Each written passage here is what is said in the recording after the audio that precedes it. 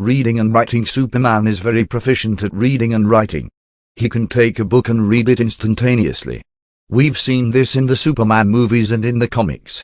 His eyes light up golden and he just reads through the book in a second. Within milliseconds he can read full encyclopedias, dictionaries and textbooks. Even the thickest book in the world would only take him a matter of seconds to fully read. The other thing about Superman is he's very proficient at writing. Let's think about it. He is with Lois Lane writing and journaling all day. He and his lover are writers. These are two main skills of Superman. As far as what we can do is, in the classroom or at work or even at home, we can start being very proficient at reading and writing. Obviously we're not going to be able to read a book in the matter of seconds. Obviously we're not going to be able to write like a journalist who is Superman in Clark Kent form. We can ask why Superman loved to write. We can improve our reading and our writing by continuing our education or going to the library or take up classes. These are all things we can do to try to emulate his abilities. Now the question is, why does Superman need to read so fast and why did he choose to be a journalist? Out of all people he chose to be Clark Kent in his planetary disguise. The reason is intelligence. In order for him to be the most intelligent, he would obviously have been able to have to take in our knowledge the quickest way possible.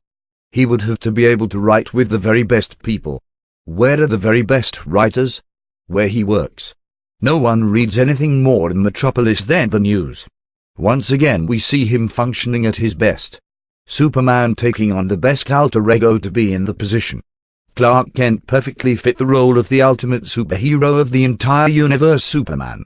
We must pledge allegiance to the Superman within us and write and read only the best material. The role of being the best leader and writer on the planet was an ability for Superman to really balance the level of being human with Clark. He also had the ability of omni-language, which means that he was able to read and write in any language, even Chinese. So this perfectly linked with his humanity. The perfect connection to these intelligences was reading and writing. It was easy for him to not only be the highest of human knowledge as the greatest superhero alive, but to identify the deepest with our species. Later on in this book, you will read a chapter called Intelligence, which touches upon this great aspect of how we also can become Superman in our life by reading the very best and writing the very best. The fruit of reading and writing the very best is creating the best in our life. What we read and write is what we speak. We know Superman was reading lots of books on freedom and justice. What we speak is we live. Superman and the Kryptonians knew this and were the most efficient at reading and writing. Special abilities. Patiently and gently, I share with others the way to scatter the seeds a few at a time, evenly between the rows so that each one will have enough space. I tell them not every seed will make it, but all of them deserve the chance to grow. Tilda Superman. Superman is somebody who has a lot of special abilities, and it's the main aspect of him being the greatest superhero in the world. His special abilities allow him to be the strongest and the fastest. He uses these abilities as tools while combining them and mastering them for perfect attacks. He combines his super breath with his heat vision to create whirlwinds and storms. He can combine his invulnerable skin layers with his speed to be a human-sized bullet. He can combine his super intelligence with his omni-language to be the greatest leader in the world X. These abilities allow him to be the smartest and the most courageous. We too can with our special abilities become the strongest and fastest, the smartest and most courageous in our field. We can become a Superman or a superhuman in a particular avenue of our life when we discover this. Superman's abilities allowed him to be the best at bringing justice to all of humanity, bringing safety and protection to the world. We too should find an area where we can bring justice, safety and protection. We can follow the guidelines of what Superman was working for and bring it to the area that we wish to improve. This can be work, school or our life purpose. We will automatically be the best in that endeavor. A person using their talent in a particular field of interest to consciously increase the safety for all is godlike. People acting for the protection for all is far and few in between. The rarity of finding this type of person is like finding a precious pearl in an oyster. You can become the Superman in your life by making the decision to use your special abilities to help people who need strength. This can be in your work, study, community, family, or if you're an athlete, to your team. This decision is most important at home. You will automatically become Superman at your job or your school or whatever you're doing or in your family. That energy of the superhero will be available to you, and the people at these places might not say it, but they'll know that you're Superman. When Superman came to the planet, he was just an infant. He didn't have his parents to teach him about his special abilities. He grew up with human parents and worked on a farm. This was the complete opposite of anything he was going to do when he grew up. It took a lot of concentration and focus for him to be able to find these special abilities and to make them the best they can be. This is how he fulfilled his purpose. We too should take work to find our special abilities in this world that may take us in opposite direction. When we find these special abilities, we increase them and make them stronger and utilize them to fulfill our purpose. When we do this, then we automatically are being Superman of this world. Everybody in this world has special abilities because everyone in this world is Superman in his own life. There's no one greater, other than our universal creator. We have plenty of special abilities and talents given to us to guide us and lead us in our life so that we can fulfill our purpose. We also have them to help others. A person who has found their special abilities and talents and practices them constantly to optimize these skills can easily be classified as superhuman. They are not going to be able to push the moon back into orbit or deflect asteroids with their mass and strength, but they can change the world. These are the people of our world that change it. The Bruce Lees, Michael Jordans, the Michael Phelpses, Albert Einsteins and Thomas Edisons of our day. Artists like Michelangelo and Leonardo da Vinci can be defined as superhuman. Also leaders like Martin Luther King and J.F. Kennedy. The list goes on and on. These people in their own field have become Superman. Even Superman himself would not be able to paint like Leonardo da Vinci. They might be able to work together and make a beautiful piece of art. Superman could use his laser vision to help sculpt with Michelangelo. He could help JFK with super-fast reading abilities to create new laws, but he's not anywhere near as powerful as these legends in their purposes. They are the Superman of their purpose with even more concentrated strength. Even though Superman can lift the Book of Infinity, a universal book with an infinite number of pages, and we can only lift a couple of textbooks at most, our purpose lifts us to Superman potential. Our special abilities are going to help us and the superheroes in our life. If Superman had my special abilities, he would be writing books about him and all his superheroes. He would probably be getting other superheroes to be writing books and teaching them how to write the best. You would have all these superheroes writing books and teaching the world how to use their special abilities. The most amazing aspect of Superman is that we don't really know what Superman's very best ability is because he is in a constant process of becoming better. He is constantly evolving. What would it be if Superman's best ability was your best ability at its highest potential? What would he be doing? It is true for every individual that he would still be one of the greatest superheroes. It's Superman's gifts that really set him apart from the rest. Jesus said it best. You can't hide a candle under a bed. The gifts that we have on this world are light. You can't really hide it. The only thing that you can do is use it for yourself or others. What leaders do is they use it for others. The gifts that people have are universal and glorious emanations of light filled with enormous energy. When we see people who have mastered their talents, they are really shining on the highest level possible in this life. They have become light itself. When we watch a prodigy and listen to him on the piano, we can sometimes feel his light. This is a gift given to him. Superman was a person who discovered himself and took his talents to a whole new level.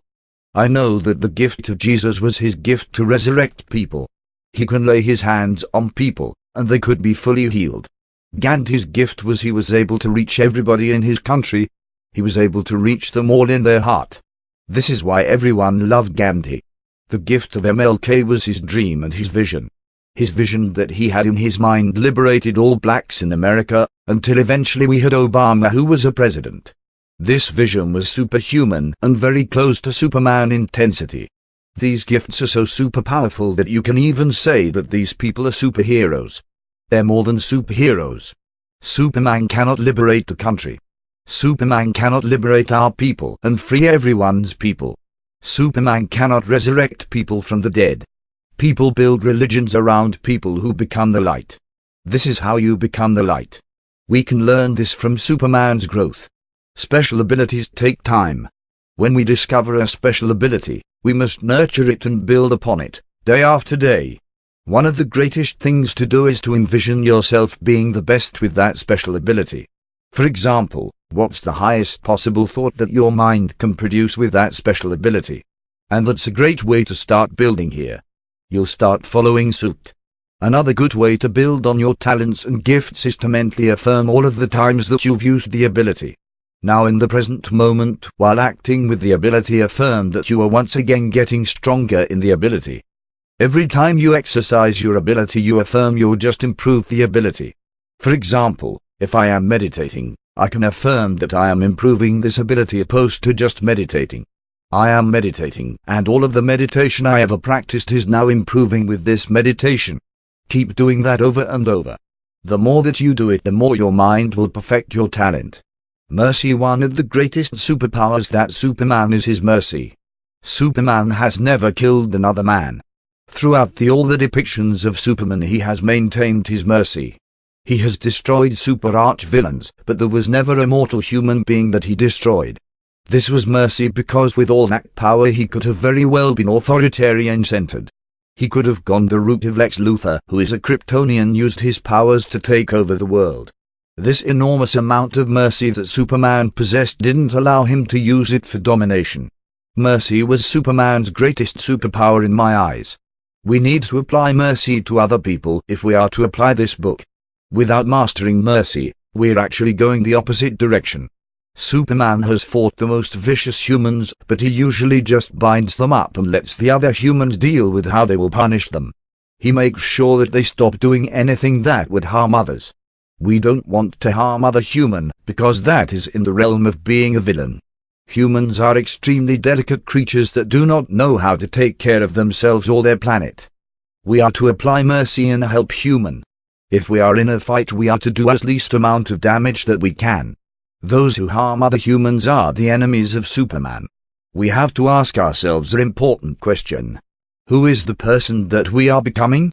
This is why even though a lot of superheroes have a lot more powers than Superman, like Dr. Manhattan, they were never as strong as him.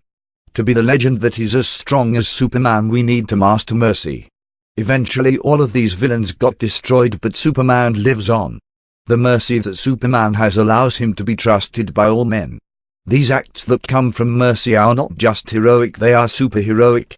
Superman was a person that loved to give mercy, especially to humanity.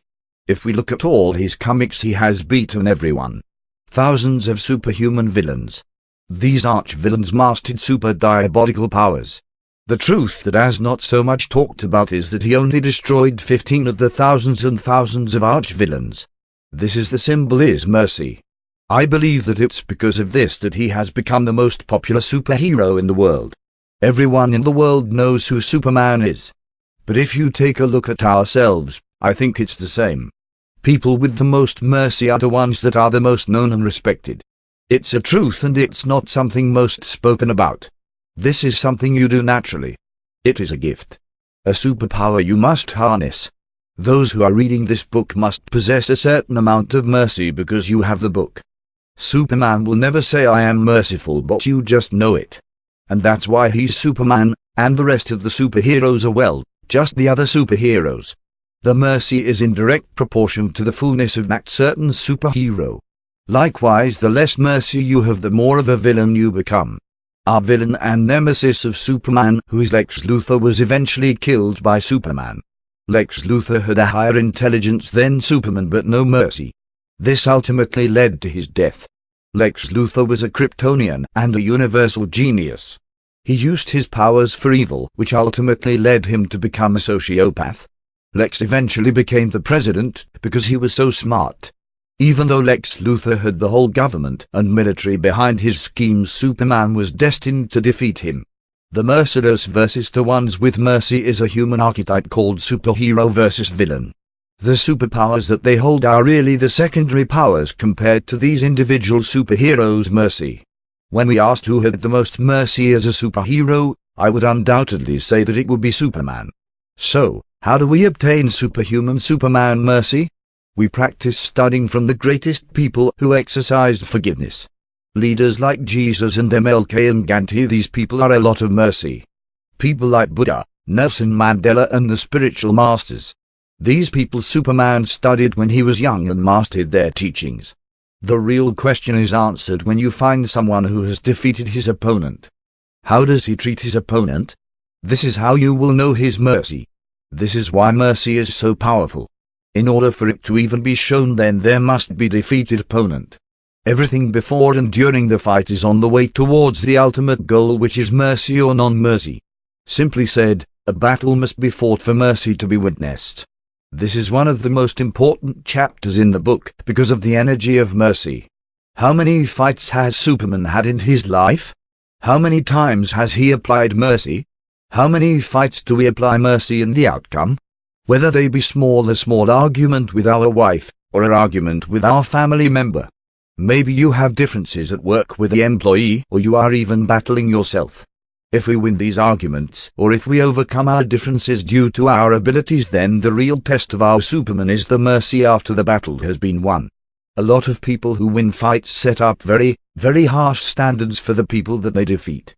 Let's remember that Superman could have slayed and destroyed all of the opponents he defeated, but 99.9 of them were spared their life to see another day. I'm not saying you have Superman DNA.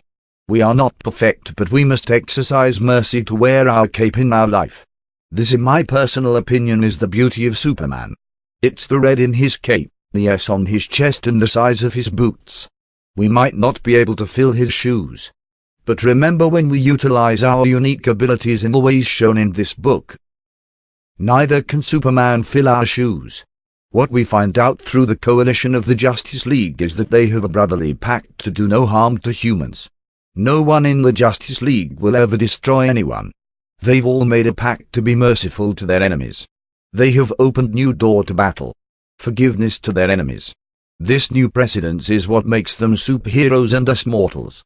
We've seen a lot of times when these villains are shown forgiveness, they decide to work for the side of good. This is an example of the power I am writing about.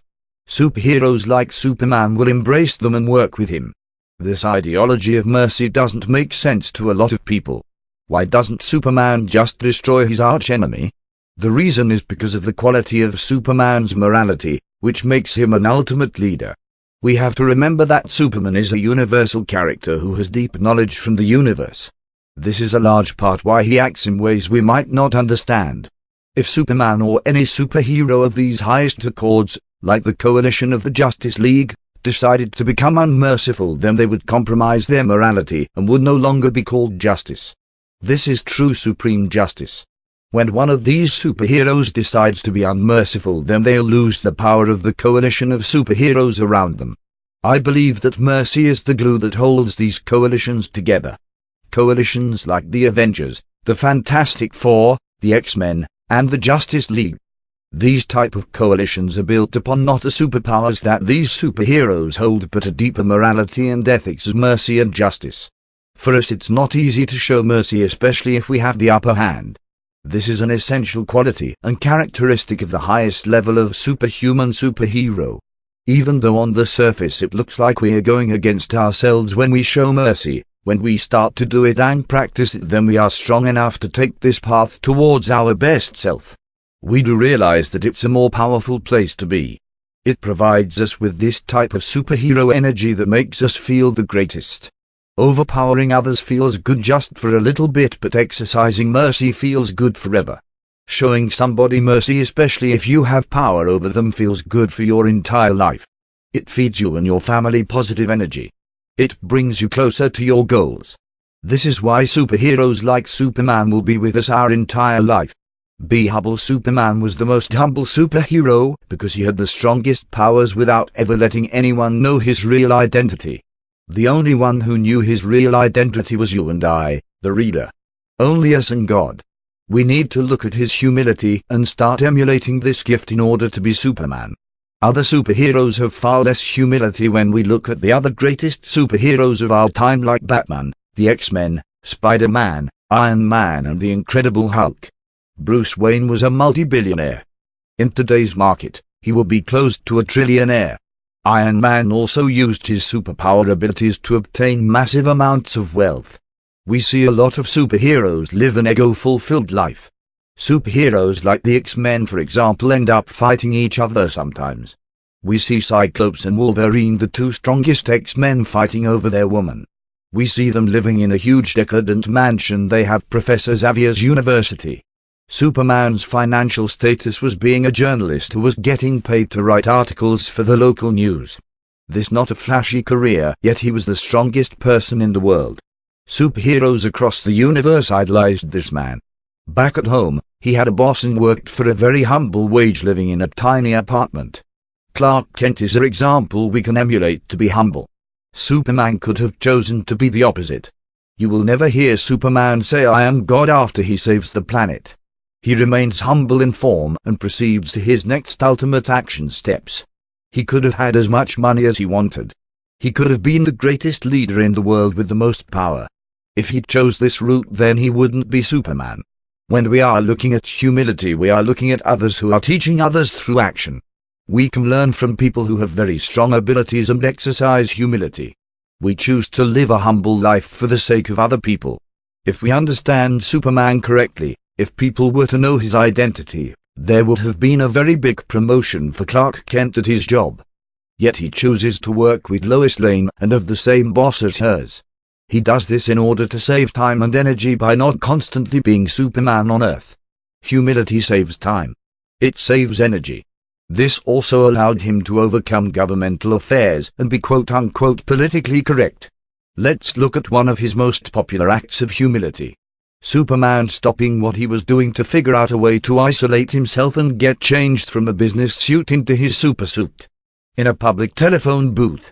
Yes, this might have been easy for him because of his speed and his natural abilities, but it's still that telephone booth is a very big symbol of him communicating with us his humility.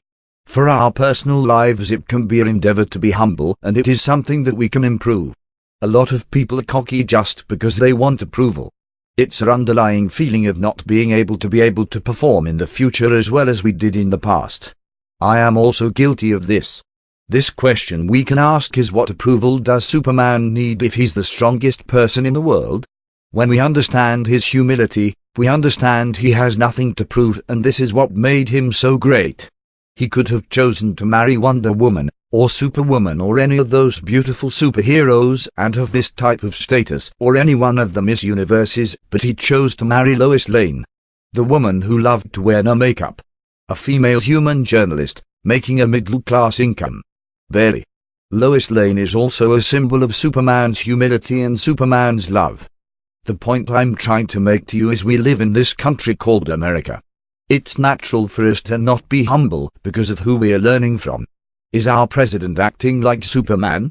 We have to protect ourselves from what's on TV, what's in the news, what our friends are telling us in school or work. Even from our family.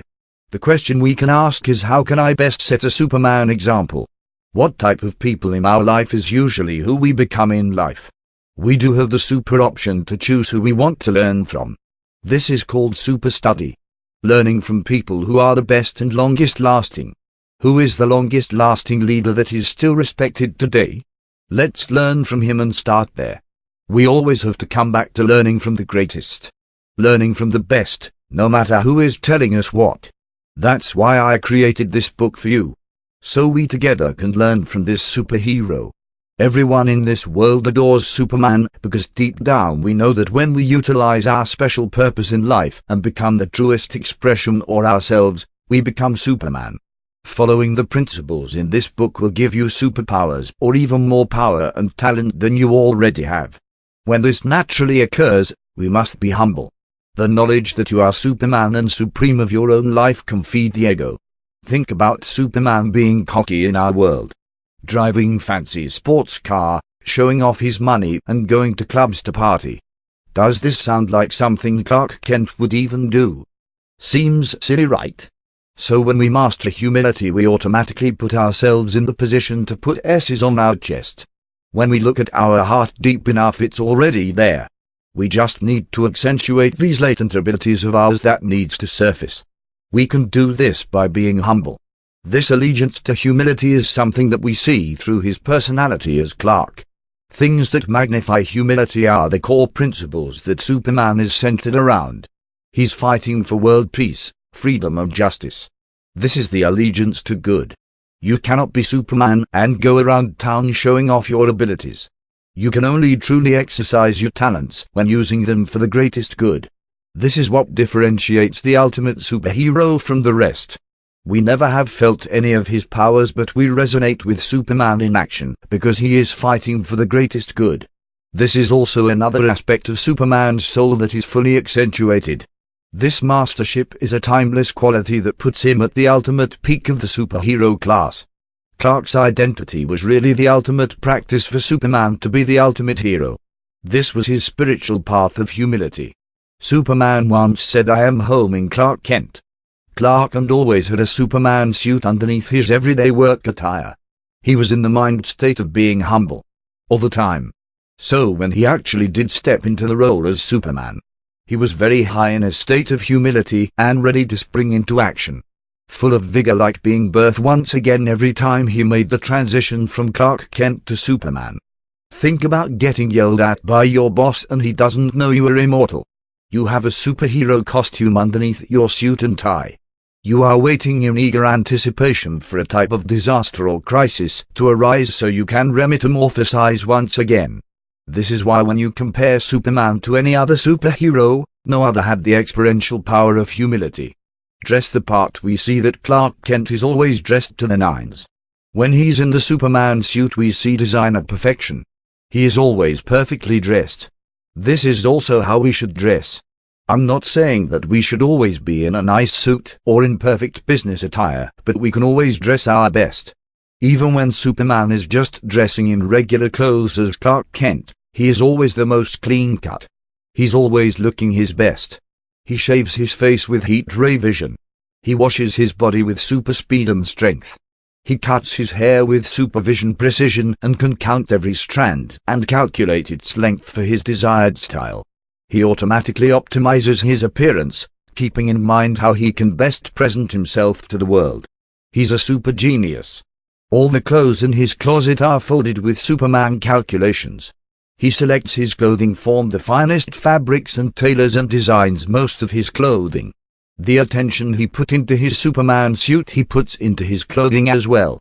Superman has the greatest suit in the world. It is made from Kryptonian technology as well as all his other amazing suits. No one has a better suit than Superman because of this technology. The suit actually is symbiotic to his powers and body on a biological level. This can make other superheroes almost jealous. Even Batman, who was somebody who had billions of dollars to put towards his suit, did not have the ability to create a suit like Superman. It was perfectly aerodynamic. He could fly as fast as he wanted in it without any resistance. It fitted to his skin perfectly. His boots, size 10.5, were completely geared precisely to the millimeter to the size of his feet in combat. The inside of his boots had super mesh for super comfort and breathability. The outside of his boots were strong enough to walk and travel anywhere in the universe. His suit was optimized for universal exploration that could endure the highest heat and the lowest temperature that exist. This was the same optimization Clark Kent was using. Wherever he would go, whether it was to work or out with Lois, he dressed to the nines. When Clark would go dancing or out to eat, he dressed using the same Kryptonian intelligence his species used to help develop his suits and armor. No one dresses better than Clark. If you think about it, nobody even to this day can dress better than Clark Kent. People just can't dress that good. Even the Clark Kent from the 1930s and 40s Superman golden era to this day in the 2000s. Even now in 2020, no one can dress as good as Clark. I'm just being honest. How do we dress the part? We dress the part by making sure the clothes fit us. They contour to our body. They are able to show people our physique, which is always in peak condition. They wear closed clothing that is respectable. Some type of t-shirts that have vulgarity or crude sayings Superman wouldn't wear. If it's not respectable, Clark wouldn't it? I too am aspiring to dress as best as I can. And this is something that is a lifelong effort. We should always be focusing on how to dress better and better. Even if I have on a suit and I look great, I'm always going to try to beat how I looked. Even if I'm dressed to the kill, Superman to this day is still maximize his suit. This doesn't necessarily have to be an expensive endeavor. It's a person who is visualizing himself looking the best. What will people think when they see my clothing? Clark Kent really does give a depiction of how a man should dress. When we go to dress our best, we can look at the way Clark dresses, and this is very easy to emulate. Let's fill our wardrobe with Clark Kent-like clothing. Let's dress our part. There's many clothing stores that are available that really focus on this type of style for the man. Just like there's a lot of clothing stores for people who are going the other direction, using clothes to devalue themselves. I'm not saying you can't have fun and wear a tank top and shorts to the beach. But just keep in mind, we should try to look the best in that tank top and shorts. Let it pronounce your musculature. Let it fit as perfectly as it come to your body to represent yourself. Represent yourself as the Superman that you are. When we dress like Clark Kent and emulate him, we automatically step into our superhero role, even if it's as simple as his all-famous red flannel collared shirt with blue jeans and black belt. If we apply this book and study Clark's wardrobe even deeper, we can start to put together beautiful layers of clothing like a collared shirt and tie with a nice sweater vest to put over it. Then we can focus on accessories. His hair is perfectly combed. He's got a nice watch on. He is obviously very fit. It looks like he has a manicure. He might be wearing the new line of Dockers with a nice leather belt, and obviously Clark's shoes are the best of the line. If we have perfect vision, we can also understand Superman's role and wear glasses anyway. Maybe getting a pair of sunglasses or a pair of glasses just for style with transparent frames. We noticed that he's very clean cut. He doesn't have any gold necklaces on or anything, like just his watch. And that's about it. This is because he uses everything he wears. All his attire serves a purpose. People still ask about Superman's cape. Some say it serves no purpose. To this day, no one really knows why Superman wore this red cape not needed to fly. I'll tell you the reason. Superman wore it the same way the kings used to wear one. The best way to explain it is to look at a bullfighter. Bullfighters would use a red blanket to psych out the opposing bull. Sometimes Superman had to fight much bigger opponents than himself. His cape not only made him seem much larger than he was, but he was able to use the cape as a distraction so that he can easily confuse and attack the opponent, while using the cape to either lead the opponent in a certain direction or to psych him out. Then he would attack from the opposite side, much like a bullfighter would subdue the bodacious bull. Dressing the part means wherever you're going you are dressing the very best. We understand that Superman's costume was the most colorful. It came from his planet. The blue and the yellow and the S on his chest were the most brightest. It was so bright that sometimes it would shine light if the suit came into contact with certain elements and other minerals of our planet. The cape was the brightest red located in this world. It was brighter than rubies. The suit was so bright that you could see him in the sky. It looked like a miniature star flying. Because he was able to access the brightest colors in this world through his suit, he had advantage over his enemies. We too should dress the part wherever we go. If we are going out to eat or on a job interview or out with our relatives or out on recreation or going to the movies, we should be dressing as if we are putting on our Superman costume. When we do this, we automatically become the Superman in that place we are going. Your cape can be your handkerchief. The main point is that we use everything we wear. When we do this enough, it becomes a superpower habit. This Superman superpower habit will automatically let others know we are the best of the best. For example, if you're out for an interview, you will be taking on this Superman mentality. You're wearing the brightest shirt located on Earth, the brightest tie, the nicest fitting pants, and the classiest footwear. Dressing like this will make us feel the best. Imagine how Superman would have felt when he put on that Superman suit and he's flying around in the most colorful attire located in the world. We have to find clothes that are this colorful and fine. A lot of the Superman comics accentuate the suit because the suit is timeless. This suit was created in the 1900s. Even today we still use it in the latest movies and costumes.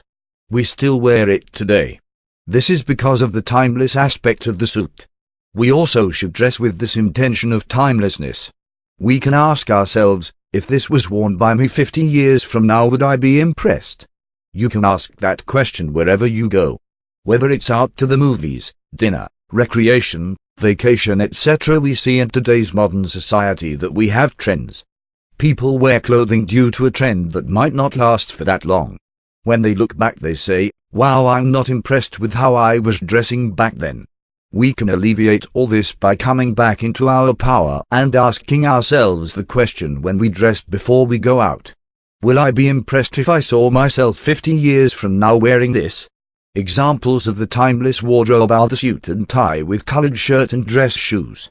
Another example is nice fitting jeans and a pressed collared shirt with nice sneakers. Remember to be clean cut and trim. The wardrobe of a short trend includes certain genres of musicians that we try to emulate. Their clothing styles are a flash in the pan. Also, celebrities wear very trendy clothing. It is good and wise to remain in the timeless realm of dressing the part.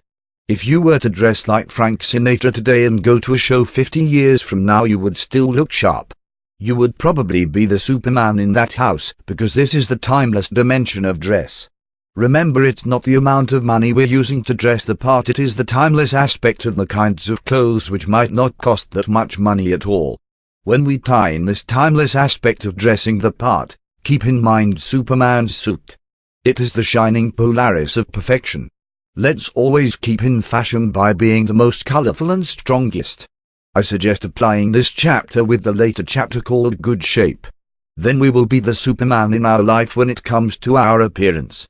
Deeper identity. Superman real identity is who is on his planet. They don't call him Superman. That was the highest we could name him due to our intelligence. His name was Kal-El. His deeper identity was him in his prime on his own planet. To understand Superman's role on his planet is to understand his family and his race.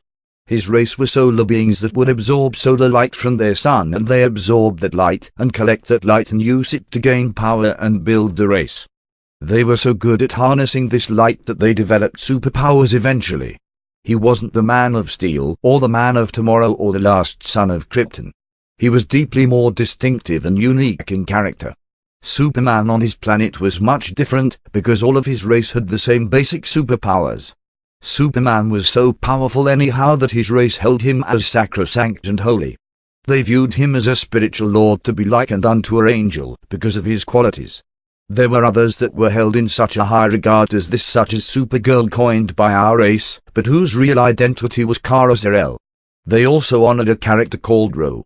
Although there were different fluctuations of powers from each unique individual at Krypton, they were all free to choose their own distinct purpose. If a Kryptonian had a purpose on Krypton, then that certain Kryptonian would possibly have different powers. The elite Kryptonians such as Superman had very distinct and unique powers. When we understand that Superman without the costume, without the glasses, was really a Kryptonian and had a much different way of life on his planet, then we can also start to understand our way, because we also have a species. We have a race is called mankind. And we all have very similar superpowers. As a race, for example, Superman and all Kryptonians can fly. Superman can use light rays and X-ray vision, as all Kryptonians had this power. Kryptonians identified with each other through their abilities. They all shared super breath, they all had supervision. They all had super speed, but super really stands for sun. On his planet he would be identified as Sun Man, Sun Strength, Sun Speed, Sun Flight, Sun Vision, Sun Breath, because they were collecting all the energy from the stars, kind of like being batteries collecting the energy, and then they would send the energy into their superpower like a laser. This was energized by their star. Kryptonians were starmen. We also possess the same ability to harness energy from our sun. The possibility to harness it to the power of Superman is achievable, although still only imaginable today. Our deeper identity comes from courage. Superman will fly in the darkest evil villain's house at the darkest time of night, and his strength will be glowing in his eyes while being as calm as he can be. He will be gentle unless his nemesis is there, because with humans he can break bones with the slightest exertion of force. This sun we have on Earth was strong enough to make Superman a superhero here. Our sun's real name is Sol. We all have the same superpowers as a race, just as the Kryptonian did, although it's not going to be super strength or called super speed. We too must know that most of our abilities are not there just to enjoy but to achieve a deeper identity, to obtain our purpose in life. We need to identify as a race. The abilities we have together as a race need to be discovered so we can find our deeper identity. We can come together and identify the abilities that we have. When we do that, our individual superpowers will increase. It is chief knowledge to know that we must first come together as a race, and then we can as an individual be our own Superman. These beings called Kryptonians knew this, achieved this, and then became star beings with elite individuals constantly being birthed like Superman. So how do we do this? Let's look again to Superman for the answer. They were collected as a race through their special abilities. This is the only way that humanity can come together.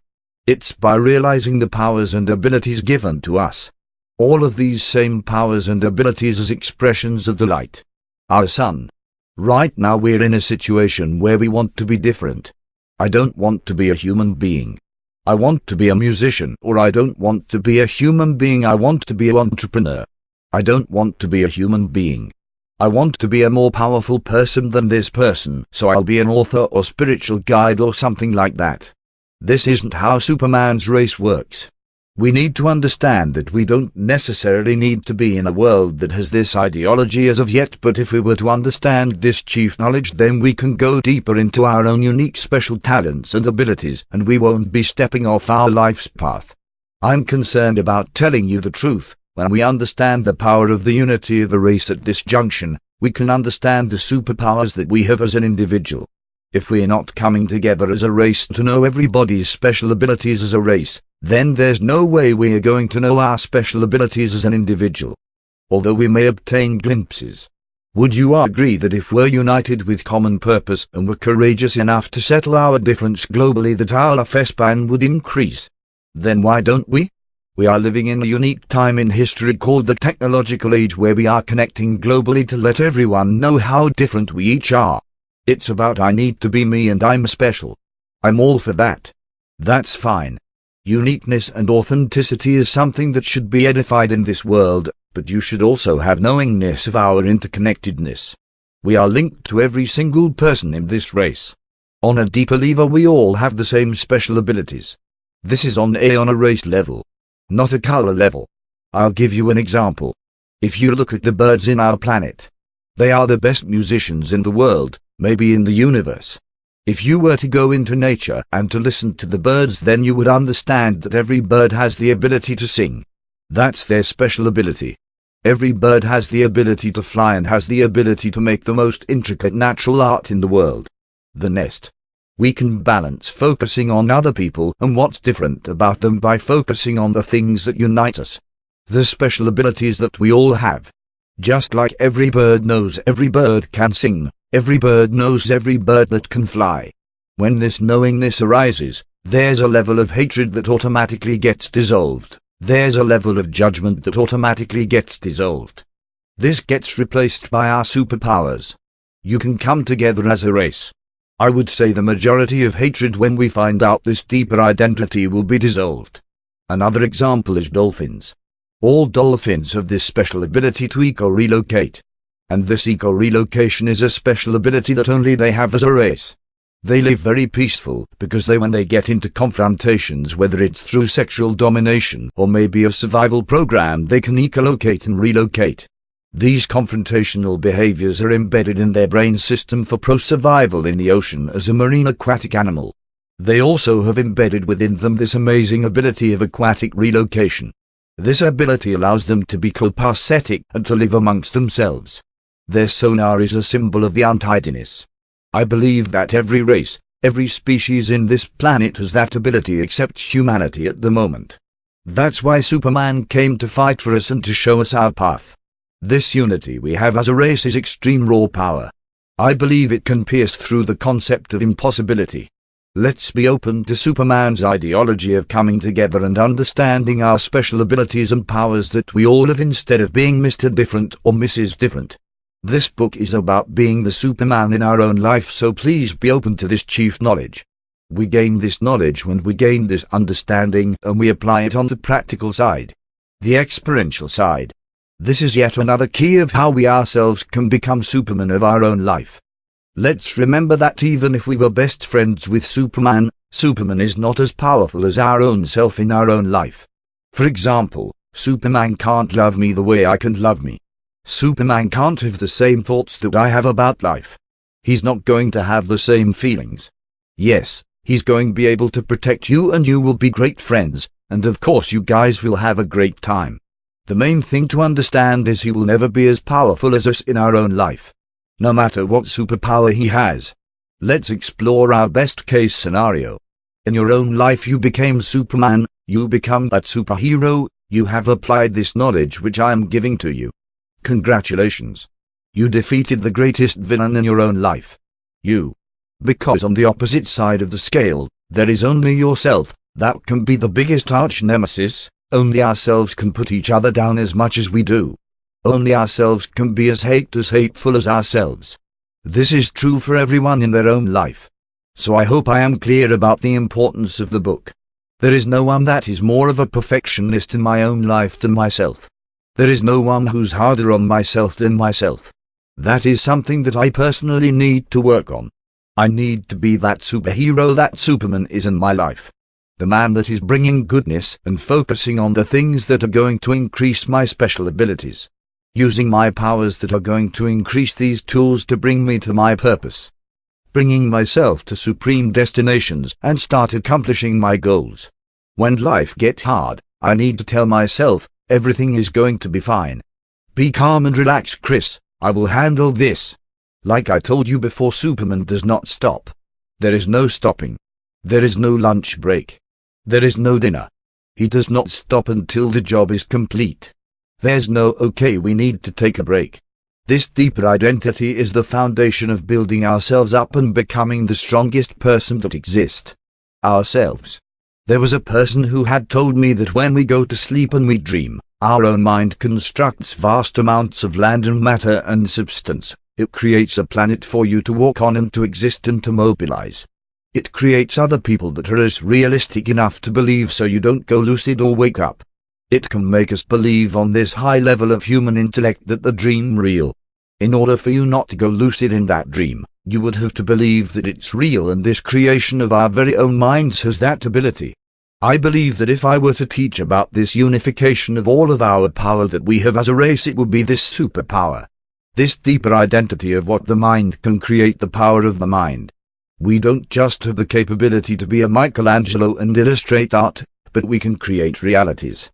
Proposing this unified ability of all of us in our race to use our mind for this type of creative power. Then I propose we can be the Superman of the mind. Superman is in a body, being a superhero. We can be using our mind as the superhero. That's what this book is all about. What if we can transform our mind into Superman? The only way we can do this is if we are focusing on the virtues and the principles that all superheroes share. We also will need to be focusing on the best or greatest possibilities and solutions. The one principle that Superman has that makes him the greatest is he is always focused on the best in all he does. Think about how Superman can celebrate Christmas with his superpowers. He can light up the biggest tree on Earth. He can celebrate with his friends and family on a masterly level. We should not just use our great abilities to gain victory, but to celebrate the life we already have. This is deeper identity. For example, did you know how well Superman sings? With his super breath and solar force he can create vibrations that can destroy any evil through the power of his most beautiful voice. One time he defeated a near-immortal opponent called Darkseid with one of his strongest songs. He just dissolved because of the difference of vibration. Could you imagine his songs to Lois and his mother? Let's use this beautiful mind given to us as a universal tool. Here's another secret. I believe Superman at the deepest level of his mind would be the same level of our mind which can be achieved through meditation or stillness. I believe that any being in this universe would end up in the same identity as a human being in his or her deepest meditation. I believe in this oneness of all life. Maybe Superman came here not only to protect himself and us but to show us how much we are like him in truth. How strong is Superman? One time Superman destroyed an entire solar system with his super sneeze. Just like Superman gets stronger in certain parts of the cosmos, we too get stronger the deeper we go inside ourselves. We need this meditation and thought state to go deep. Whether we get there through the gaps of our thoughts, or holding on to our super thought, or maybe efforting to not to think at all. The perfect woman Superman has the ultimate love on this planet, because he's the strongest man. He could have been with any woman once, although he chose Lois Lane. She was able to complement his character in every way. Lois Lane was a very outgoing reporter who at times was so hungry and eager to get to school that she would find Superman would be speedy enough to see where he's going and what's going on. She was the best report. And she complements Superman's character because he is very spontaneous and does things more from a natural place of not thinking but is doing. And Lois was a woman who was very outgoing. And she was a hard worker. Let's think about it. Other than Superwoman and Wonder Woman, Lois Lane is one of the most famous women in comic book history. This is because of her character. She had the perfect card to complement Superman's personality. No, he was doing. She was outgoing. She was bright, she was excited. She was courageous. She would put yourself in dangerous way to get to school. And there is a lot of thought put into their relationship because let's face it, Superman was the most prominent person on the news and controlled the papers and the tabloids and all of that because he was Superman. So Lois Lane, being the greatest news reporter, was a perfect fit for. As a matter of fact, being with this reporter, if you really think about it, was one of the perfect measures to protect Superman's singularity. Because Lois Lane, be known as one of the greatest for the scoop that she would step in danger's way to get the lead story. All reporters in the city jabbed for the Superman scoops, but Lois would put herself out there the furthest. In the metropolis city, Superman was the hottest press. This is why she always fantasized about making love to Superman. The level of courageousness Lois Lane harnessed was enough to eventually come very close to discovering Superman's ultimate identity. She might be the only reporter that was strong enough to finally figure out who Superman was. This fact alone might have been Superman's decision to be with her as Clark Kent. Considering that her dream was to be with Superman, this was an attraction of super proportions. The woman that is perfect for you is the one that desires you as much as Lois desired Superman. The beautiful thing was she was with Superman and never knew it. Clark Kent and Lois found love, and this love was protected by the strongest being in the universe. The love between Lois Lane and Clark Kent also in turn protected Superman. It preserved Superman's identity. Clark Kent was in love with the strongest reporter in the city who always had the front page scoop written with her name on it. This is how he learned everything about us, how to protect himself from exposure, and Lois was his ultimate shield against propaganda. We can almost imagine how thankful Superman was for Lois. It wasn't just that he loved to read and write, because obviously he had super intelligence. The truth was Superman's identity was getting squeezed in on the opposite side through TV, radio and media. With social media on the rise, he had to know how to move precisely as Superman without having to expose his identity. Us in the same sense want to choose a woman that will protect us in our deeper identity. And this is something that helps us become Superman of our own life. For example, if I am a photographer and I love to take pictures, then it would be great to maybe have a girlfriend who's into art. When you find mutuality and harmony, your identity is secured. In a sense, this is how superheroes protect themselves in relationships. If I have a woman who doesn't have any of my interests, this is going to eventually be a blow to my self-esteem and can possibly damage my identity. This is a key to choosing the right woman. Well, my son, if you're courageous like Superman, then you're going to desire a woman who's outgoing. If you're more of an intellectual, you might want a woman who is a student or maybe a professional. Medical professionals usually find other healers and magnify this energy through intimacy.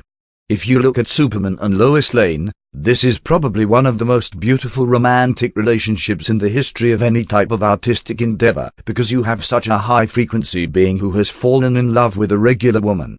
This might even be the reason Superman created Clark Kent's occupation as editor.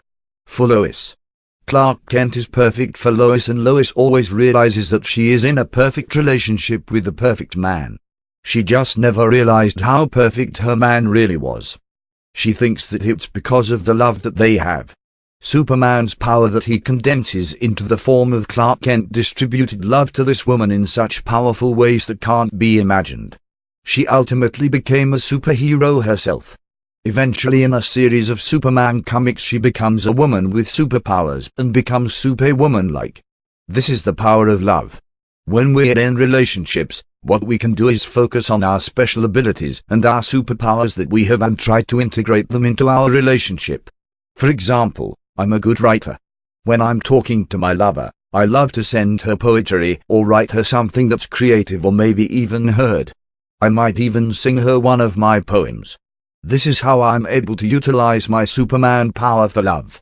To give our powers as lover to each other is the definition of true romance. Clark Kent eventually had a son with Lois Lane and his name was Jonathan.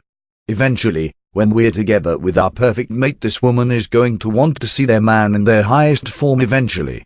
We know through the stories of Superman that eventually Lois Lane, because of her courage, was able to see who Clark Kent really was. Superman loved Lois so much that he risked his life and freedom to tell her who she really was. This was Lois's ultimate desire that was fulfilled. This is what women want.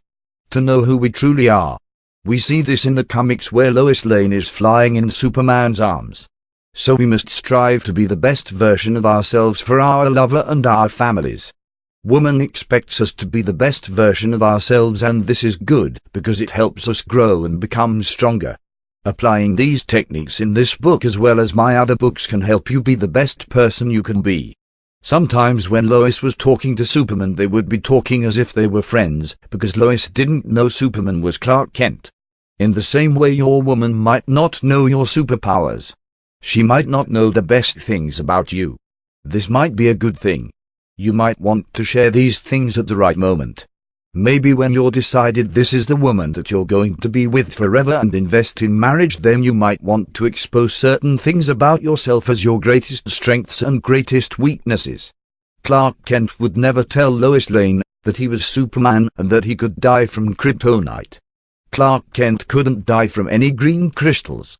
But once he realized Lois Lane was his life partner, he did open up and expose his identity, his strengths and his weaknesses. When he did open his heart to her, he fulfilled Lois's dreams that every woman has. To be with the greatest man in the world. This is a universal desire. Now when Superman met Clark Kent and Lois Lane met when they were in their teens. They were childhood lovers. She had a lot of impact on why he became Superman when he grew up. They had such a close and loving childhood friendship that he had a very fond love for humanity and their freedom when he grew into his power. What we know from all comic book characters is that these individuals have much deeper storylines. As we continue to read, we start to learn that Lois Lane had received Superman's love and power even as a child, and she eventually matured to be able to harness super courage as she survived in order to complete her missions. In certain comics, she even became a form of superhero resistance fighter. Superman's soulmate was ideal because Superman needed to have a human identity. He also wanted to be with a woman that would make him feel fulfilled and be with a woman that could match his characteristics. They were two peas in a pod. Lois Lane always had the scoop. Superman always had the scoop. They were a perfect match in heaven. Our goal for you is to get a relationship this powerful so you too can complement your life with someone that will make you feel your superhero-ness. We know Lois Lane was courageous enough to put her life on the line to get the best story ever. She didn't know that her love life with Clark was the greatest story ever told. This is the power of the relationship they had together.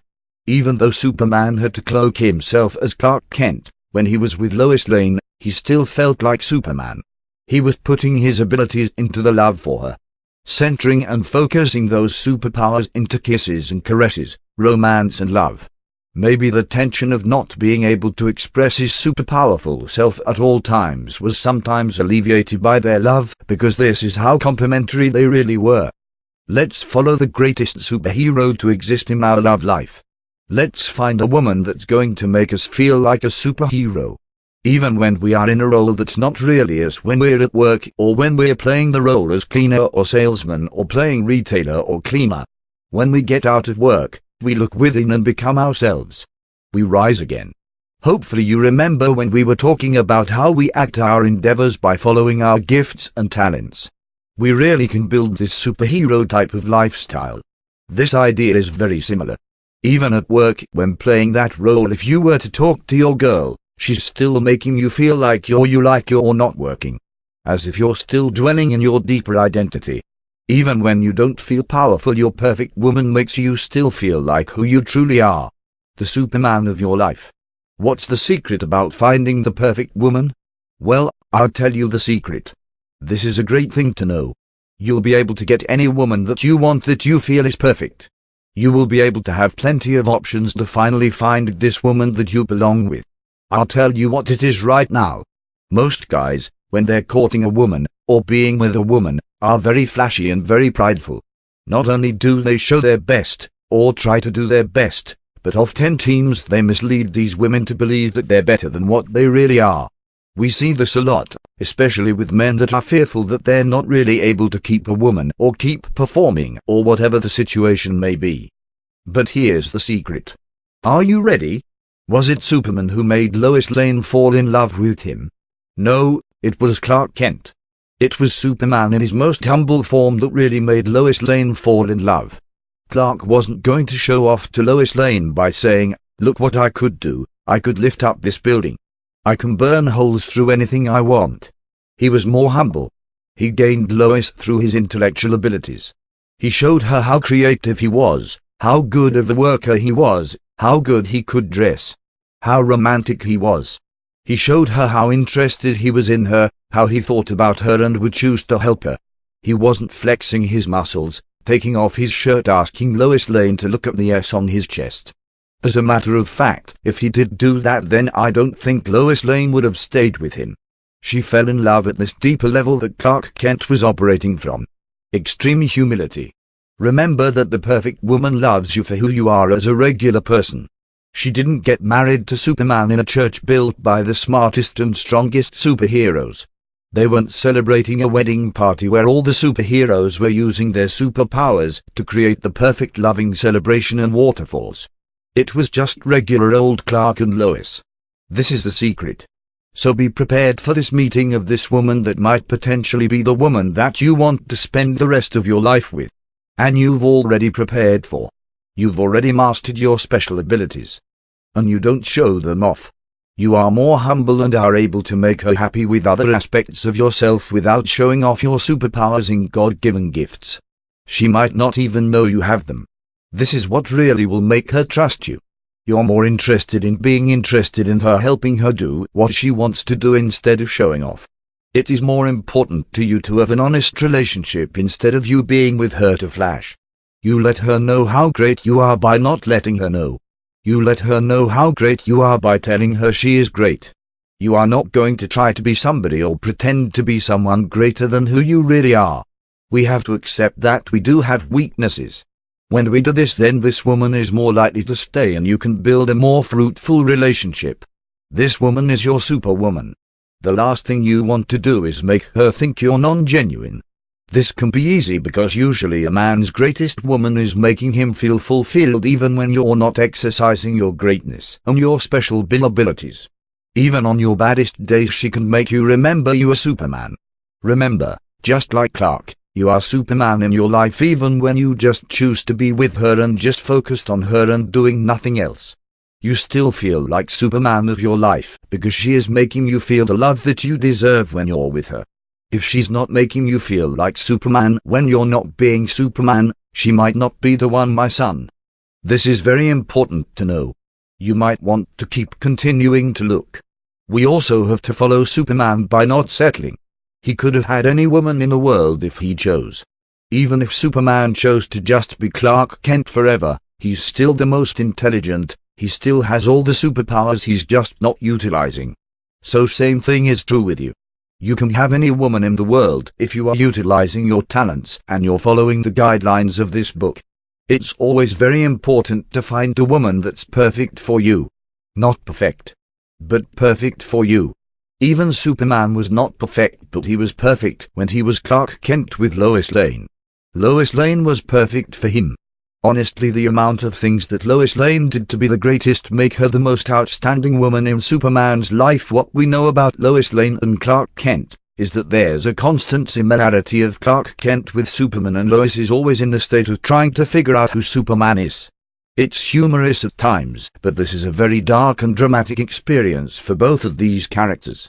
Because of Superman's superintelligence, he was easily able to hide his identity as Superman, even though he looks just like Clark Kent in body build and face. Due to his intelligence, though, he was able to use myriads of different facial tissues to be a completely different individual. He was able to express in certain ways that only Clark Kent can express. When she was with Superman, he would purposely use different type of facial tissues to talk to Lois, demonstrating to her a completely different identity. Superman is right in front of Lois Lane, kissing her as Clark Kent, while she is being the best reporter and discoverer of the world, and who is actively looking to find Superman's identity. I think this was one of Superman's greatest intellectual abilities. He would also count every hair on his head, and would adjust his hairstyle in just the precise way to keep his identity protected.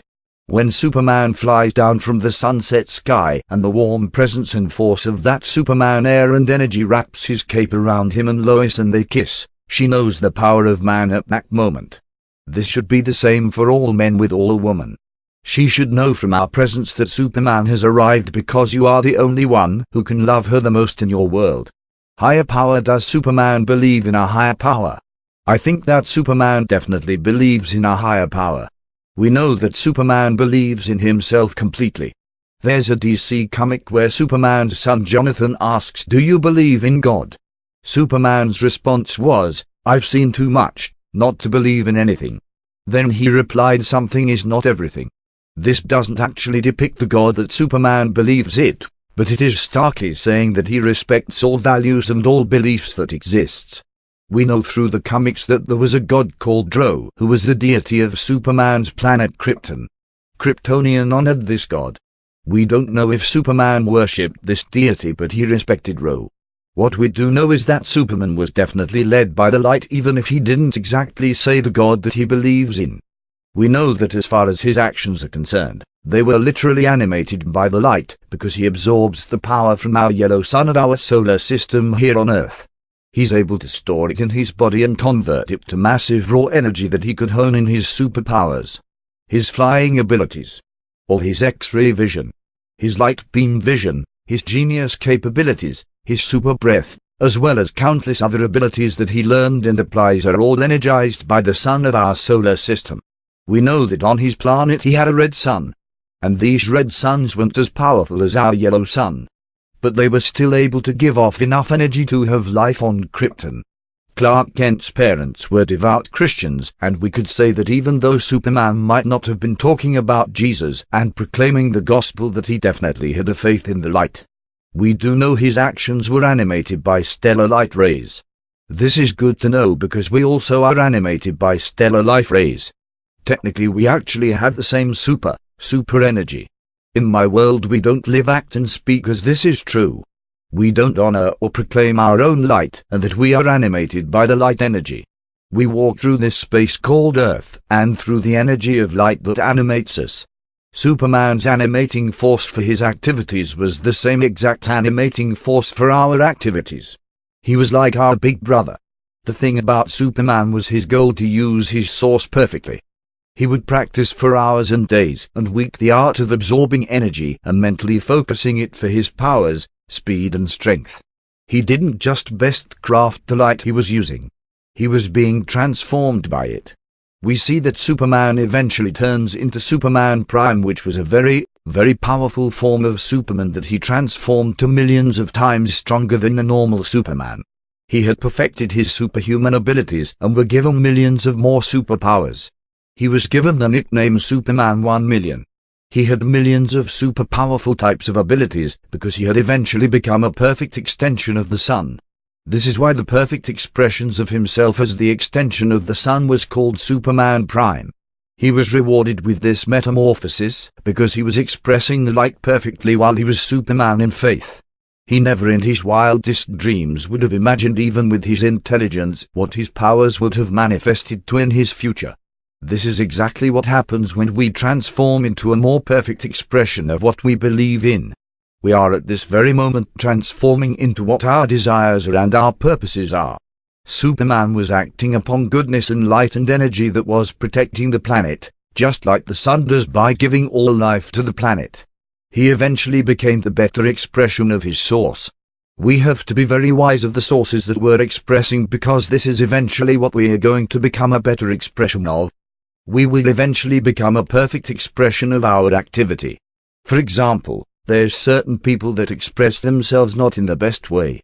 And they take pride and enjoy expressing themselves in the negative manners, whether they're bullies, or people that like to hurt other people, or people who enjoy the dark side of life. They watch things like horror films and find some type of enjoyment in watching other people suffer. This prime energy of our transformation is the same thing on the other side. This is their source. And so eventually they're going to become a better expression of that. For us who are reading this book will perfect our expression. Just like Clark Kent went through a double metamorphism. He transformed into Superman, and Superman remetamorphosized into Superman Prime. We will grow to be men and then transform into the one we chose to be as a man. This is the highest level of power that we have on an individual level. This is one of the best things we can do to express our higher power. The mind can concentrate thoughts for so long until they metamorphosize into a higher power. Whether that power be of light or of darkness. It's as easy as making the decision, just as Superman did. If people are saying that goodness is their higher power, then they're going to become better expressions of that. If people are saying that they love non-love, they will transform into that. Also, it is important to know who spend time with. Superman will not be spending quality time with Magneto. He will be with other superheroes. Be mindful of this when choosing your friends and people you spend time with. People who listen to dirty music and dirty movies and obscene vulgar lifestyle invite this to be their higher power, and that's what they're expressing.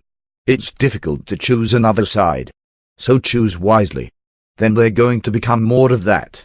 I personally believe there's an even higher creator that created all songs and souls through his architecture, and that when we are talking about the highest level of creativity, it's really an endless event that goes on for infinity.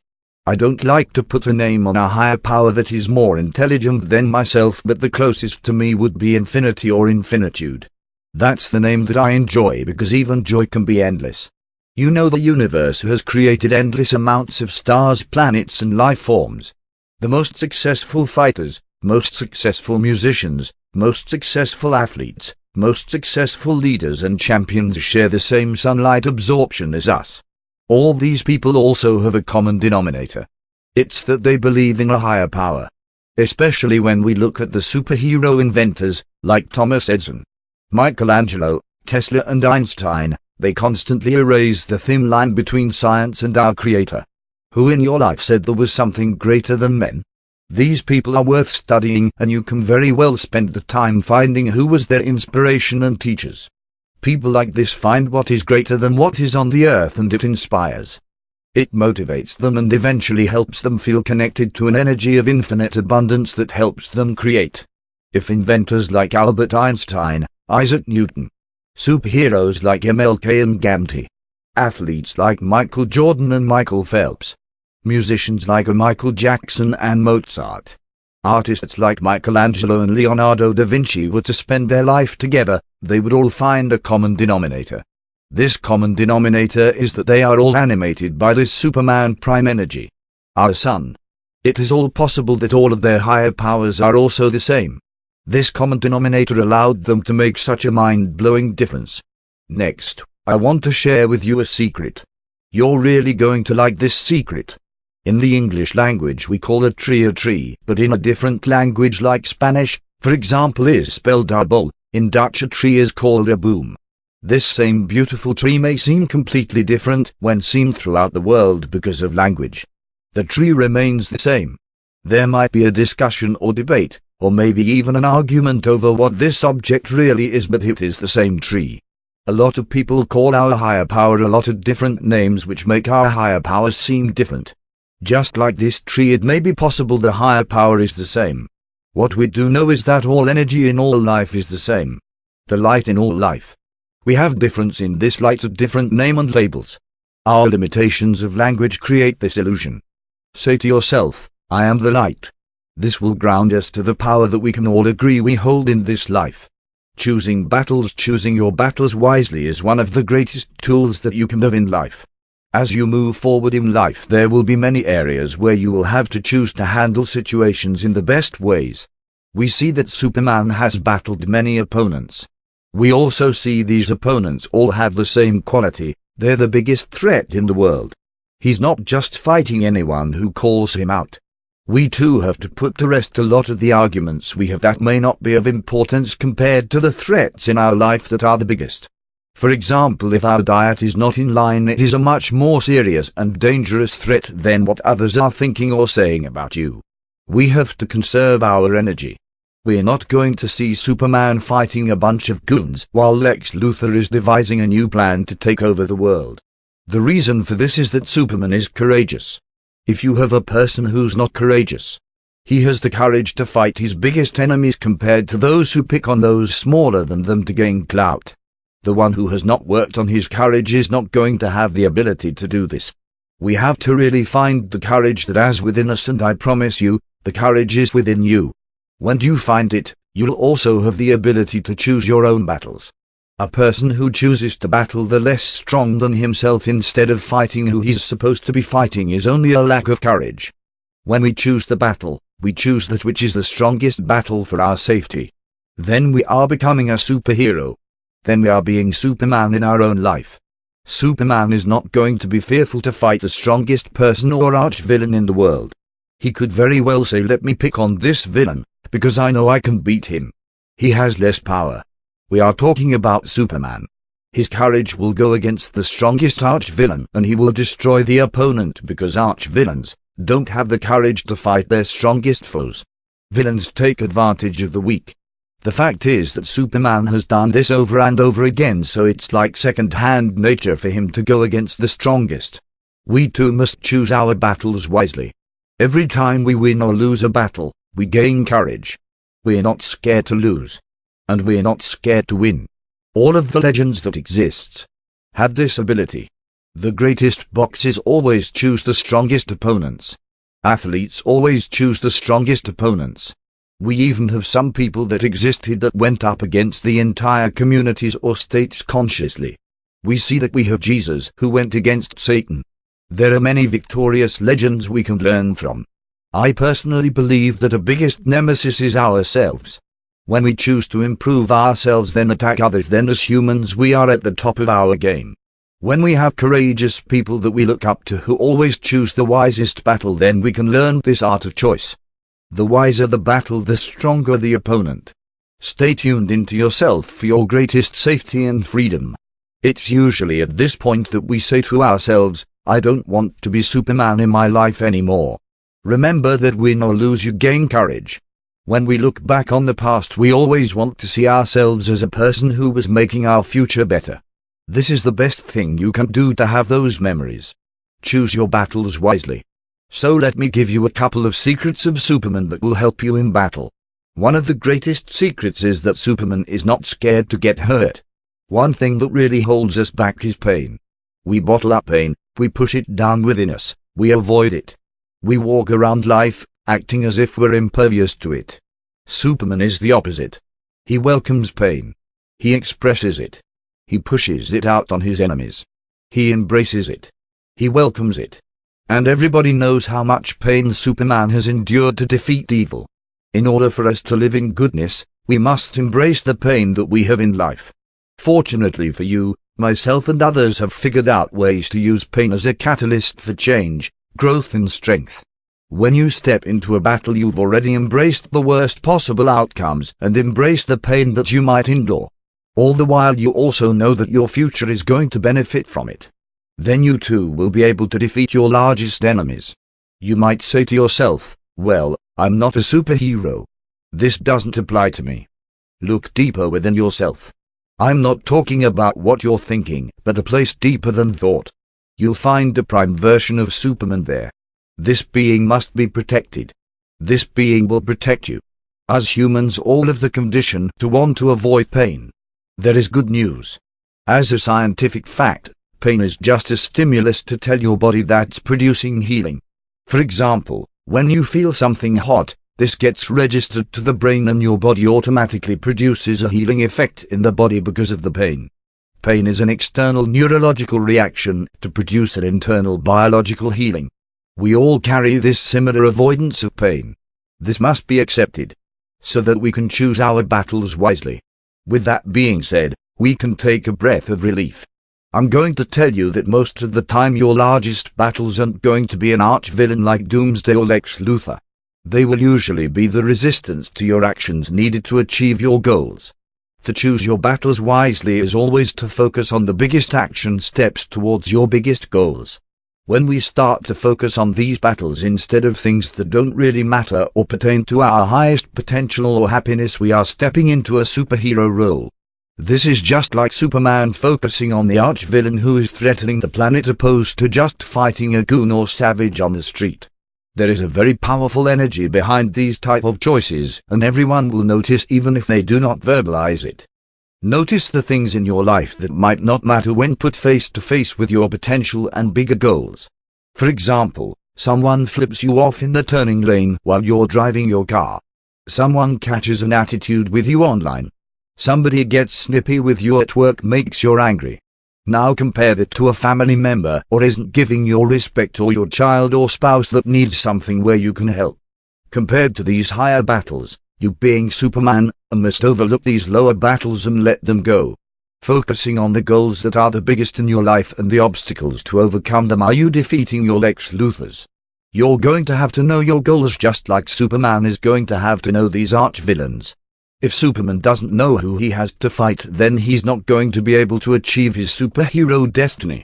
If you don't know the action steps and battles you have to fight to achieve your goals, you're not going to be able to achieve your Superman destiny. This also takes work on our part. Only us in our life can figure this out. Remember, there will be a lot of people that will try to pick fights with you. They might just want to get you in trouble or to bring you down because they know you're Superman of your life. Choose your battles wisely always. Use that energy to break down the resistance standing against you and your goals. Superman is one of the best depictions of ourselves in our life when we are living our best. We should study how he fights and apply these techniques to our goal achievement. He is fast, economical and legendary in strength. He moves with fluidity and ease and fights authentically. He knows no limits and is not bound by a particular method to fighting. He embraces all arts and methodology to his fighting to bring his opponents down properly. He keeps his distance and moves in with precision, explosiveness and snap quickness. He is not flashy or a show-off, he only uses the strikes and defense necessary for victory. He is economical. He knows his strengths and weakness, and his lead punch is devastating. He doesn't hit his opponent, but rather drives his strikes through his opponent. Apply this style to your greatest goals today. One of the greatest secrets to choosing battles is the option to choose non-violence. This can be applied on those people that don't matter much in your life who effort to bring you down. This frees up enormous amounts of energy and can be applied toward goal achievement. You now can use your energy to fight who and what you want, when the time comes. If your enemy is attacking and you show no resistance whatsoever, then the enemy will lose power fast. Martial artists have perfected this art to drain their opponents, and when the enemy becomes weak and eventually powerless, through non-resistance and defense, then the force is gained to deliver crippling blows.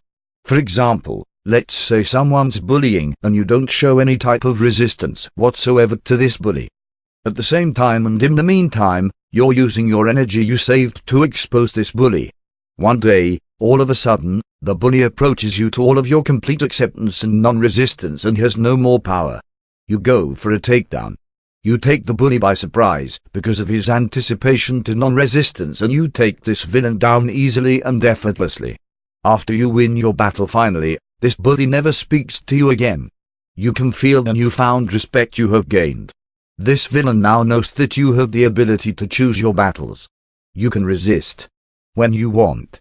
You can be completely non-resistant when you want. This makes you very powerful and difficult to predict. Most battles are fought by two people constantly resisting each other. But if you have an opponent who knows this art of non-resistance or complete acceptance to his opponent, then you have a fighter who is in an entirely different realm of combat. Choose your battles wisely, my friend. There's going to be plenty of people that resist you, but you don't have to resist them back. That's your choice. If you have two people that are resisting you at the same time, you can be completely accepting to one of them, while losing the freed up energy for defense to him, while you can now fight the other opponent with full force. Then you can take the second opponent down much more easily. This will be far more efficient than resisting and fighting both of them fully at the time. If the other opponent comes and puts you in danger, then you stop resisting the opposite opponent and start fighting the one that's closest to you. You do this until both enemies are defeated. Use this technique if you have more than one opponent. This is called the art of violence, non-violence. Save the planet. Superman's main objective is to protect the planet. He is very successful at this. He saves the planet over and over again. How many times has Superman saved the planet? It wouldn't even matter if the whole universe is shaking. Superman's goal is to protect Earth. The fact that he's done it over and over again makes him a professional planetary savior. He could very well be called a guardian of the Earth. When it comes to saving the planet, he can be likened to that of an archangel or something that vibrates and resonates at the highest of greatness. Every superhero knows Superman because of the amount of times that he saved the planet Earth. We see other superheroes that may have saved Earth, but no one has done it successfully as many times as Superman. It's almost like a 9 to 5 for him. It is something he has become attuned to. I could only imagine how it feels to save the planet. This is a concept that not many human beings can understand. Unless it's in a superhero comic or a storyline of a movie or show, we usually don't witness planetary saviors. Planetary saviors like Superman like to broadcast their victories to as many people as they can. In one Superman comic scene, he was lifting killer whales to safety with Supergirl, wrapping them in marine life transfer nets and flying them to safer waters. They flew over the coastal waters for all cargo boats to witness. This was an act that demonstrated Superman's love for animals and life on Earth. We can act and demonstrate by supporting our ocean and being clean when we are at the ocean. We can exude our love for the planet, and we can effort to gain as many witnesses as we come to our superhero savior energy. By being Superman in our life, there's no greater time for us to step into our role as superhero than now. We can do this by simplifying our outer circumstances to expand our inner magnitudes. Fuel production and gas production in our overly commercialized society over the past 35 years has called us to take control of our lives. We too can start following directives from the strongest and smartest people that can allow us to be the strongest superhero. This benefit will not only be for us but for our planet, so that our families can live here comfortably. We can feel this feeling of saving the planet just like Superman does when he saves the planet. Plus, the most beautiful truth is that there's so many ways that we can save the planet. Our fight is unique and authentic. It's a genuine fight. It's not him fighting an archenemy or an alien race. It's about deciding to make the right decisions on a permanent level. Each decision that we make for the light and the benefit of its creation is a huge defeat to the enemies of our life. Superman would step up and fight these huge enemies. We too have very large enemies in our minds that alter our thoughts and feelings, so we do not make the right decisions. We must apply our best selves to make the best permanent decisions. For example, once I made the decision to go pescatarian, I saved a part of this planet in my world. All slaughtering stopped in my life and respect was completely restored to all animals through me. Now I only eat fish if I catch them. I only catch them through net due to respect of omitting the weapon of the hook. Another example is the decision to respect the beauty of the planet. Once I decided to respect this planet as a parent, like a mother, I saved the part of my world in my world. These decisions reap the supreme rewards. Once I made the decision to learn how to garden and learn how nature grows, I saved part of the planet in my world. I learned the time spans, the reproduction and beauty patterns of these plants that we must eat on a day-to-day basis. These victories are not going to be in the tabloids like Superman, but in my personal opinion it's more powerful because it's a connection to all life. I hope you get this concept of being Superman of our life, because I would like you to step into the role as the strongest person that exists in our life. When we make these decisions, it's just as powerful as Superman grabbing the spikes of doomsday and bringing him down. The reason that we were called into this time of this world at this moment right now is so we can see the world in its current state and provide assistance. The planet has never had to deal with the issue of plastic, or oil spills. Nuclear devastation. Pollution in the water at this scale is greater than any dark age. These type of fumes that are going into the air, the disrespect of the animals, and the disrespect of the trees and the plants. At this time we can through clear conscience and common sense fully experience the call of this planet to use to take control of ourselves and make the decisions that will help us, our family, our neighbors and all life surrounding us. There's a lot of humans that say certain trees or plants are invasive, or dangerous. A lot of these invasive plants and grasses are really edible and medicinal. They say we need to protect ourselves from these plants and grasses, but the truth is they are the connection to life. We need to understand that Mother Earth is protecting itself from us right now. One of the main reasons I wrote this book is to help give you a choice. Just like Superman had a choice to use his powers for good, we can make the choice to use our power as a human being. Let's be Supermen and love Mother Earth. Let's learn how to garden, how to plant trees and to learn how Earth grows. This is a superpower. This gives us the feeling that we are saving the world. We make this decision that we are going to respect animals and no longer breed them and cage them and slaughter them. We can never be superheroes doing this. Even though it's a tough fight, when the fight is over and we get our victory, we are going to feel like we saved the world. Now you can start with one simple decision. Her example is, I'm not going to throw plastic on the floor. Then that decision might metamorphose into I'm not going to throw plastic in the garbage, I'm going to recycle. If you were to make this decision right now, you're leading the future of your family to make those decisions. You're saving the planet by having respect. Literally, these decisions are more powerful than defeating Doomsday or Bizarro or any arch nemesis, because it's going to take a lot of willpower for you to make a decision that will fulfill you.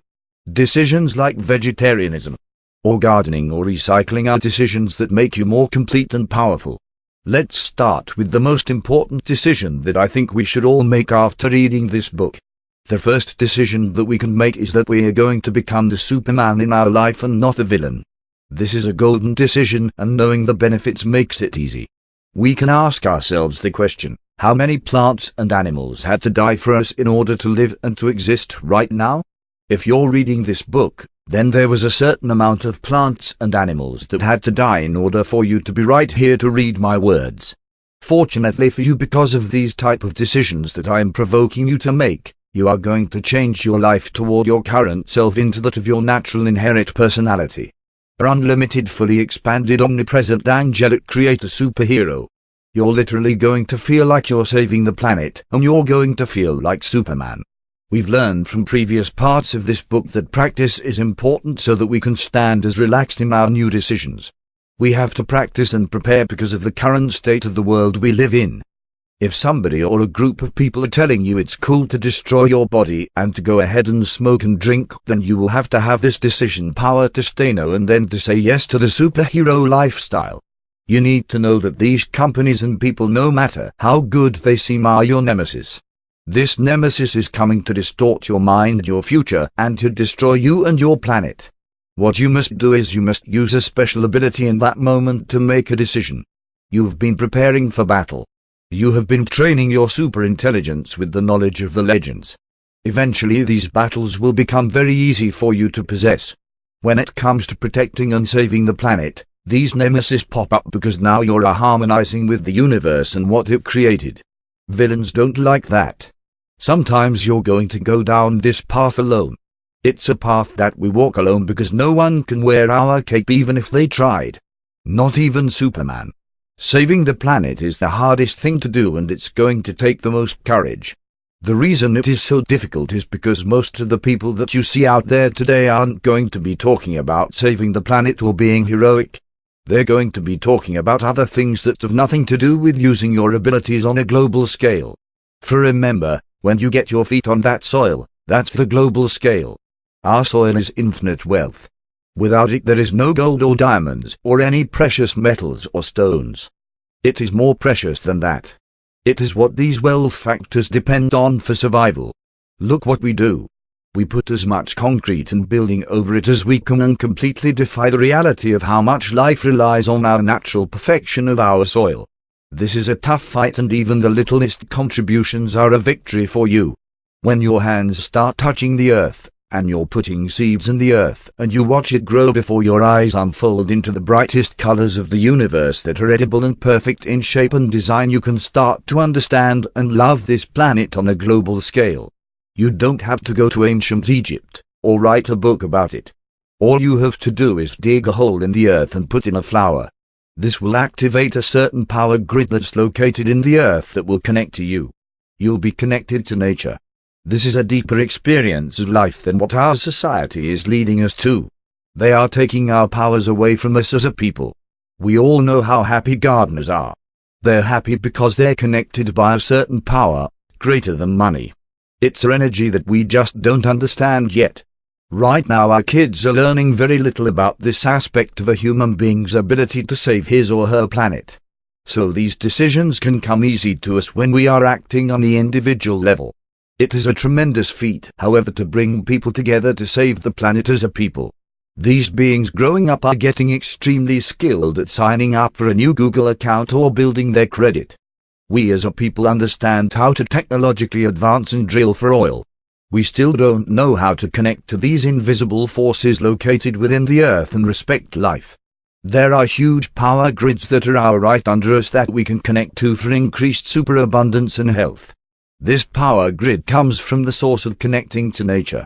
When you're a gardener and you're planting trees, flowers, plants, you're linking into this power. This is how you connect on a global scale to the planetary energy. It's right in front of your house and in the backyard. The secret is that you're connecting to this planetary power because this precious soil of Earth doesn't know no boundaries. It's global. When you step on a road, or a sidewalk, or a parking lot, that's a boundary. Boundary is not in the universe's dictionary. On a global scale, the planet knows no boundaries, and it's connecting to the power that's all throughout the entire world that will expand us. This is how we exercise our power to save the planet. We go back to our global scale, we get our hands dirty, and we put seeds in the dirt. We should be masters at this. To the majority of people in our community, this is completely alien. It takes a man of average strength to cut down a tree, but it takes a man of superhuman strength to be able to grow one. The first year I started growing seeds, I chose to grow tomato plants. The reason being was because of the fact that tomato plants were the most exotic plant that I could grow where I was living in New York. I wanted the highest challenge, because I knew that with the highest challenge, I might fail to produce fruit. It was only my first year, and I had nobody around me to teach me. I was self-learning. Considering I would learn the most from accepting the challenge to possibly fail to harvest, I made the decision. This is how I learned the magnificence about gardening. This was a great way I made the connect to this global energy that I'm talking about. It's located in any area that you put your feet on in this earth. It's earth ground that we discover all cures and all wealth. I connected to nature on a very, very deep level with those tomato plants. I realized how difficult it was to grow these fruits that we buy every day. I was beginning to understand how much care it took to grow one of these plants from seed. I talked to a couple of people who became friends of mine about my experience and my journey the first year. They were amazed that I was able to grow tomato plants in my environment on my first go-around. I took the challenge and was experiencing victory with these exotic tomato plants my first year. They were growing. That year I did get fruit. Not much, only about 5 or 6 tomatoes, but those 6 tomatoes symbolized a special moment in my life. A moment when I too was growing with the plants. I grew in my understanding of the royalty and beauty of our wonderful planet. I learned a lot about the process of putting a seed into the ground until one of these earth forms grew into something that could give us something to nourish us on a deep level. Here is the important part. I believed in myself because I was practicing my special abilities. I was practicing my superpowers. I knew I am physically very strong, so I relied on digging up the dirt. From one place to another in that garden, I used the same super intelligence I used to author this book. I used super patience to research and find the best nutrients for the plants and to make sure they were in the best place. The plants ended up with the most light possible because I used my intelligence to learn as quickly as I can. I called upon my super mental absorption and reading abilities. I used my speed to understand how fast I transferred one plant from a container when it was a seedling into the garden or into these beautiful hanging gardens that I created. By the end of this year, I was so in love with my garden that I used these large canned good cans and I poked holes in them. We put them on branches in the trees and the tomato plants would hang down from the trees through this metal can which was grounding the tree to the exotic tomato plant. By the end of using my super abilities, my garden transformed into something magical. The tomato plant was becoming the tree and it was producing fruit from that tree as if the tree was producing fruit. The roots of the plant and the branches of the tree had become one. This was my super creativity at work. You might not want to connect to nature on this level. The importance is where I'm saying your superpowers are. They are already there. All you have to do is make super decisions and dig them up. Start practicing them and apply them to the most important purpose. You being Superman in your life by helping saving the planet and protecting the planet. If you apply this chapter in your life and you make it important enough to teach the people that are in your life, like your friends, your family, and also your children, then you will hear your cake flapping in the sky. This will improve any relationship that you may have or will have in the future. It's imperative to know that we want to be acting with the same purpose of this superhero called Superman. This is what he would ask for us to do. At this critical time of our relationship with our planet, he would expect us to take part to help him. I hope you're asking yourself, well, how do I help? I will tell you. What I'm going to do is, I'm going to give you a whole lot of ways that you can heal the planet and help the planet. You will learn how to contribute your planet, which is a Superman skill, and you will literally be saving it because of the current time that we're in. I'm going to give you a huge key here that will help you on your superhero journey. The key is to rely on your own creative source. Everyone might be teaching us how to save the planet, and even I, who am teaching you this creative idea of becoming something special in your life, cannot come close to these ideas that are in your heart and that are in your mind. It's your heart and creativity that the Earth needs. It doesn't need me or anyone in your life for you to step into your Superman initiation. This is the ultimate contribute to saving the planet. When I was writing this chapter, I was also very relaxed. I like to relax very deeply. While I'm writing these chapters, I feel the depth of calmness that many authors own. After your first book, you realize the more calm you are, the more accurately you will be able to express. I realized that by the time the book is pressed, hits the bookshelves and finally hits the reader, this energy of calmness is the catalyst of delivering the message most vividly. It is a fusion between the author and his level of calmness during the time of writing and the calmness of the reader during the time of reading, where the message can illuminate its colors. This calmness of the reader and how good the message is going to be connected as far as distribution and receiving of the message is important to me. So I effort creating every chapter in a very calm state. As a matter of fact, I'm in that calm state right now creating this chapter. It's a level of the mind some scientists and physicians call the alpha wave. I enjoy the idea of entering into these ethereal alpha wave states to create. One of the creative ideas that came to me was that in order to save the planet, we have to find out the true connection of the planet, which is the ocean and land. We can start taking in the majority of our energy from this junction. When we're talking about energy, it could be waves. It could be the level of the tides. It can be the life of the plants and greenery out there that we need to start bringing to this junction. Eventually, when we can master and respect our energies here on Earth, we can go out into the universals and gain energies there and distribute them uniformly throughout the planet. The closest thing to this, I believe, is the mastership of energy distribution from ocean to our land. In order to do this, we must save the aquatic life. Every life form is the planet in individuated form. The aquatic life need help from the supermen of this world. We need to protect them from the compassionless villains that are harming them for profit. Instead of using these areas for state preservation and flashy lifestyles for extremely rich fellows, and gentlemen, we can use this private property to help heal the planet. The Supermen will actually open to all of us this land so we can benefit from this energetic exchange that's naturally there. We can help these people that are saving the planet by following the blueprint laid out for you at the end of this chapter. We can also help our heroes optimize until we too get our wings. This is just one creative idea. The point I'm trying to make to you is that no one can give me these ideas, not even Superman. These are the gifts that come from within us when we are in our own peace and our own calmness. These are the things that are going to help contribute to the planet and make it a better place when we finally get this idea that we may all be different, but we should be sticking together. All of us. Now is one of the most beautiful things about Superman is how connected he is with all the superheroes. Superheroes have the deepest connections. They fight and risk their life for each other. They share the finest experiences. They have the best stories to tell and they live the most truth and trust each other the most. They also share the same greatest purpose. The protection of good and saving the planet. Superman has a great time sharing experiences of amazing super abilities with his friends. They are all extremely happy and fulfilled because they all have a unified purpose. We too can unify by making this decision to help save this planet.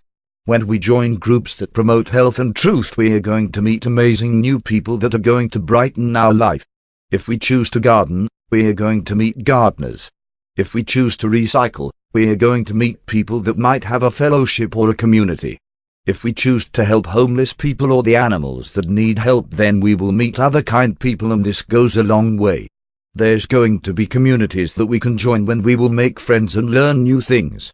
Only the universe knows all of the ways we can help. I'm going to list a few in this book. At the end of this chapter you can learn 100 different simple ways you can get started at saving your planet. Don't stop there.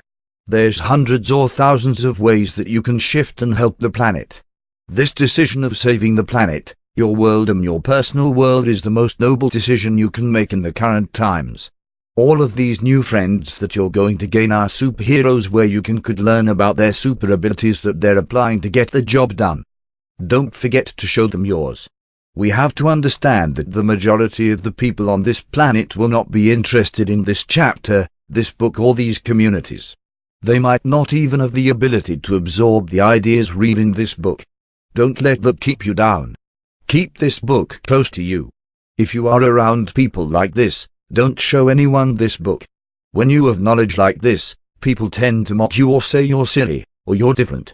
Or I don't want that for you. I want you to get the very best of the book that you can. A lot of people that are not on the path of being the best they can be, are going to say something about it, whether it's about me personally, or about you, or about Superman, or whatever. The point that needs to be understood is that it's you that's helping the planet, and the planet knows that, and the one that created the planet knows that. That's where the energy is coming from, not from the people that are talking about others and doing nothing. With that being said, another way that we can help on this very high level of becoming the Superman in our life is helping others learn how to save the planet. If I help someone build a gardener, if I show someone how to fish, or how to get their own food, then I helped save this planet, and this living planet will reward you. If I helped somebody learn how to recycle or explain to someone how to treat the planet and explain to them the benefits of this treatment, then you are getting the job done.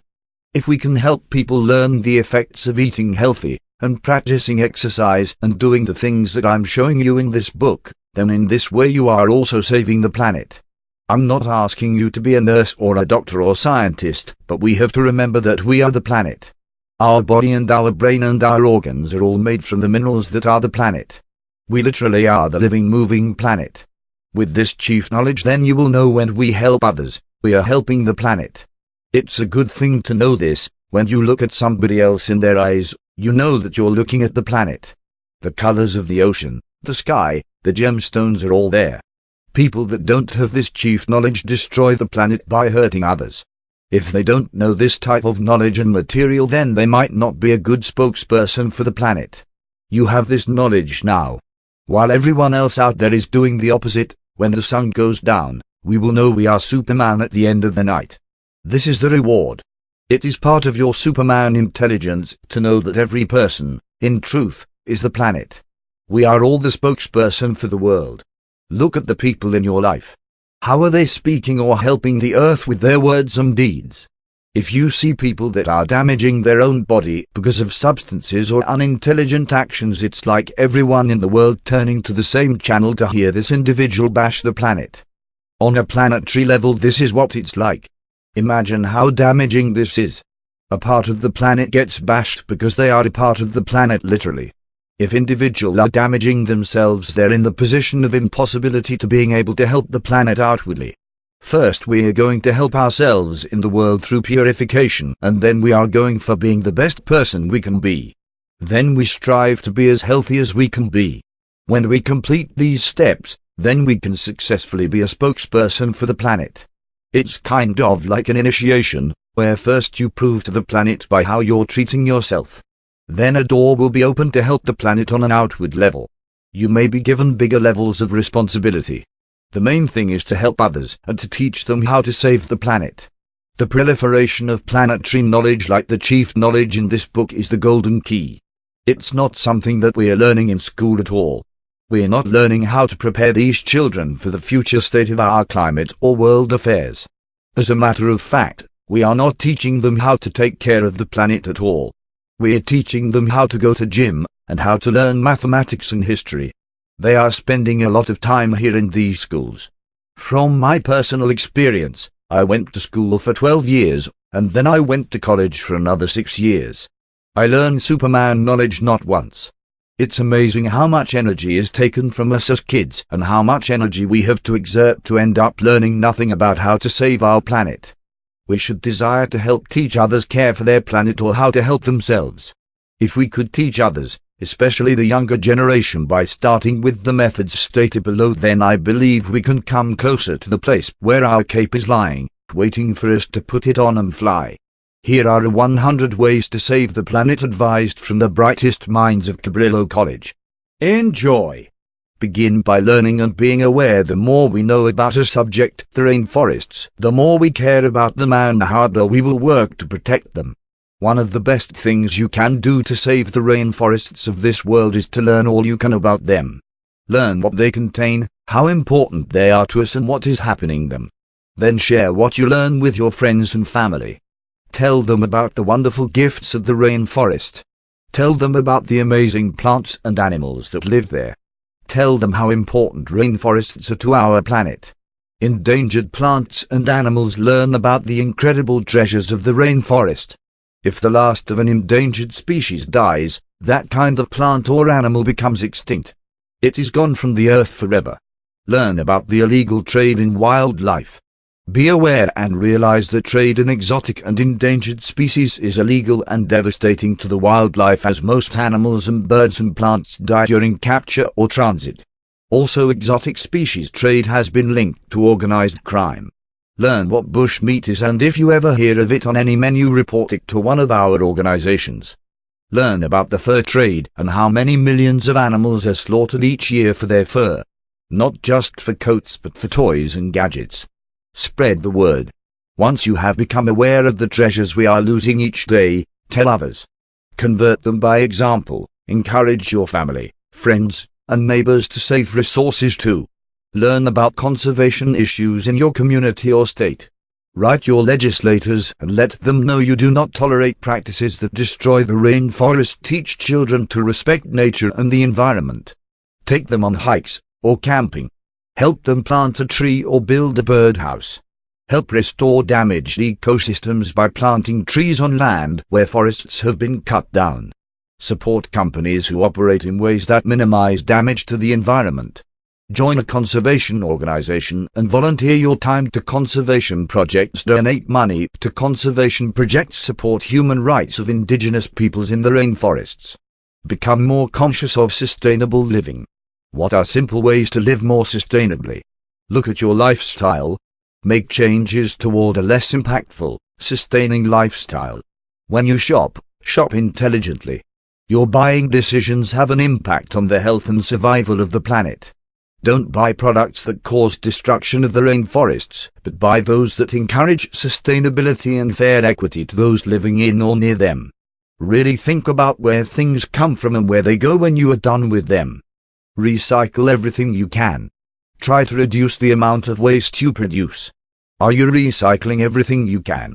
Newspapers, cans, glass bottles and jars, aluminum foil, motor oil, scrap metal, etc. Aluminum cans are doubly important because of the bauxite mining used to produce them. Investigate local recycling centers that take items your garbage hauler does not.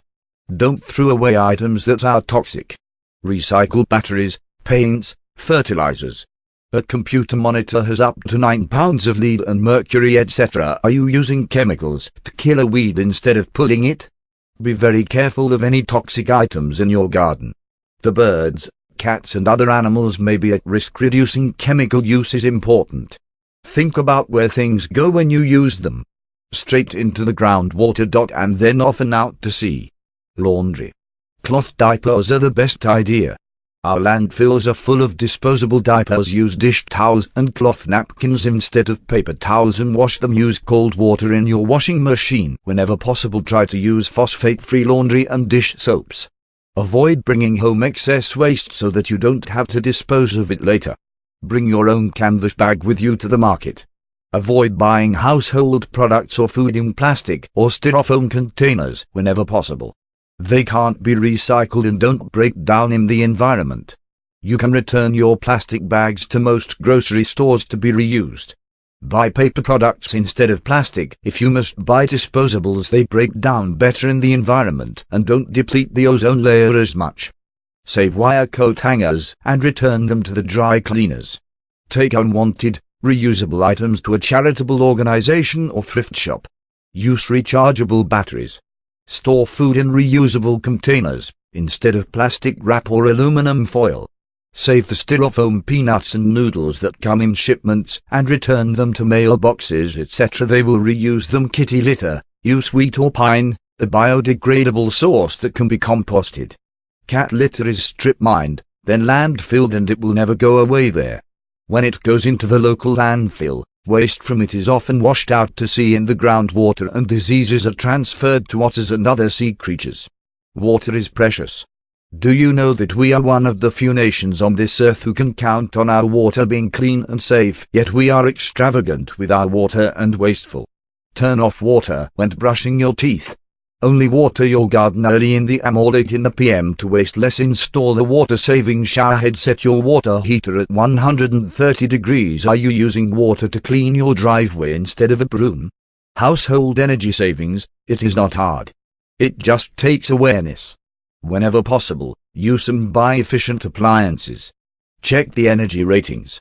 Use compact fluorescent lighting. A timer on your thermostat helps a great deal and shuts off the heat or air when you are not around to use it. Make sure you have good insulation on your water heater, around your doors and windows, and in your house. Turn out lights when you leave a room. Burn only seasoned wood in your wood stove or fireplace. Your yard. Start a compost pile. Put up bird feeders, bird houses and bird baths. Pull weeds instead of using herbicides. Use only organic fertilizers. They are still the best. Compost your leaves and yard debris, or take them to a yard debris recycler. Burning them creates air pollution, and putting them out with the trash wastes landfill space. Use mulch to conserve water in your garden. Take extra plastic and rubber pots back to the nursery, your office. Recycle office and computer paper, cardboard, etc. whenever possible. Buy recycled paper at the office store. Use your scrap paper for notes, etc. Reuse manila envelopes and file folders. Recycle your print cartridges. Orangutan Conservancy. Is your car efficient? Keep it tuned up. Keep tires inflated. Tires properly inflated save gas. Buy a more fuel-efficient model when you are ready for a new car. Keep wheels properly aligned to save your tires.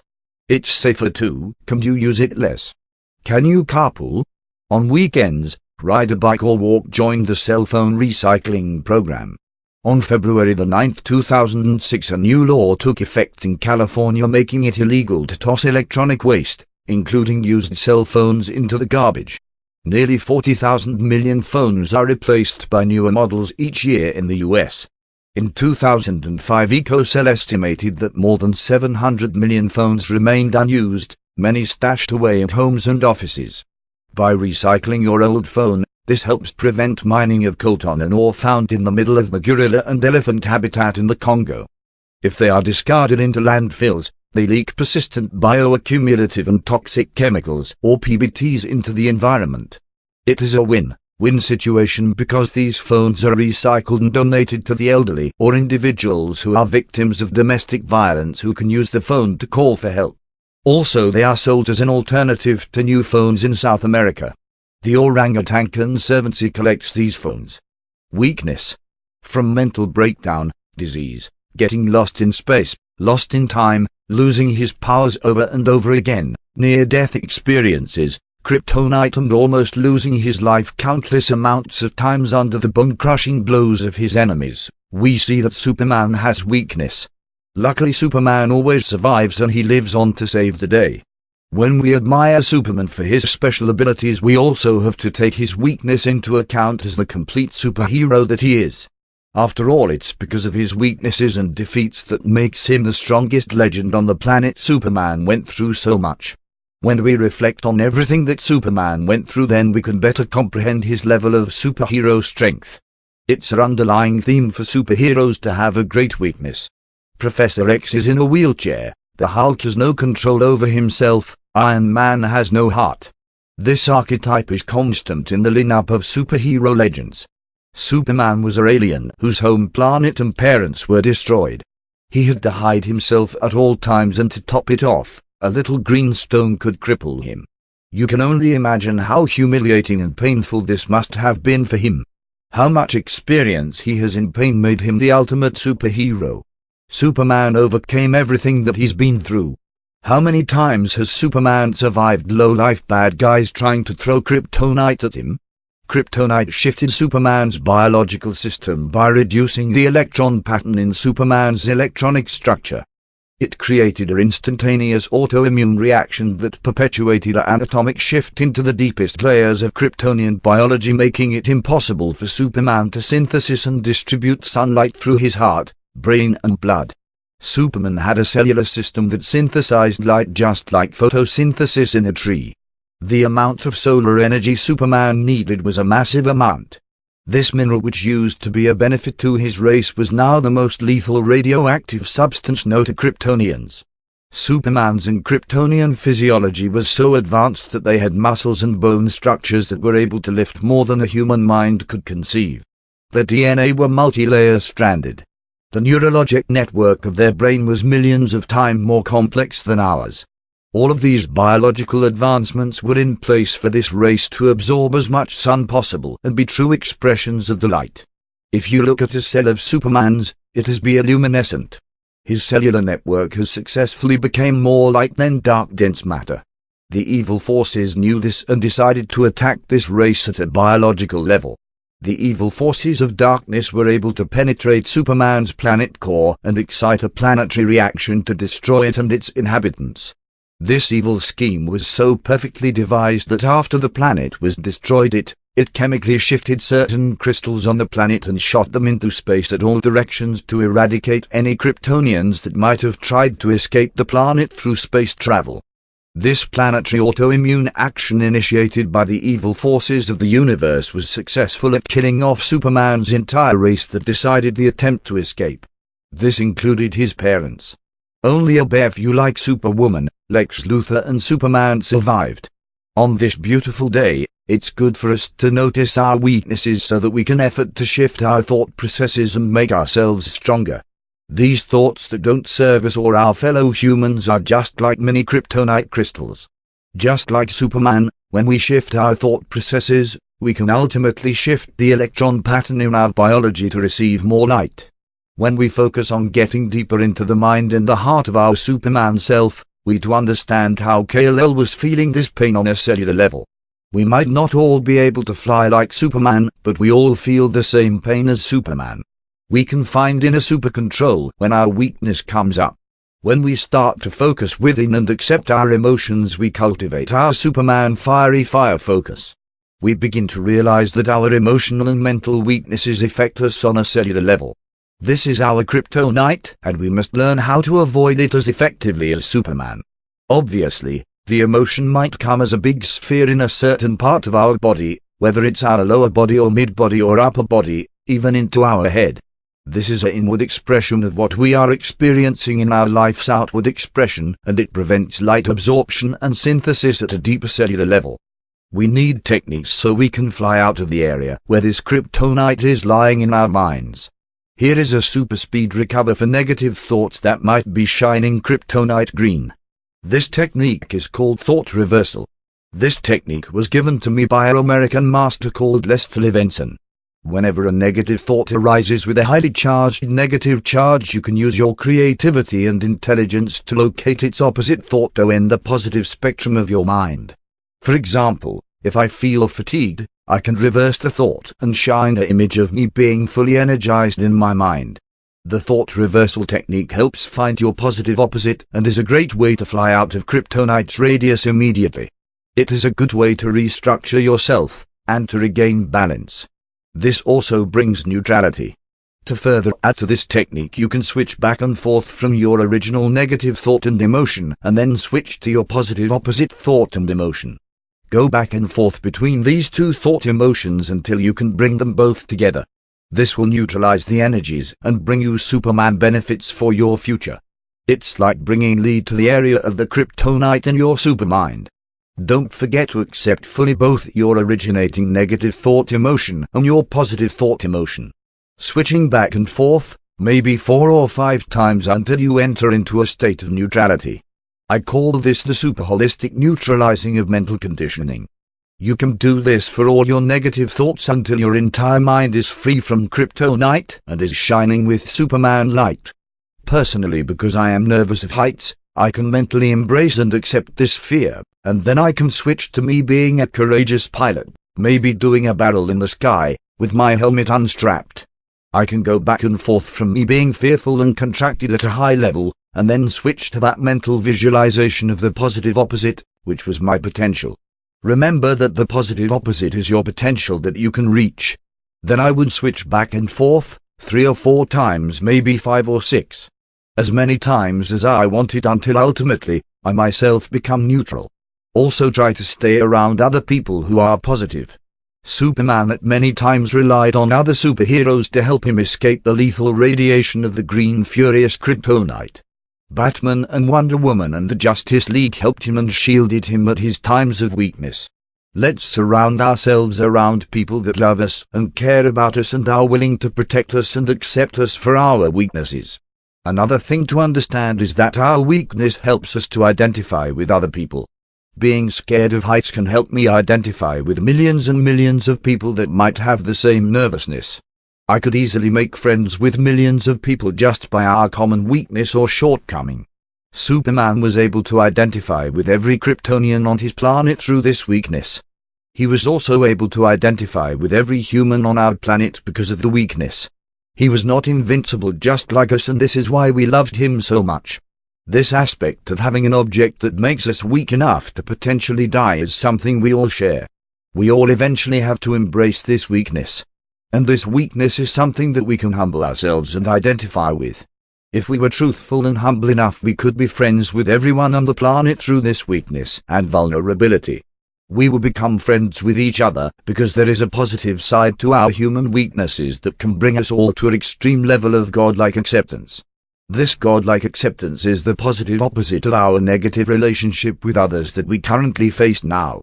If Superman was just resisting kryptonite and was using all that frustration to beat up all the villains, he would have never had the level-headedness to build the lead suit which made him impervious to the radiation of the green cryptostone. This suit was stronger than Iron Man's suit and was more intelligently made. If he did not accept his weakness, he would have never came up with a solution, which was his suit. Likewise, you are being given tools to find the solution. And he did find the kryptonite did not defeat him. There are millions of techniques out there that we have access now to because of the internet to help us overcome our weaknesses. I'm going to give you a warning. Human beings are prone to using other people's weaknesses against them, even though they have their own. This is called I pretend to be perfect. This is what our opponents do. Every human has weakness, and we should be able to locate our opponent's weakness. Superman has X-ray vision, not to look at what underwear you're wearing. He is able to locate injuries from his opponent's previous fights or any broken bones they have incurred in the past.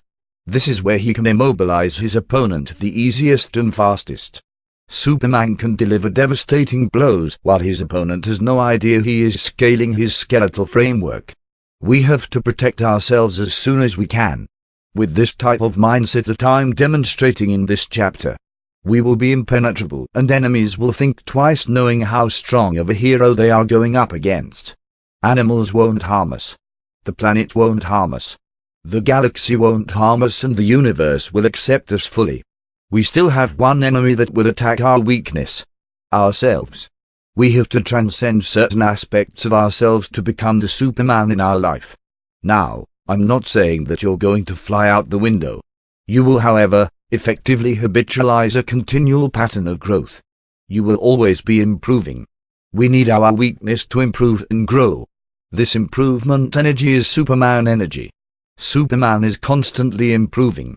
One of the greatest ways that we can handle all weakness is to know our limits and then expand our limitations.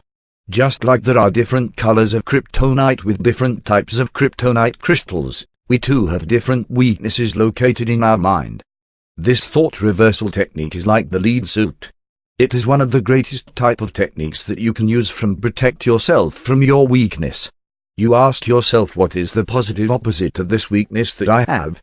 Keep asking yourself this question until you really have a very clear visualization. Sometimes resistance will arise to block your positive opposite from submerging in your mind. This is okay and perfectly normal. After you get comfortable with this technique, go to your greatest weakness and ask yourself, what is the greatest positive opposite of this weakness? For example, I'm scared of heights. The opposite positive opposite of this weakness is that I have is me piloting a plane. I can keep asking myself, what's the positive opposite to this weakness, and this positive opposite will keep getting stronger. I'll think of myself in all types of very powerful planes flying, and eventually these thoughts might metamorphosize into spaceships, jets, helicopters, etc. The greatest way that I overcame my fear of heights was to go up to a high place and accept the fear of death. When I got up there, I used all my courage just to embrace the fear of dying, welcoming it and loving the emotion. Eventually I was able to accept it. I ended up just getting used to the emotion after some years, and the fear dissolved and a lot of my fear of dying dissolved with it. There was one time that I got so high up in that building and I continued to go as close to the window as I could to consciously release this fear by welcoming and accepting. At first the feeling felt like an elephant that was bigger than me. After time the elephant became smaller and smaller and I became bigger and bigger. I would just stay there at the window and continue to get more comfortable with the emotion. I welcomed that I could potentially fall, and after a while the feeling was tolerable. I became strong enough to accept this emotion. I became so expansive I felt like I could take on everything. Now your weakness may be something that could lead you to some awesome energies if you ask the right question. What's the positive opposite of that weakness? Ask yourself again and again until you have a very clear understanding of your potential as a human being. We see that Superman was illustrious for his strength, but we see that his biggest weakness was of this radioactive green sodium lithium boron silicate hydroxide, also known as kryptonite. We can learn a lot from Superman from his weakness, and we can apply how he handled his weakness to all of our shortcomings in life. Let's take a look at how Superman and his League of Legends handled weakness. Let's also ask ourselves, are there any rocks like this holding us back? Some of these weaknesses we could turn into strengths. Just like Supergirl purified kryptonite into a certain condensed form of kryptonite through molecular depolarization. She then called Kryptonite X. Her scientific intention was to find Superman a cure, and she was close.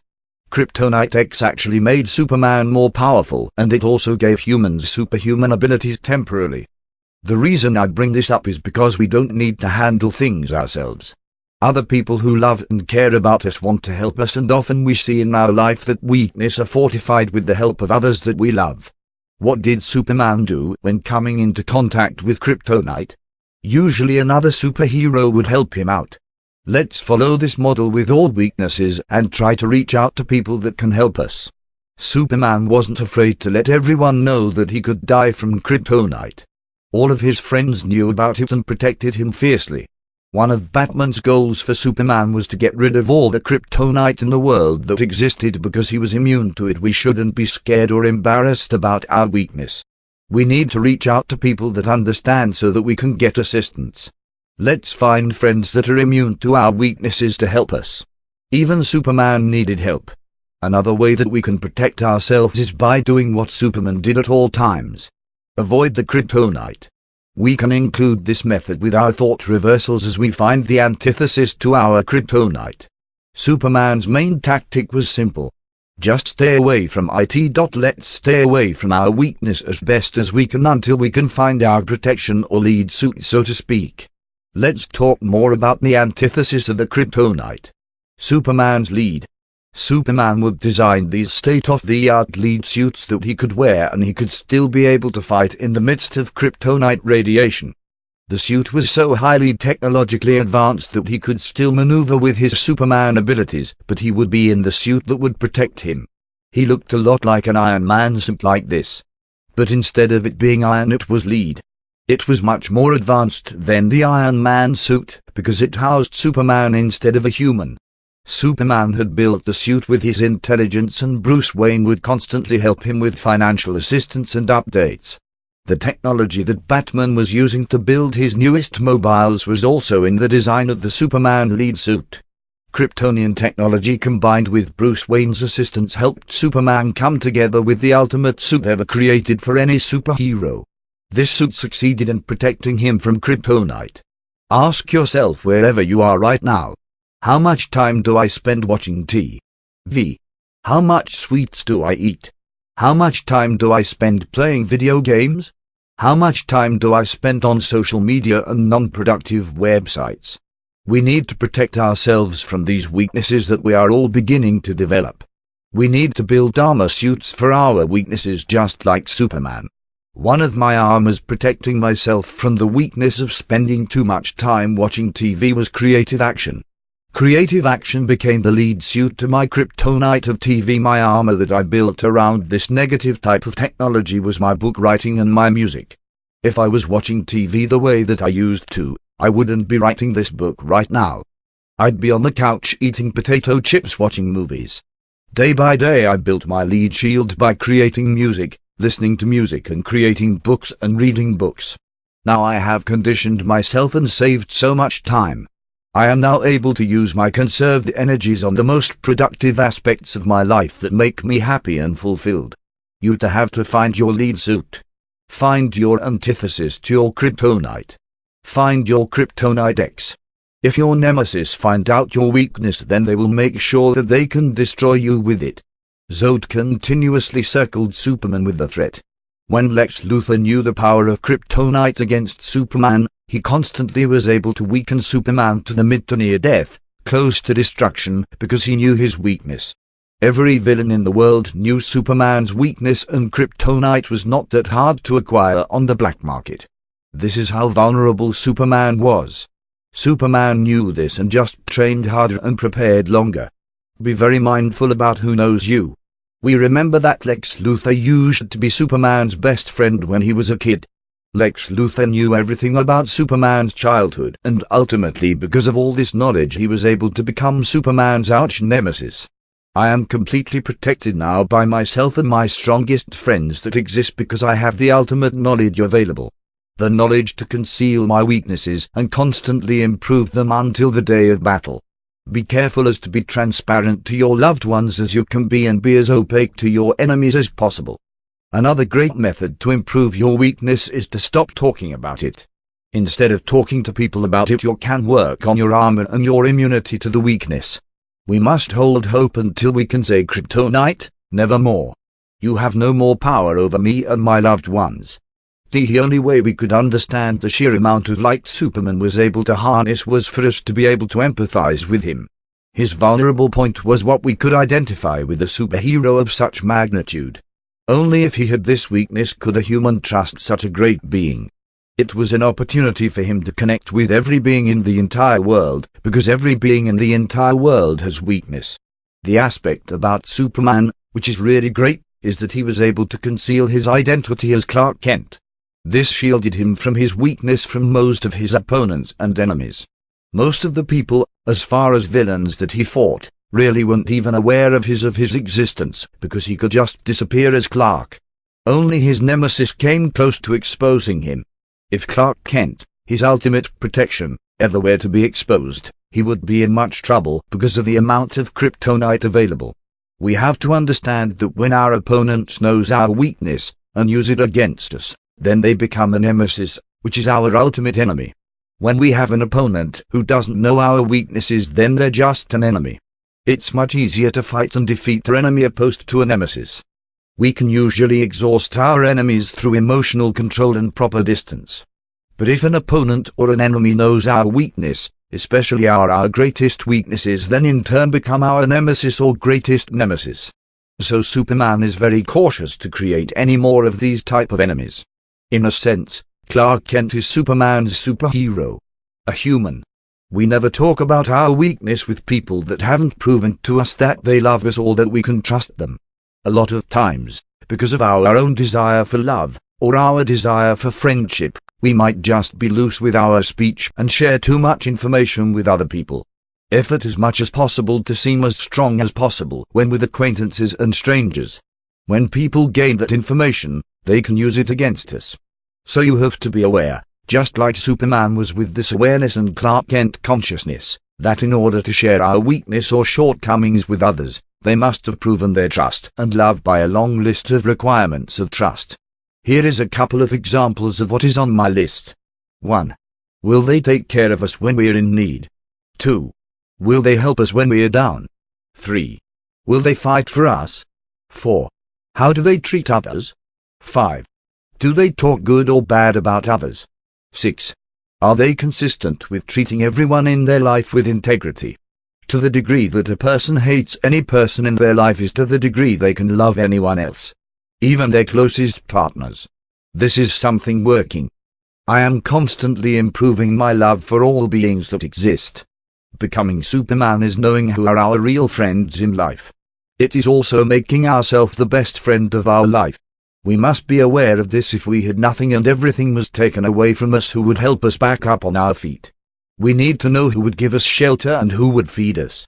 When going through this very important process of life, it can really help toward realizations.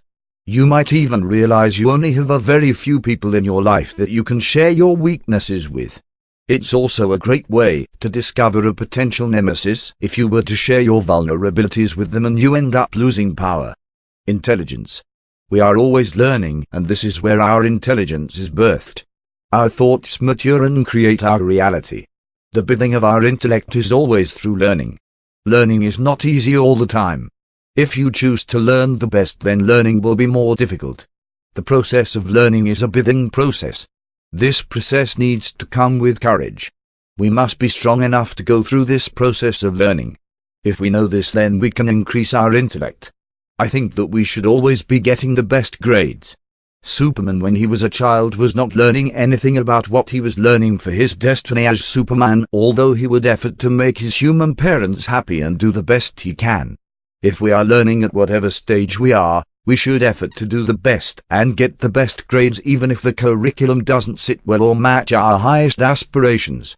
We will have our time to shine. I agree that our colleges and schools could have a better super curriculum to accelerate our careers, but we must also understand that our schooling is career-based. We can learn how to learn there no matter what the study is. Then we can apply that learning ability to our special abilities and be our own teacher.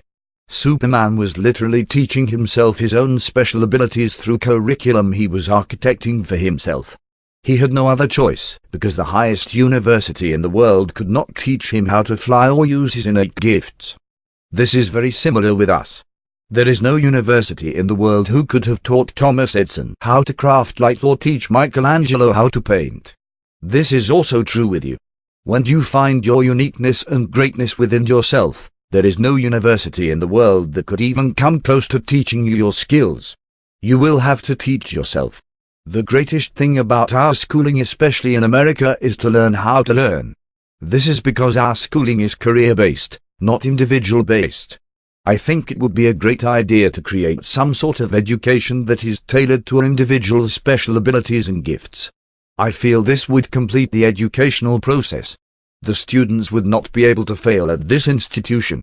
If you are reading this book and you're not from America and you are from a different part of the world, then you can also apply this truth that you can learn how to learn at the school in your country. When we start to grow and master our ability to learn, then we can take up our grandest curriculum. The curriculum we choose that makes us happy. The curriculum we learn on our own time as our very own selves as teacher. This is one of the highest states of intelligence is available. This is called self-learning, and I am pointing out to self-learning in its most powerful and genuine form. This was what Superman was doing constantly. He mastered the art of self-learning. When we do this, we can reach outside of the realms of our career-based institutions through our libraries and global internet activity. We can set up learning intervals that do not have to be timed. When they are not timed, they fall into the timeless realm. For example, you could learn for 30 minutes or 5 minutes and it would be okay. We usually can absorb information at unlimited intervals when we are learning what makes us truly happy. A very rare truth is that the highest teaching of this world are not located in any classroom. They're usually located in books of legends and quotes of our ultimate champions. These are where the highest teachings are. We are not learning about Gandhi in school. There are no courses on Albert Einstein or Nikola Tesla. The greatest lessons are not from textbooks, they are from individuals. We do not have to pay for any classes for their teachings. It is our birthright as a species of the universe given the intelligence of thought. They have become light bearers so that humanity can learn from them forever. We have to initiate and motivate ourselves to learn this chief knowledge which is outside of the universities, yet inside the mind of the universe. The moment we take this decision to self-learn and make our life more important than our careers, then on a very real universal scale we become more powerful than the universities. This is the ultimate empowerment, this self-learning. You can start at any age. When you decide to learn the teachings of inventorship from the brilliant words of Nikola Tesla, or you'll learn art by meditating upon the curves and shapes of inside Michelangelo's churches, you have surpassed the knowledge available in the classroom. This is Superman intelligence. You can further your life through self-learning as much as you can further your career through conventional school and college. Let's think about it. Let's take the example of learning how to think abstractly. We have myriads of teachings from Leonardo da Vinci that would accelerate your learning and knowledge by hundreds of years compared to paying for a class in a university, who might teach you from a textbook from a person that you don't even know and who doesn't really have any global success at all. Now you're learning from these legends, who are going to increase your intelligence and bring you to the level that you deserve to be at. The highest. This learning example is a great representation of Superman and his way. Even as a child, he could have been learning from the smartest beings in the universe to prepare him for his journey as Superman. Yet he was in school, learning human science and human history. After high school he could have taken over the world, yet he decided to enroll at Metropolis University. He studied advanced science under Professor Thaddeus V. Maxwell and took courses in biology, astronomy, art, music, and other subjects. Let's be aware with this in our academic journey. Let's always embrace our education and do the best we can. Let's also reflect the intellect of Superman and supplement our schooling with the greatest knowledge for our special abilities and well-being. When we find this ultimate knowledge outside of the institutional and educational walls and also embrace our curriculum, then we have a completed form of education. Let's stay in this super sphere of intelligence and continue to learn and grow. If we look at Superman's battles with his fiercest opponents, they were nowhere near as close as dangerous to the duels with his most intelligent enemies. These opponents, like Lex Luthor, Brainiac, Dr. Doom and General Zod, were the most dangerous because they were the most intelligent. They didn't call Dr. Doom a doctor for nothing. Our greatest opponents in life will not be the size of the Hulk or Sabretooth or Doomsday.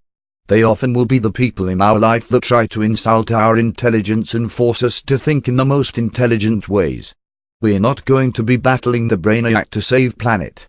Our arch nemesis might be our job manager or school teacher who is taking space up in our mind by being difficult, thus altering our intelligence to a lower vibration, taking our peace and forcing us to look within to find strength to conquer the battle, which is to choose our highest thoughts in the midst of emotions and negativity. We might be at work at school and our teacher really gets under our skin because he or she really has it out for us. Sometimes when we take things personally, we can absorb the negative energy of these people, and this leaves them with more space to continue this negative pattern. We can gain flight in battle by asking ourselves this question: would Superman take his opponent's opinions of him personally? We must realize that we will never defeat our arch-nemesis through brute strength or force. Superman and all of the superhero legends know a very simple truth. We must defeat our foes through intelligence. Where is your highest intelligence? You can affirm your God-given intellect through the daily affirmation, "I am the greatest intelligence of my highest self." If you affirm this once every day, your thoughts will metamorphosize into bigger and bigger spheres of light. Eventually we realize that we have to follow the greatest beings like Superman and identify what they all have in common: goodness and truth. We must embrace these qualities in order to become Superman in our life. We have to apply goodness. When we make the decision to strive for the levels of intelligence that hold the highest energy, then we will become smarter. These energies are the energies of love, peace, courageousness, creativity, optimization, acceptance, meditation, and freedom. Let's say, for example, that we're in school and we're doing our best work and our teacher is not grading us fairly or not fairly treating us. This will inevitably turn into a mental battle, which we must overcome through our life force. These battles can make us our own Superman, or they can ultimately destroy us. We could be more creative and prepare to maybe study a half an hour and apply learning toward these Superman energies for better preparations for future meetings. We can put extra effort for that class and also apply this toward growing in our self-learning. We can apply this extra strength needed to be exerted for this teacher's testing toward how we test ourselves. Let's use these difficult people to become stronger with our self-learning knowledge. Maybe we can put in an extra night's effort in the homework that's due next week in the Brainiacs class. We can ask ourselves, how can I absorb the greatest knowledge from this experience? If it's at work, instead of directing our energy toward our nemesis, we can redirect it through our superhero strength. We can do this by asking the question: what is the best way I can redirect this negative energy for my greatest benefit? This is how we intelligently take back our energy and use it for our life instead of someone else's. We should have faith in the truth that all the people in our life that are difficult or negative will only defeat themselves if they were to be left alone. With this chief knowledge, you can be kinder to the customers at your job. You can be more creative when dealing with any authority in your life that is abusing their power with this knowledge. You can redirect the energy by, instead of fueling your boss, you can be dealing with the customers more with abundant love. This will in turn make you look better than your manager because of how much better you'll treat the customers. This solution is creative. There are infinite ways to use our intelligence for good to defeat the arch-nemesis and our life creatively, just like this. One of the greatest ways to supplement our mental intelligence is through our emotional intelligence. It's like putting a turbo engine in a vehicle. I think the greatest thing about Superman's intelligence is the synergy between his intellect and his emotional IQ. Superman's emotions were golden because he applied his superintelligence toward emotional mastery. No matter what the circumstance, Superman usually stays cool. He usually moves with emotions of hope and refined peace and courage. We noticed that his villains don't really have this ability. He was able to take them down easily and effortlessly like this. Usually when experiencing his strength and quickness, his opponents either get completely angry and start to throw tantrums, violent tantrums. These tantrums make people blind and unwise in battle. Have we ever seen Superman emotionally out of control? We too should be untouchable in regards to dealing with others emotionally. Even if our enemy devises rebellious and vengeful tactics, our feet will always be above them if we have more emotional control than them. How can we be the most emotionally superior to our foes in battle? The answer lies in what we know about the uniqueness of emotion. Just as unique as a person's facial design is as unique as their emotional composition.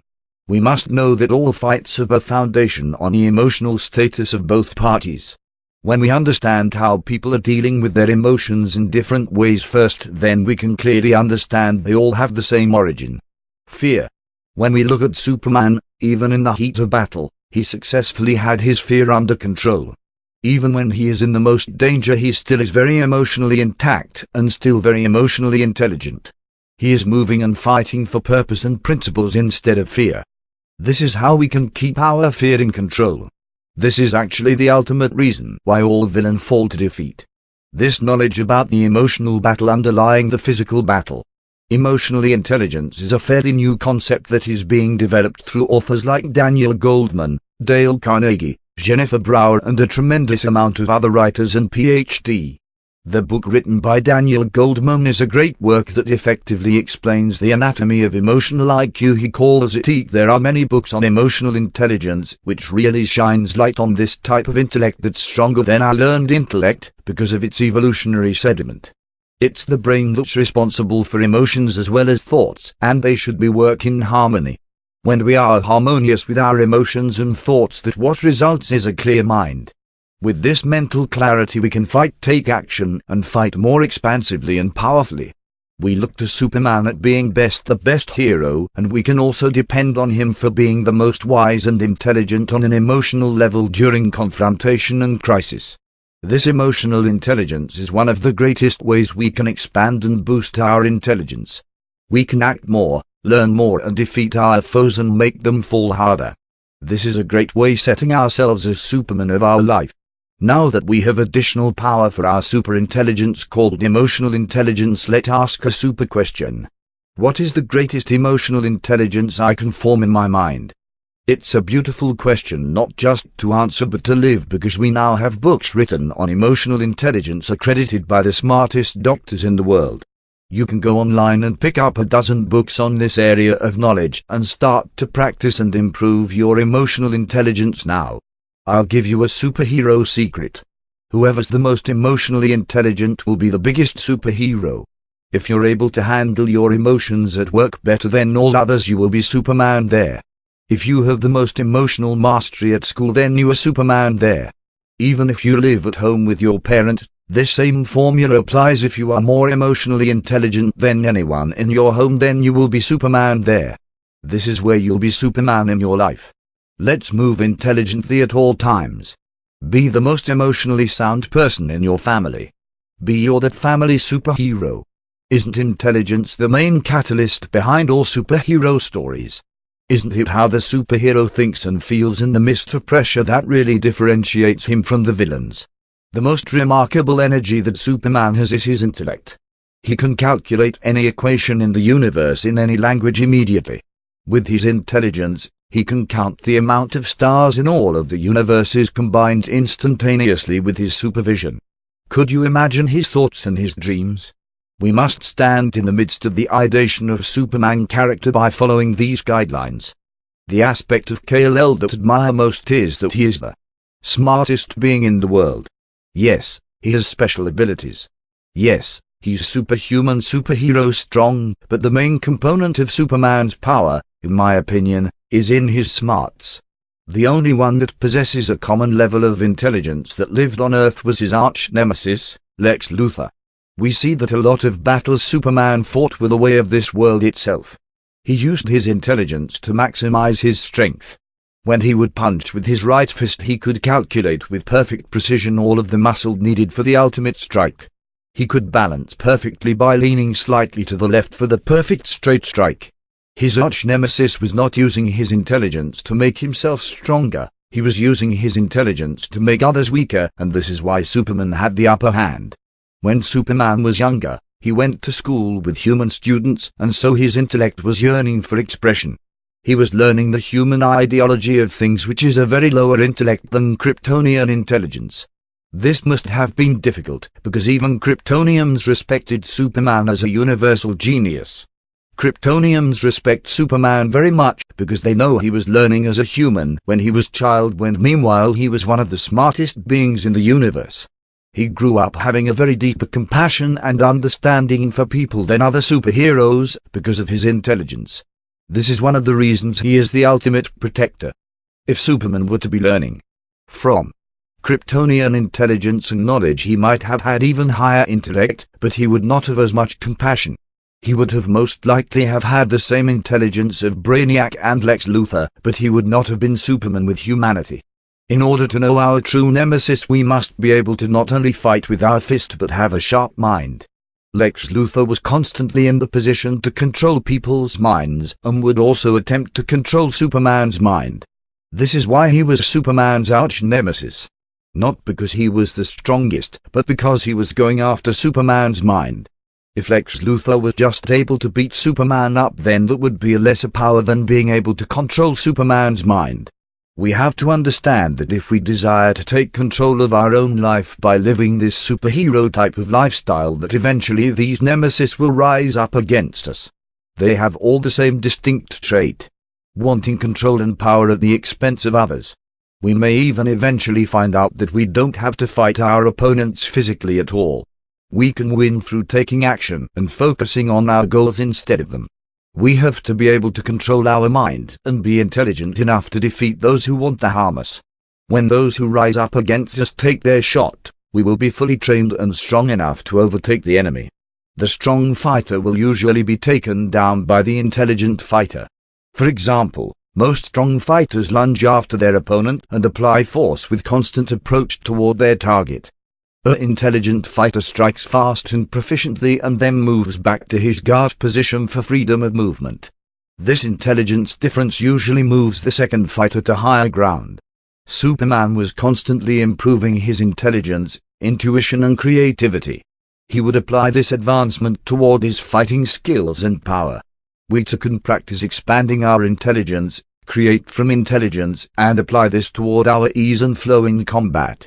Even if we have grown into a promising career, family and hope, we can remain sharp by constantly learning, renewing and refreshing our mind.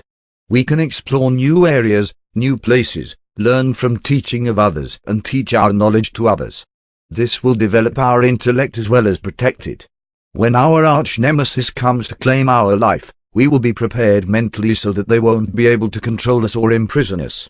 Once again, enemy who is able to physically fight us and potentially defeat us on a physical level is nowhere near the power of an enemy who's able to defeat us on a mental level.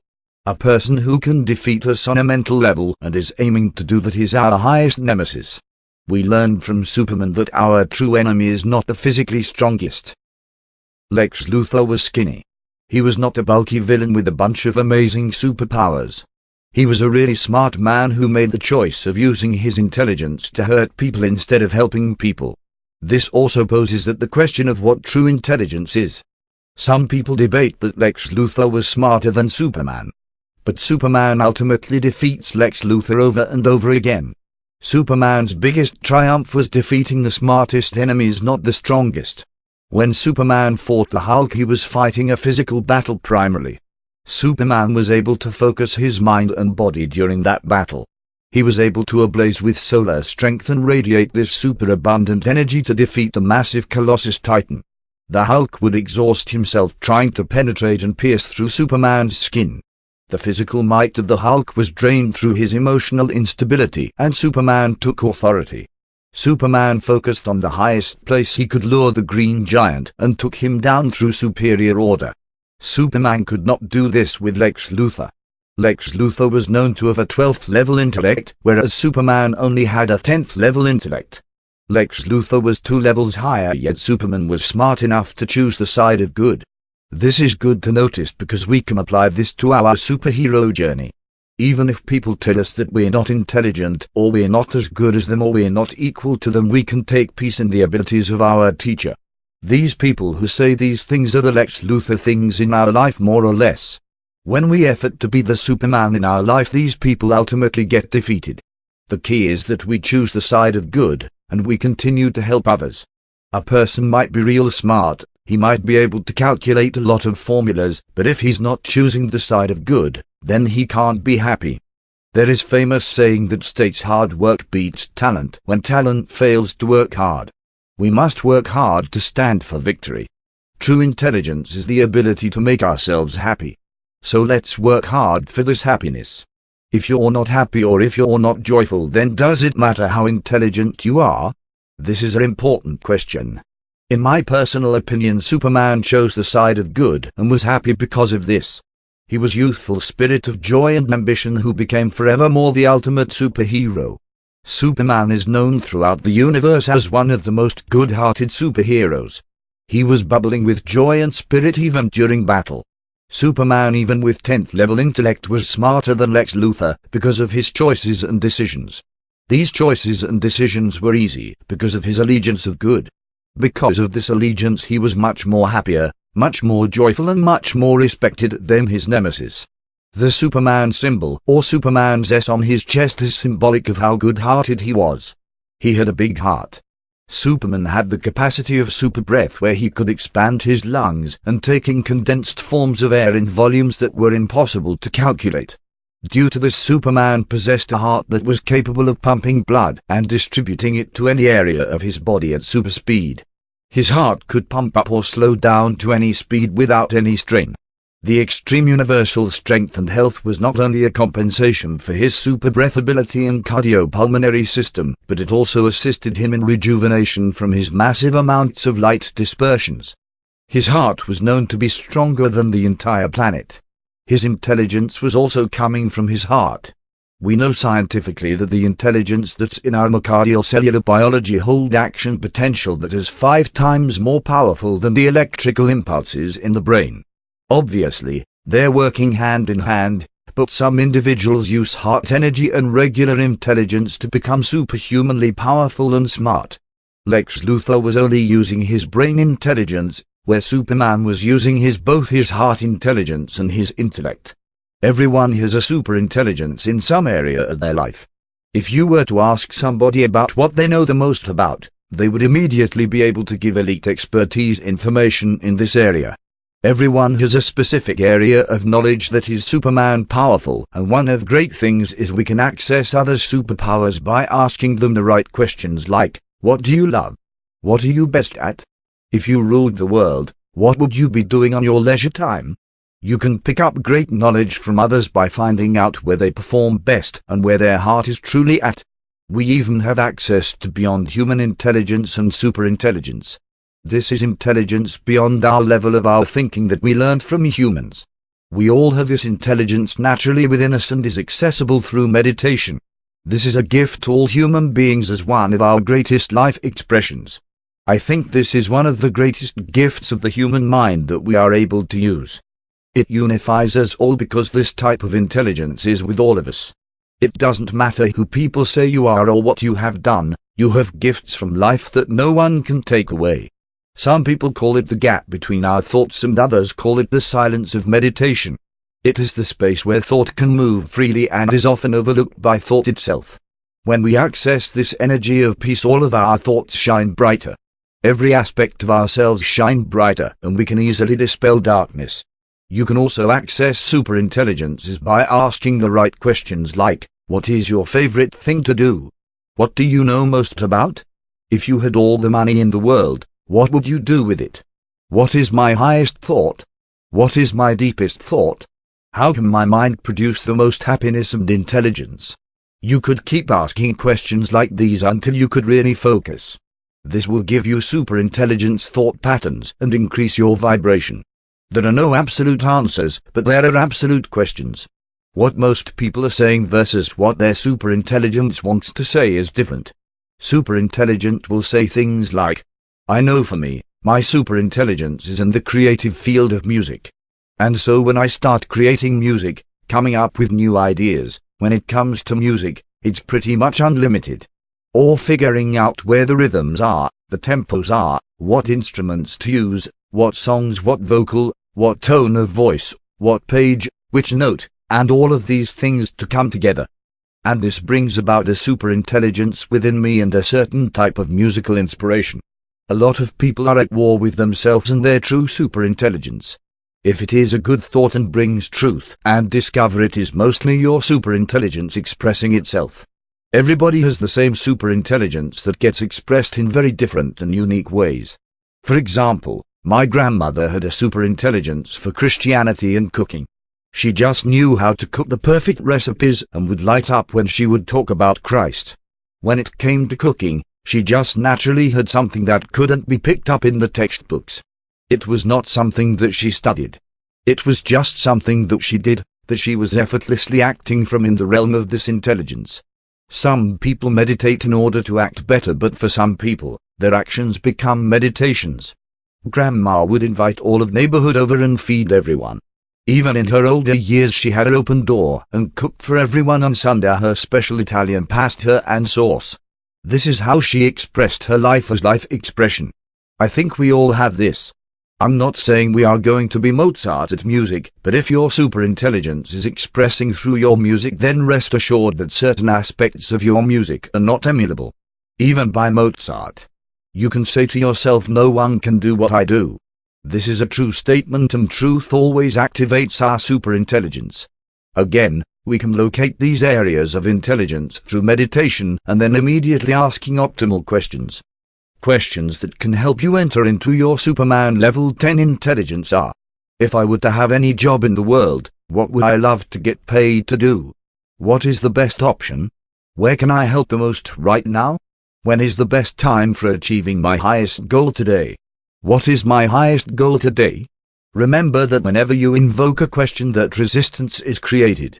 Meditate or be mentally prepared for this before asking optimal questions. Resistance is usually best handled through love, courage, acceptance and peace. Asking these type of distinctive questions not only will improve your intelligence, but it will also improve your life. Specify what you most enjoy and you must love. Formulate optimal questions around these activities. The love that you have for life is the superintelligence that animates your life expression. We might not have the superintelligence of Superman as an individual when it comes to reading and writing, but let's face it, we do have the superintelligence of living in today's age where everything is advancing at a rate that is the speed of Superman. So we have the internet if we need to figure something out. We do have technologies to advance ourselves. There are so many different layers of information that we could learn through the internet, or we could get free books online to download and read. We can now talk to people anywhere in the world through our technological devices and learn from them by asking them the right questions. This is a sense of superintelligence that we can tap into. Learning technology and using it for the side of good can give us additional superpower and ability. I'm sure Superman and the Justice League would not be on social media, but it could lead to a wide-range distribution of their teachings to the entire planet. Let's use our technology to figure out the best that's out there. For example, on Google search, instead of just typing in inquiries, we can always include greatest, best, finest text. Type into Google, what is the greatest available? This will turn our technology intelligence into superintelligence. This will help elevate you to super solutions. You can use the internet and this technology to assist you toward your Superman identity. Just like there are certain people online using our technology to hurt others, we can be the superheroes online and give positive energy. Always give 5 stars, always say the best things, and always say things that the Man of Steel would say. Also take the most positive energy from technology because you have this option. Computer connectivity is an intelligence that will eventually transform into what we're using it for. Let's take the individualistic approach and use these systems for our benefit and purpose. By taking this approach, we can help technology transform into something better that helps free us. For example, technology can give everyone a job through data placement, updates and teaching and learning. We can direct the technology to give everyone jobs on a global level. For now, let's use the best of these energies on an individual level. We have access to this superintelligence and we should use it the way Superman would, to the best of our abilities.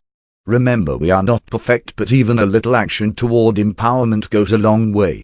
The last thing I will talk about in this book that will boost our intelligence is the actions toward improvement. Superman is constantly improving. We see that in his current state he is Superman Prime, which is like a 9 times stronger than Superman. Now if you look at the consequence, he has even new powers and abilities. His intelligence became so high that he had to move to a different dimension that was higher than this universe. He would advance his super abilities tirelessly. Just recently, he developed a new ability called Solar Flare, where he's able to take his anger and infuse it with solar light, thus condensing atomic structure and filling his ions with ultraviolet gamma light. His electrons transform into nanosons and his entire being flares out solar particles in all directions. This new ability has the ability to melt down kryptonite crystals and disengage their radiation by separating the crystal's molecular structure. It also can take down any of his past opponents with ease. We see as Superman evolves, he gets smarter and smarter and smarter. We too need to continue to improve our abilities to consciously increase our intelligence. We come to this neuroplasticity, a scientifically proven method that states that when we learn new things and improve ourselves, we can generate new fresh neurons that connect with our older one that can make us smarter and more mentally healthy. What ability can you improve? Can you think of your greatest new ability? I just learned how to cast net fish. It's a very advanced skill that takes time. I am able to throw a cast net into the water and catch dozens of fish at once. I advanced from just being able to catch one fish with a pole, which was usually unsuccessful, into being a great cast net fisher. Do you have any new abilities you recently gained? It might not be Superman's solar flare, but no matter how big or small it is, this improvement has boosted your intelligence. After painting the Sistine Chapel, Michelangelo was asked what he was doing to be so intelligent and wise to be able to do this incredible art. He replied, "I am still learning. Improvement is synonymous with learning." We see that the greatest people are always learning. The greater we learn, the more legendary we become. We should never stop because it keeps our mind young and also makes us happy. When we learn something, the mind expands, and we have more room to fit in the information. Let's have as much room as we can in our minds. We can build massive amounts of space in our mind, drop old things that are no longer necessary to us. This will leave us with a feeling of expansiveness and space that will make us powerful and more intelligent. We can keep doing this. Whatever does not serve us, that is taking up space, replace them with new things and new abilities. So here you have it, another new ability that Superman has, and now you do too. Secret abilities.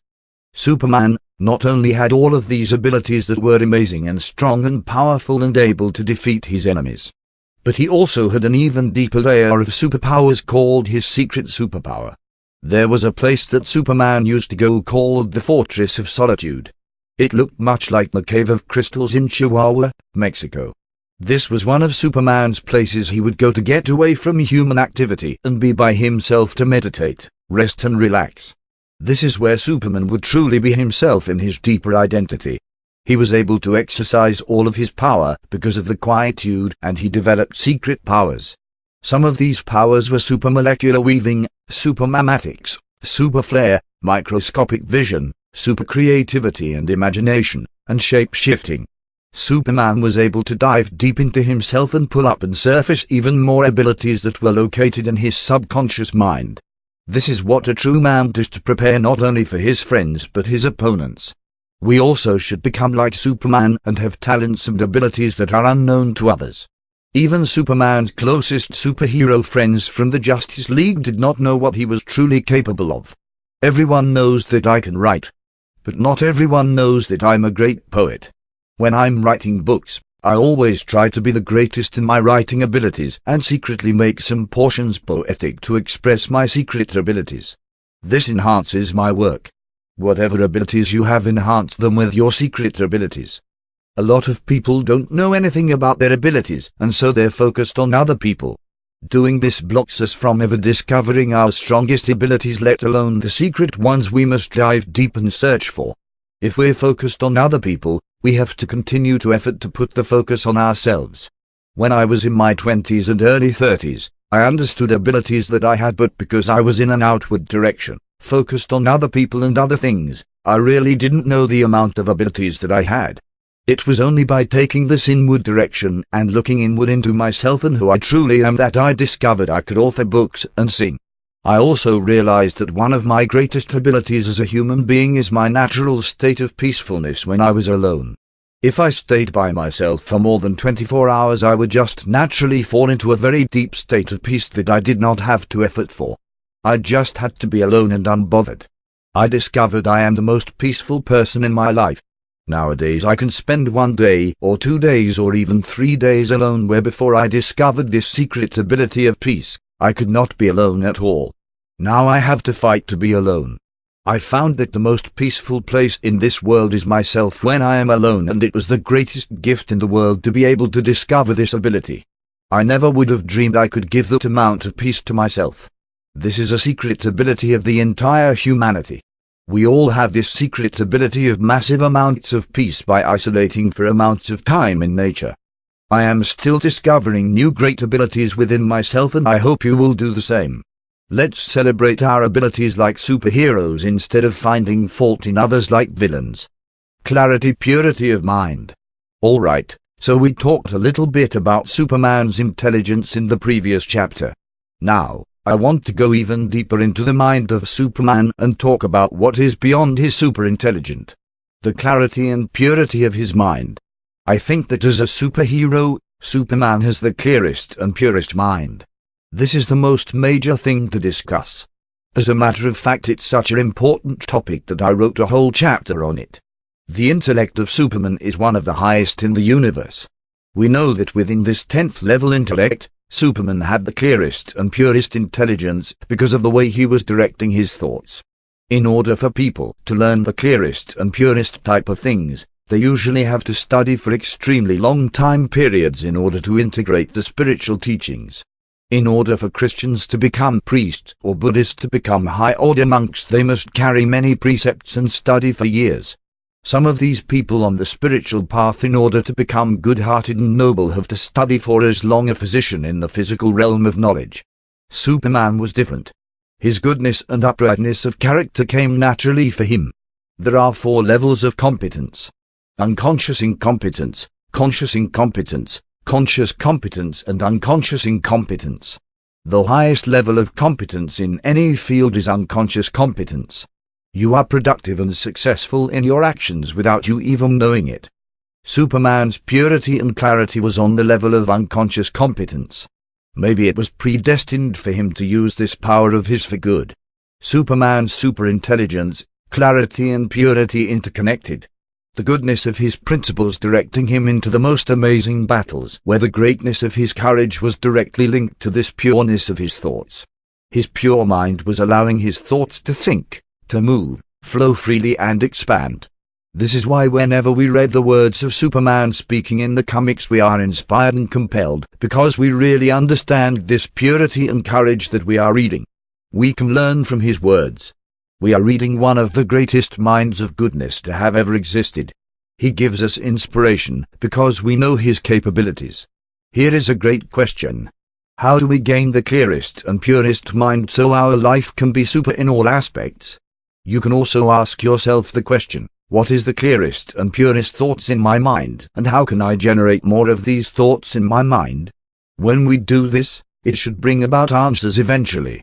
Even if we don't get answers, eventually, they will come up.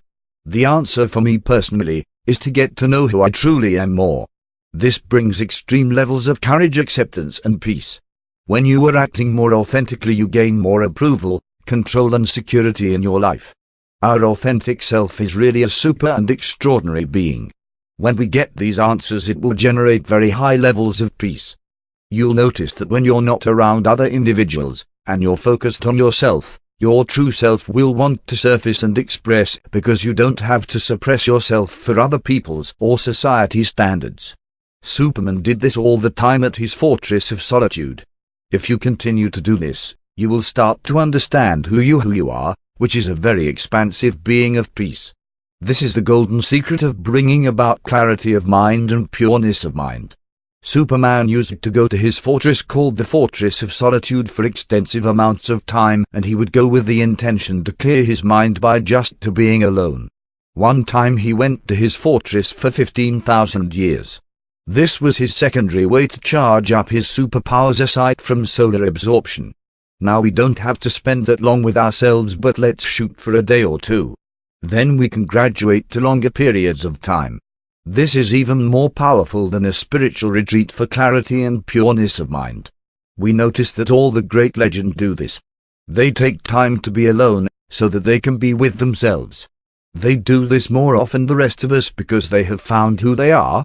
I'll tell you, the greatest peaceful person that's in our experience is yourself. This is something we have to experience for ourselves. There's no other person in our life that's more peaceful than ourselves, and when we get to know this, we graduate to legendary and superhero status. This secret will naturally bring about this clarity of mind. So another thing is to understand that Superman was fighting the greatest enemies that were available.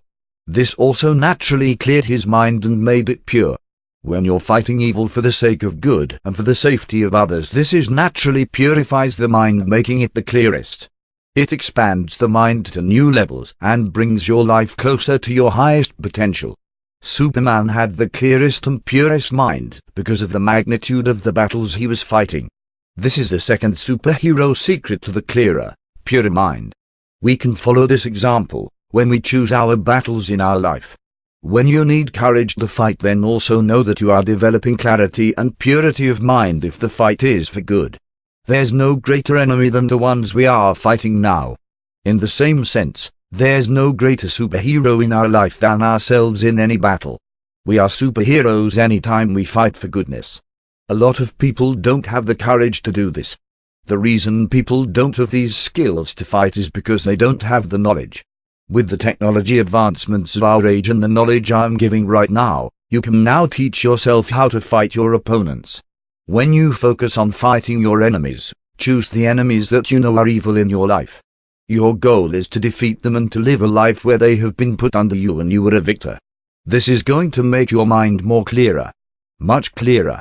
Every enemy you defeat is the more clearer your mind will become, until ultimately you defeat your nemesis for your ultimate good and your mind becomes the clearest.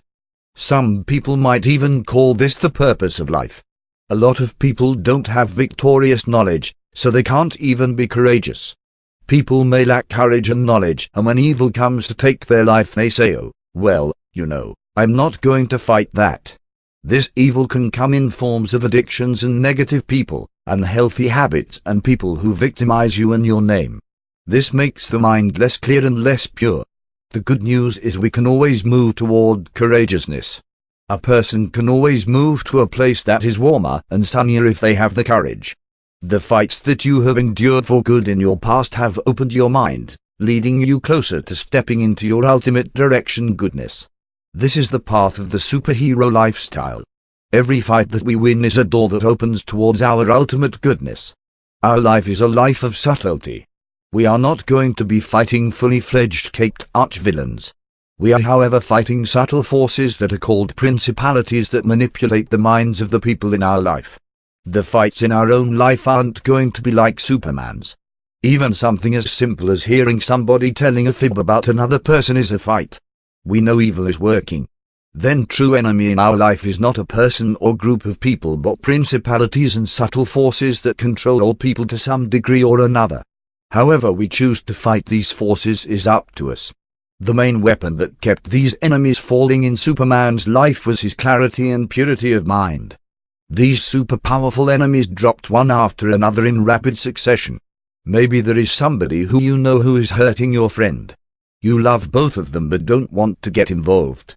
You feel guilty about not helping, and unconsciously you sabotage your day in a subtle way to feel better.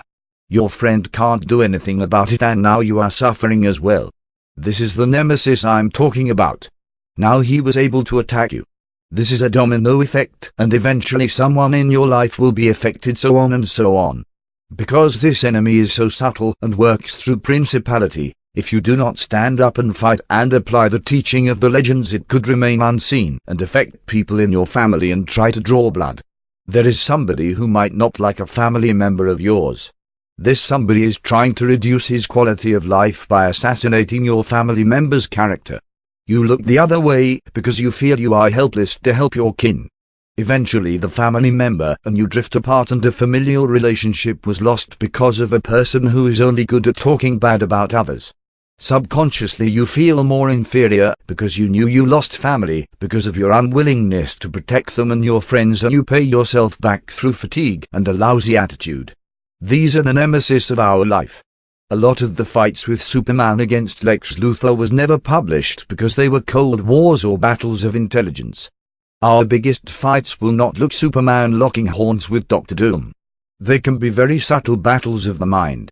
When we have victory we get closer to our ultimate goodness because we're the protectors of ourselves and our people. I made this chapter about mental purity because of its ability to bring about the legendary status of any individual. The purity finds its root in a man's intentions. How can we have the best intentions? This purity is an ability that no one even talks about Superman having. It makes his strikes more damaging and his flights more dynamically perfect. Once again, we have to understand that he is absorbing sunlight in vast amounts all day long, and most of the purity is coming from Sol expressing itself through Kal-El. So in order to have the best intentions, we must be around and effort to absorb the most light from our environment. This means finding the best people that we can and trying our hardest to become friends and spend time with them. Also spending time in nature and absorbing that light. Finding the best knowledge of light and absorbing that. This is the best we can do to emulate the amount of light Superman is absorbing. It's one of the greatest abilities he has, but we have to understand it's coming from a higher source. So many people in this world are lacking this ability. It's because we are not absorbing as much light as we need. I know it's not the easiest to meditate, or to reflect or find smart and loyal friends and groups.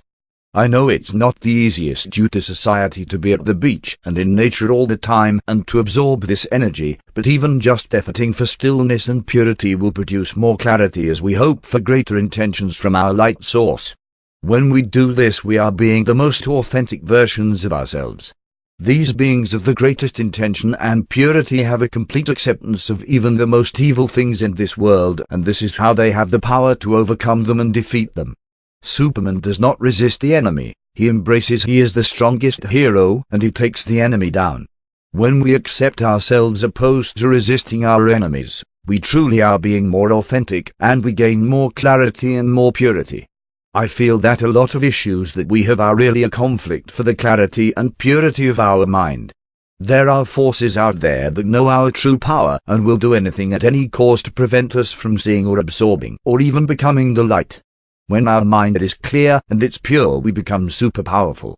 For example, instead of choosing to be a security guard, we may fulfill our destiny and become one of the greatest artists in the world. Instead of becoming a retail clerk, we may gain clarity and choose to harness our gifts and create something that will affect the world in a positive way, like a business or an invention. When we understand who we are, we can become very real expressions of a superhuman in our life. There is a lot of teachings that are written from people who have said to be able to either absorb, be around or become this light of true self.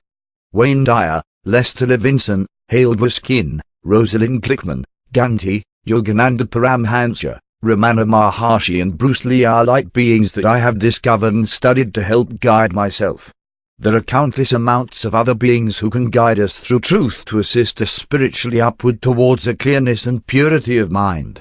We have to really strive for this because in today's world we have a lot of forces that go after the mind. It's a world of logos and logins.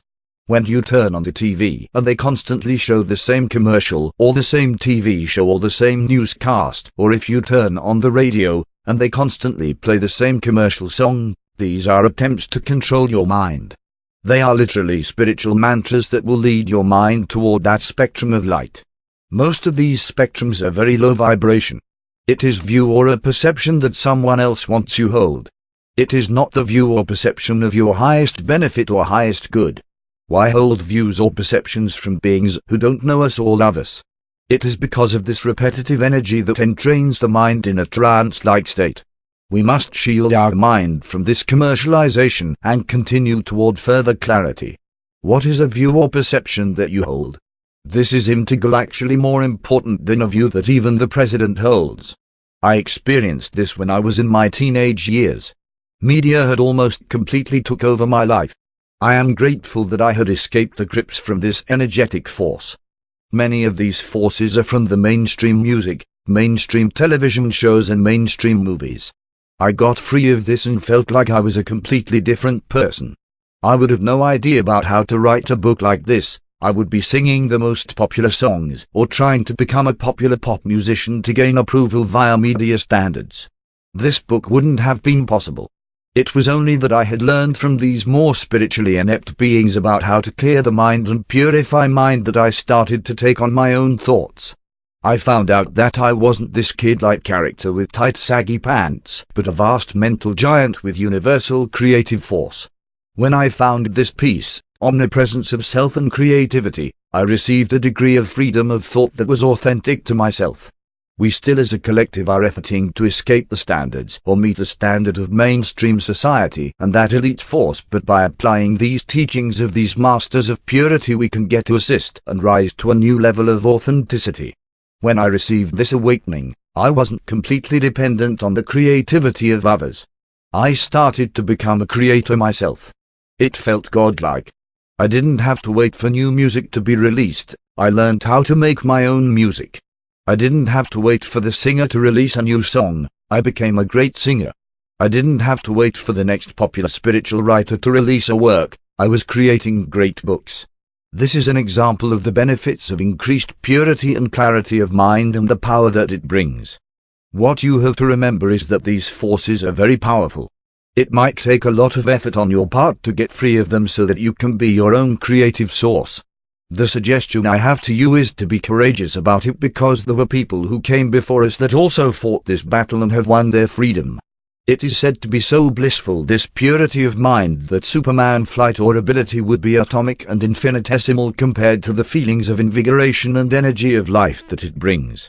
We will become able to be our own creative force and to direct our lives toward what we truly want. Not what we think we want because of this mental conditioning of the elite. There's no greater thing for me than to be able to write a book like this for you. Superman is all of our favorite superhero. Unless of course you choose a weaker character. Most of us love to win and love victory. So Superman is the ultimate superhero I chose for the groundwork help bring us to self. This clarity is something that I hope you'll gain out of this book. Another way to clear the mind is to do things that you love. I explain more about this later in the book about the power of doing what you love. When you are doing what you love, it's going to purify yourself. You're being true to yourself. There's a lot of forces that try to steer you to things that are opposite of what you love. Especially our universities, schools, and institutions.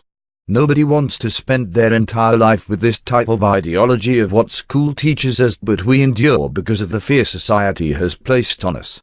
A lot of us don't have the knowledge and end up societal chopped liver.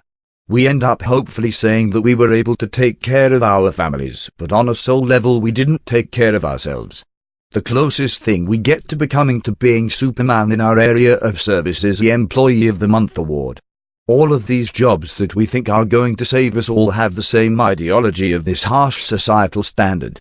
At times Big Brother mentality seems to make us feel abused and beat up, like Mother Earth is looking the other way.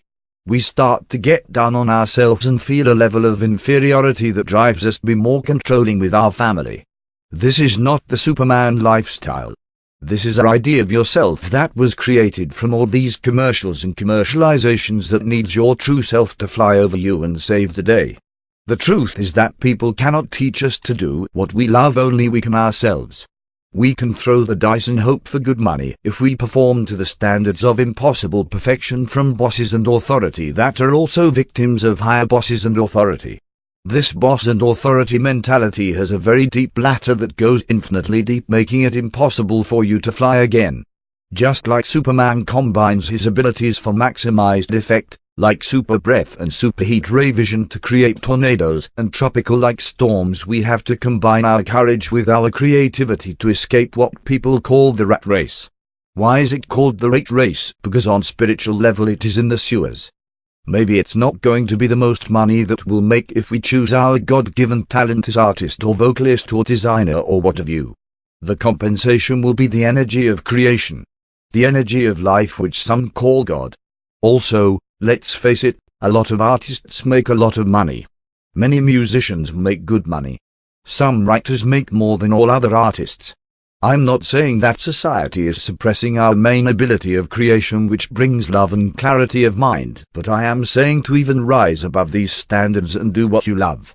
When you do this, your service become a very real form of recreation and also a very real outlet for rest and escape from the chaos.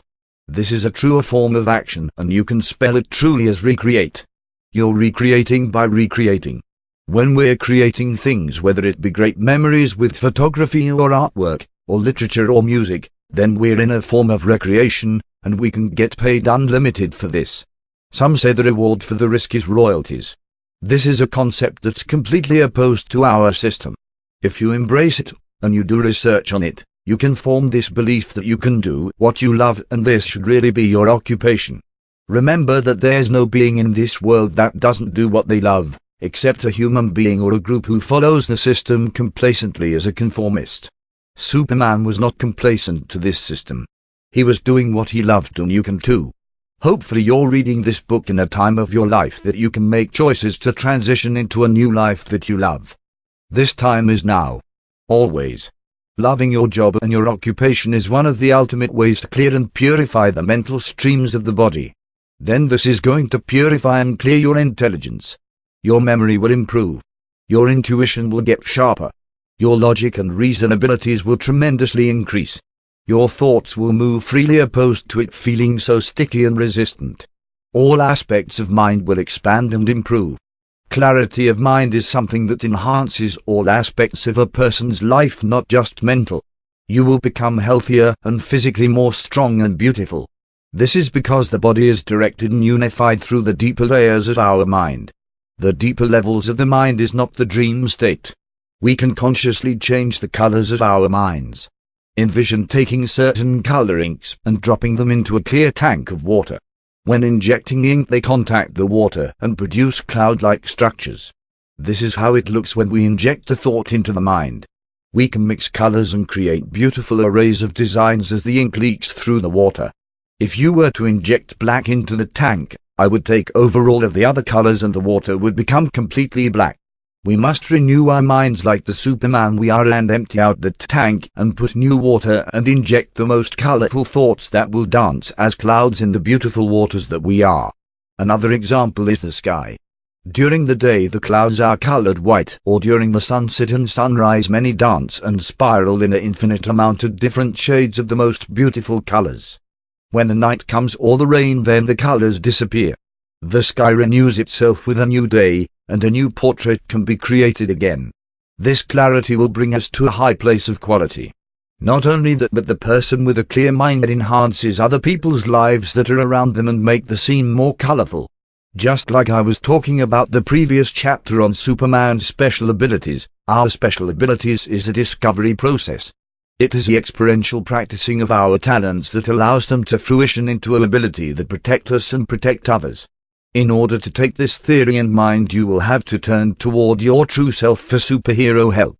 Call to yourself. It's like sending the bat signal from your heart onto the sky of your soul. Let's turn inward toward ourselves, because if you turn toward media and our leaders, they will set you up for a cheap sale. They will size you up through your credit score and their agendas. If enough of us teach ourselves and our children how to aim for the highest potential, then media and our leaders will have no choice but to shift and fly with us. If we are not moving as a unit, or developing ourselves, or teaching our kids the best, then why would media promoting our clarity and purity of mind? Why would our leaders promote what the masters are talking about? The good news is that benefits of a superhero society with superhero media and leaders is a possibility. Once again, this is not as important as developing all these aspects of our own life. I think it has to do more with our self-discovery process. We can discover and know that there's really nothing outside of ourselves, and that can make us clearer within. Purity is a prerequisite to not only discovering our special abilities are to increase their power, but to take control of our lives. I know it seems like I am anti-society, but social media and all of this interactive technology has great potential and is good when used toward optimization. When optimization is the desired result, that a better quality of life will result. If optimization was the primary goal for our social media, then clarity of mind and purity of mind will ignite. We have to also know that we are not perfect. Superman was not perfect. We will effort and try our best, and that is enough. If we have flaws, we can embrace them. Where are the professional embracers in your life? If you haven't found any, learn how to be one yourself. Superman embraces the entire field and then lights it on fire. This is something that can be a progression day by day. The last point I would like to write about is that certain knowledge can bring about clarity of mind if we learn certain principles and certain knowledge and apply. If you are learning the principles behind the information being taught in your classrooms and work or life or wherever, then you can accelerate fast. Try to memorize the principles first and then learn the information. Yes, Superman can circle a planet with flames at blinding speeds. He can create vacuums that are stronger than black holes with his breathing inspiration. He can save 10 billion people on the planet at the same time through his speed and strength and intelligence. But he cannot take certain steps for you. You must apply the knowledge and principles yourself and grow. In one of the comics he says, our job, our purpose, our job is to protect people in the grand scheme of things. We keep the world spinning on its axis. Proverbially and literally. When the unimaginable occurs, we step in and throttle the life out of it. We allow humanity to keep on living, but we don't do the living for them. People have to make their own way. They have to do for themselves. We need police to enforce the law, firefighters to douse the flames, doctors to heal the sick. Humanity helping humanity. And when you take that all out of their hands, they aren't living. They're being kept. And when that happens, it changes. Remember Superman's superpowers and this pure clear mind he possessed. The ultimate light absorber, Superman. He can read your fingerprints with his supervision on a glass window. He needs purity of mind to see like this. In good shape. This is one of the funnest chapters of the book. Not only did I teach you guys how to think like Superman up until now, we can also begin to feel like Superman through exercise, and we will start to shape a body like him also. I want to give you guys the best exercises that's available as far as in regards to preparing yourself to be in Superman fitness. One of the first secrets to the Superman body is to always lift as much as you can. If you're doing push-ups, you do as many as you can. If you're doing curls or bench press, do as many as you can until muscular exhaustion. This was the key that Superman utilized during his training. The first exercise I would like to share with you is the Superman push-up. The second is the Superman plank. The third is called the Superman exercise. And the fourth is the Superman jumping jack.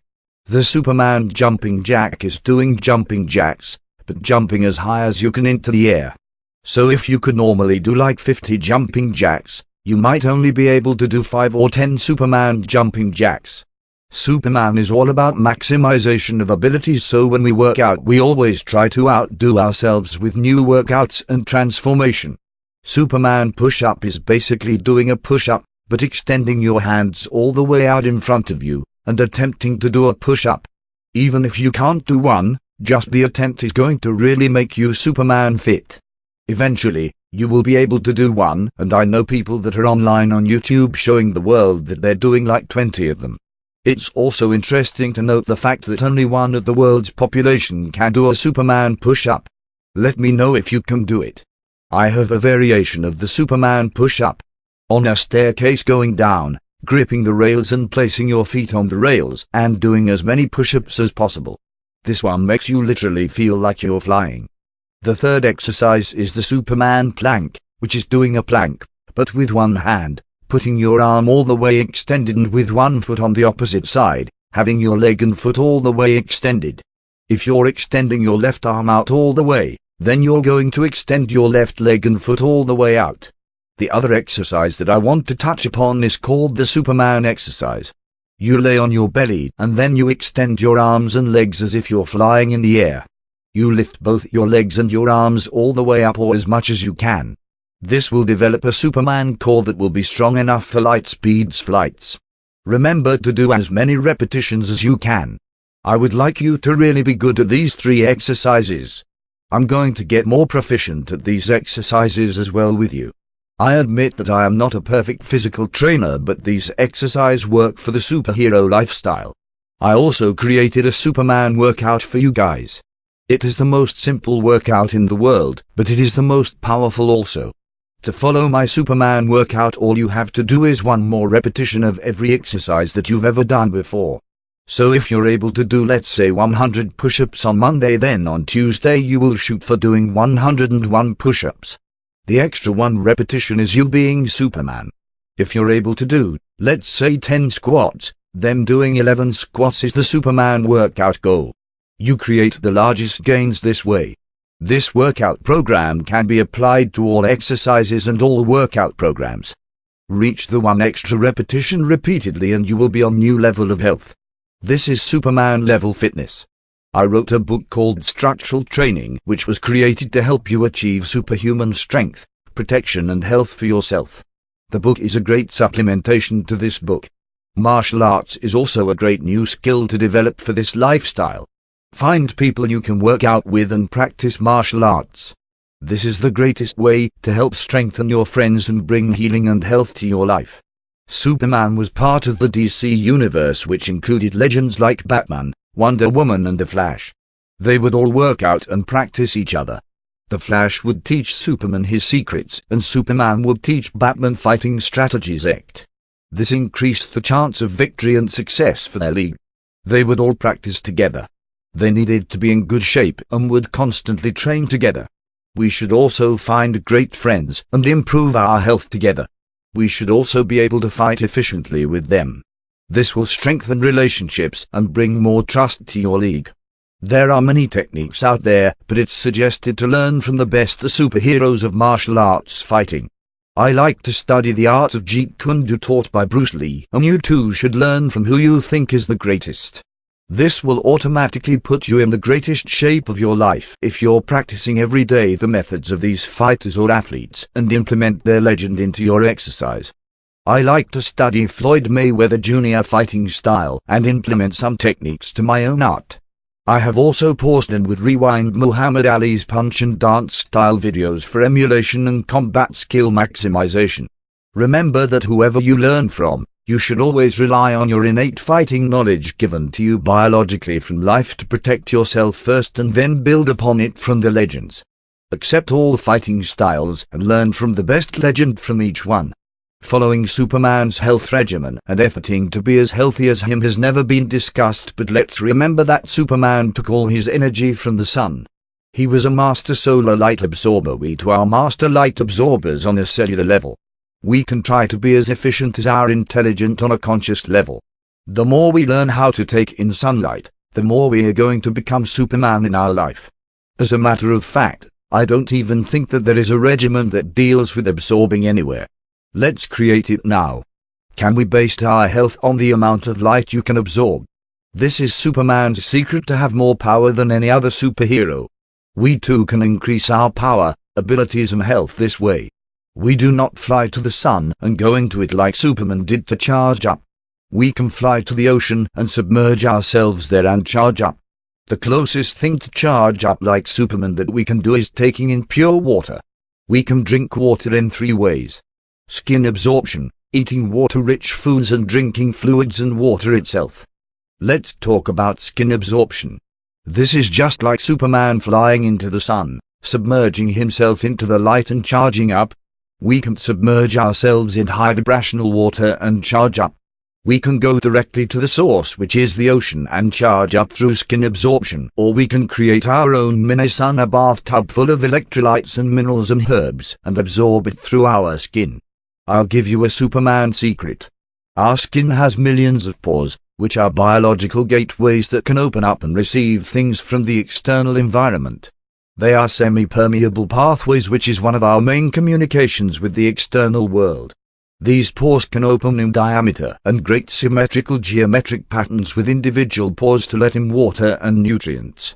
These patterns serve as doors or gateways and have perfected through symmetry the ability to absorb nutrients and energy. These pores also let things out of the body. These pores can open and also close to give us increased protection, to shield us and aid our immune system. When our immune system has decided to fully engage with full force, these pores sometimes close to trap bacterium like a castle lifts up its gates. The bacterium become trapped in the body and are obliterated by our immunity. Then the pores can reopen and the body can sweat out the destroyed micro-components of the obliterated bacterium. Sometime when it is humid we can absorb water and regain balance as well. It is important to know this super ability of our skin and its shield. Superman also had super skin. before it rains is a great time to go outside and exercise to open our pores and gain a rebalancing through the humidity. When the pores open up to receive moisture, we receive that water to enter into our bloodstream. This is great because this water is filled with the energy of our sun's currents. Even when you are not aware, we are absorbing the light like Superman. Even at night. This is how you can absorb a bunch of sunlight. Oh yeah, and let's not forget sun tanning.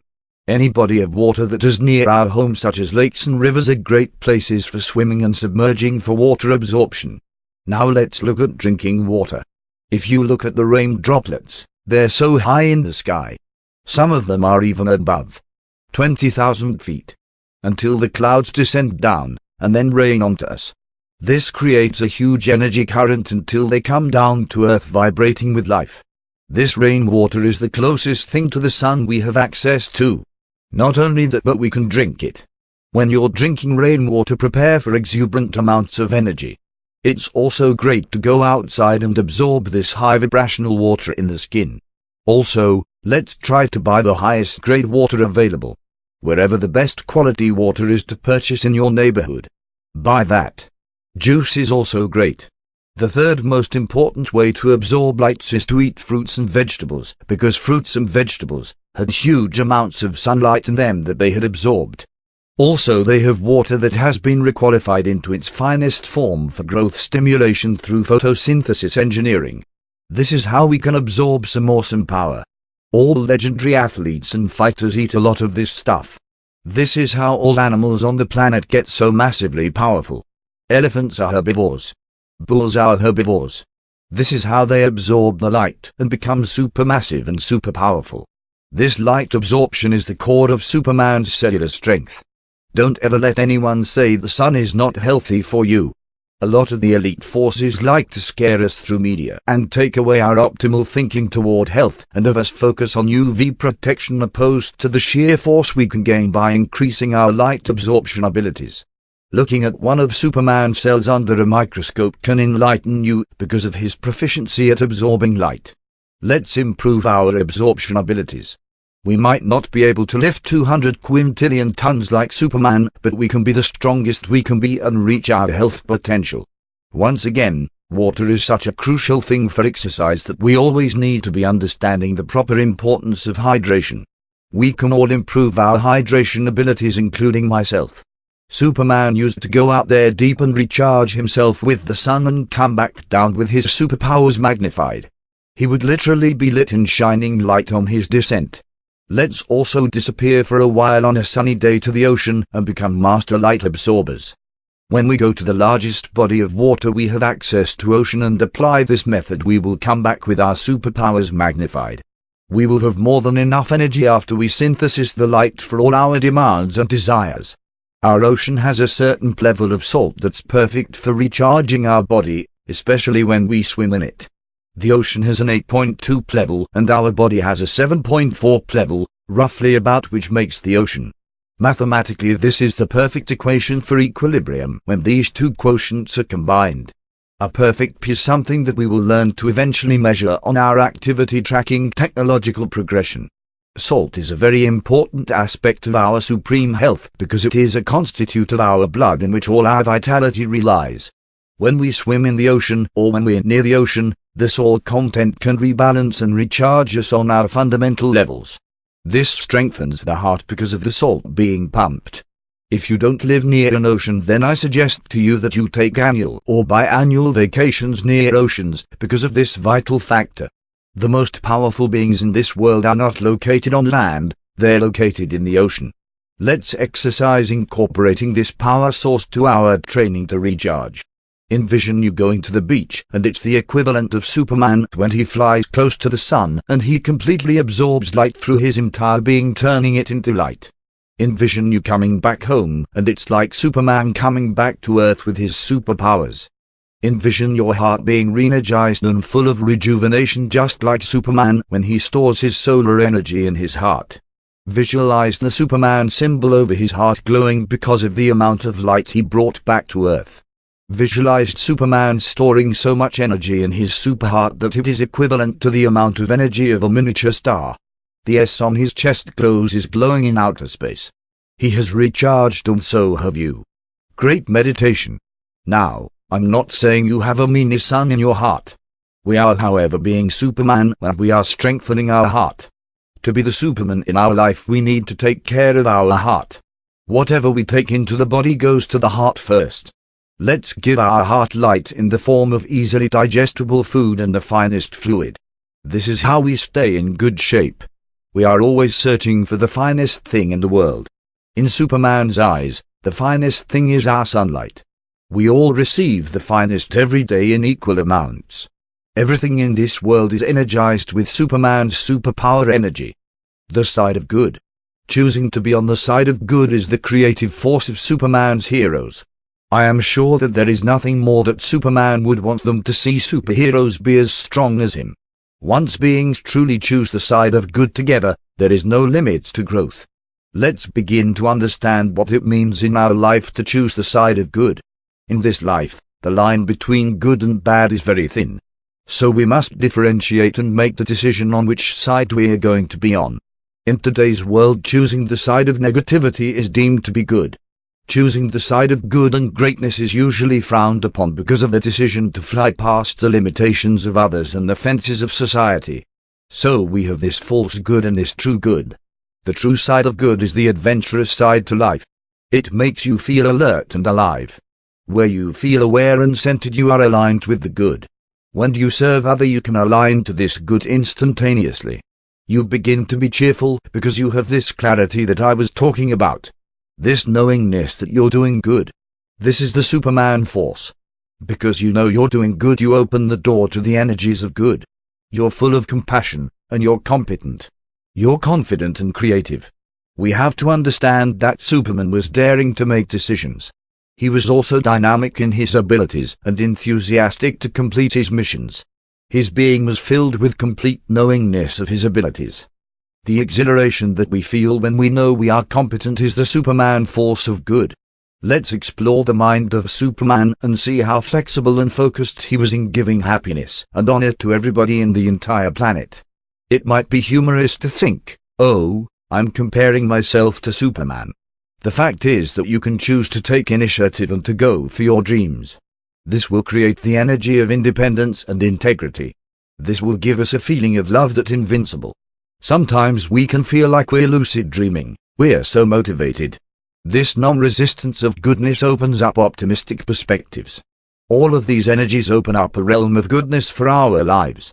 I have located the highest and closest words in our language that explains the side of good that Superman lived in.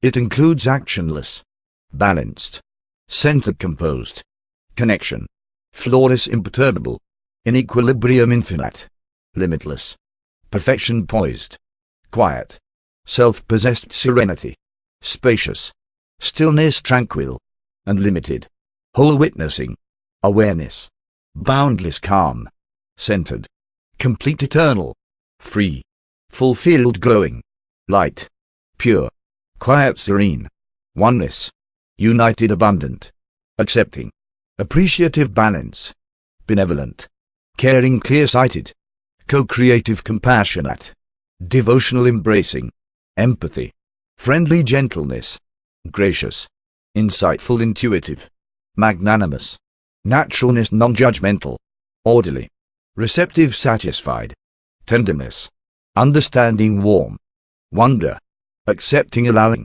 attuned, beautiful, childlike, compassionate, contented, delighted, elated, enriched, flowing, fulfillment, glowing, happy, harmonious, innocent, joyful, loving, mellow, open, playful, radiant, receptive, satisfied, secure, soft, well-being, able, aboveboard, adaptive, adventurous, bold, brave, candid, collaboration, commitment, compassionate, competent, cooperation, creative, daring, decisive, dedicated, dynamic, enjoyment, exploration, flexible, focused, forthright, gallant, generosity, giving, goodness, gratification, honesty, humorous, initiative, inquiry, insightful, integrity, inventive, motivated, partnering, perceptive, persevering, persistent, playful, Pleasure resourceful.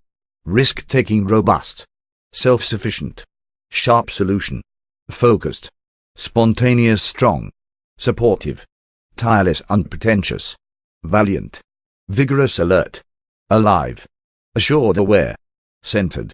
Cheerful clear. Confident. Cooperative delighted. Eager. Energetic exhilarated. Focused. Grounded gusto. Happy. Heartiness hopeful. Independent. Invincible loving. Loosed. Non-resistant open. Optimistic. Passionate purposeful. Receptive. Resilient safe. Secure. Stable willing. Zealous. Zest. When we choose this side we enter a realm that is positive and purposeful. If we are receptive to the side of good, which is Superman's ultimate force, then we are going to feel secure and self-sufficient. The only thing stronger than Superman himself is his decision for the side of good. We can support this goodness within ourselves because this goodness is our natural state where all our natural abilities manifest. Turning from our power of good is like a grasshopper who injures one of its hind legs. One of the main keys to initiate the side of good is respecting others' free will. This is called the law of mutuality. It is the main good. Even the universe and sun lets us make choices on our own. Superman's role is to protect beings from villains that threaten free will. He could bring peace on this planet in a day by disarming all of us and all our weapons. He could then pat us on the behind and tell us to behave. He could completely purify the earth by aerating the atmosphere with his super breath and then clean the ocean of all human pollution, but he gives us free will. He doesn't interfere and he still protects us and gives us peace to let us know things are going to be fine. We must follow this law with our friends and family. If we choose to follow this law of mutuality, then we are immediately transitioned to Superman's kingdom, the side of good. Then we can become Superman of our life. This takes a courageous decision, but hey, who said being a superhero is easy? Being on the side of good will bring us all the way up to the universal level of living. We know that the universe is on the side of good because it supports all of life on Earth. We too can support all life on Earth and take on universal characteristics. You don't have to water every tree on the planet like Superman could, but it's more of the attitude that you support all life on Earth. This attitude brings you right back to the universal heart, and you're able to access and be one with the universal mind. You will feel like the universe becomes your friend and that life loves you. It's not the universe that is making us do bad things, it's the lack of the universe. The lack of knowledge is what helps us the most toward our desired destination. If a person doesn't know how to fish, then he can't eat. It's the ignorance that the universe is not on the side of good and has our back. The planet has so many life forms on it and all of them have the ability to be happy. Maybe not all of the time because of decisions that man has made, but even people in the worst circumstances can change and be happy because they're filled with universal energy. During certain moments we can decide the simple decision, am I going to choose the side of good on this situation? This is the level of good on the level of choice. Is what created us good? Does our creation nurture us and feed us so that we can live and survive? In a lot of circumstances we can say that man's decision not to ask themselves if they are going to be on the side of good ultimately gets in the way with the natural energy that this creation holds. It's very wise to consciously make the decision to be a good person. It's as simple as asking yourself, will I choose the side of good? When we ask this, we make that decision on a deeper level, even though most people aren't aware of it. Then you're aligning with life itself, you're aligning with the universe. The person on the side of good accepts his side of bad. The person on the side of bad rejects his side of good. This is the difference. Superman was on the level of superhero, legendary superhero status when he chose the side of good. If he decided to be an elite villain, he would have fell into the category of a defeated villain, because he would have weakened himself and his health. This is also true with us and our decisions on this topic. Luckily it only takes one answer to one question. Superman used to experience his opponents pretending to be on the side of good to try defend against his power. This is how powerful the power of good is. Superman's arch-nemesis Lex Luthor was so good at this, he eventually became the President of the United States to take over Superman and have him locked up and destroyed. Lex was able to gain the popular vote of the entire country, and in the eyes of Americans he was a hero.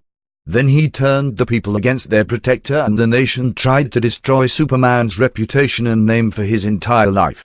There's a lot of people in all the world that pretend to be on the side of good.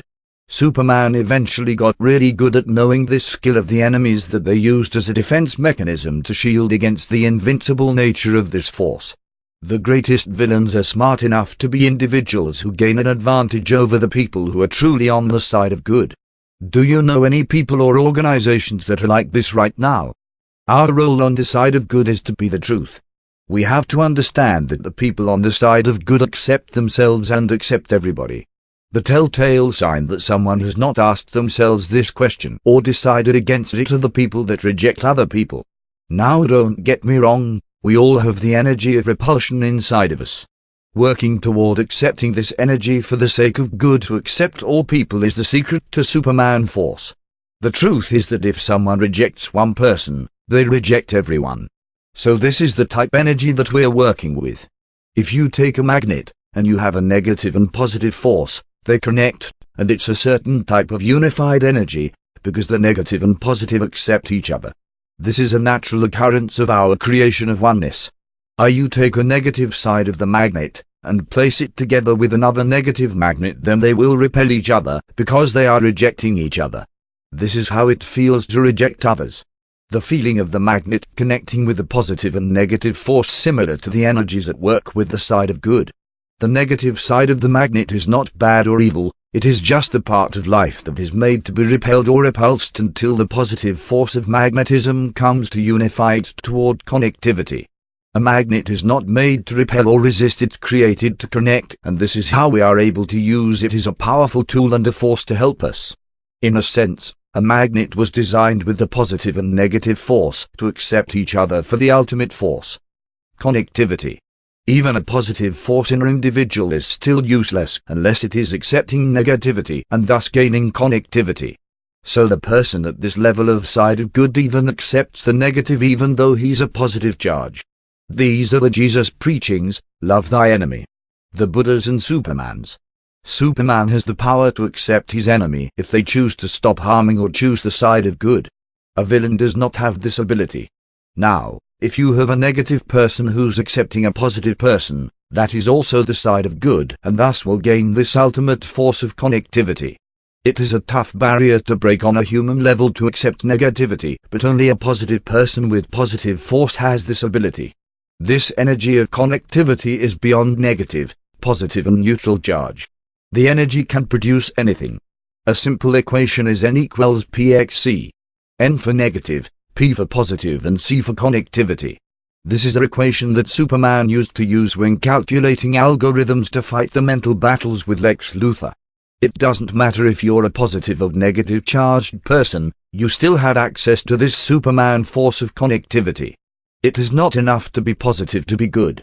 You must be reaching the force of connectivity. It is also a very beautiful form good when we have people who might be in negative circumstances, whether they're in an environment that's low class, or surrounded by family who might not be doing the right thing and they're full of negative energy, yet they still accept the side of positivity. These people are still harnessing the energy of goodness, the energy of connectivity. When these people hear about good people, they still have an openness to them. Even on the outside they seem negative, because of their circumstances they're universally seen as a good force.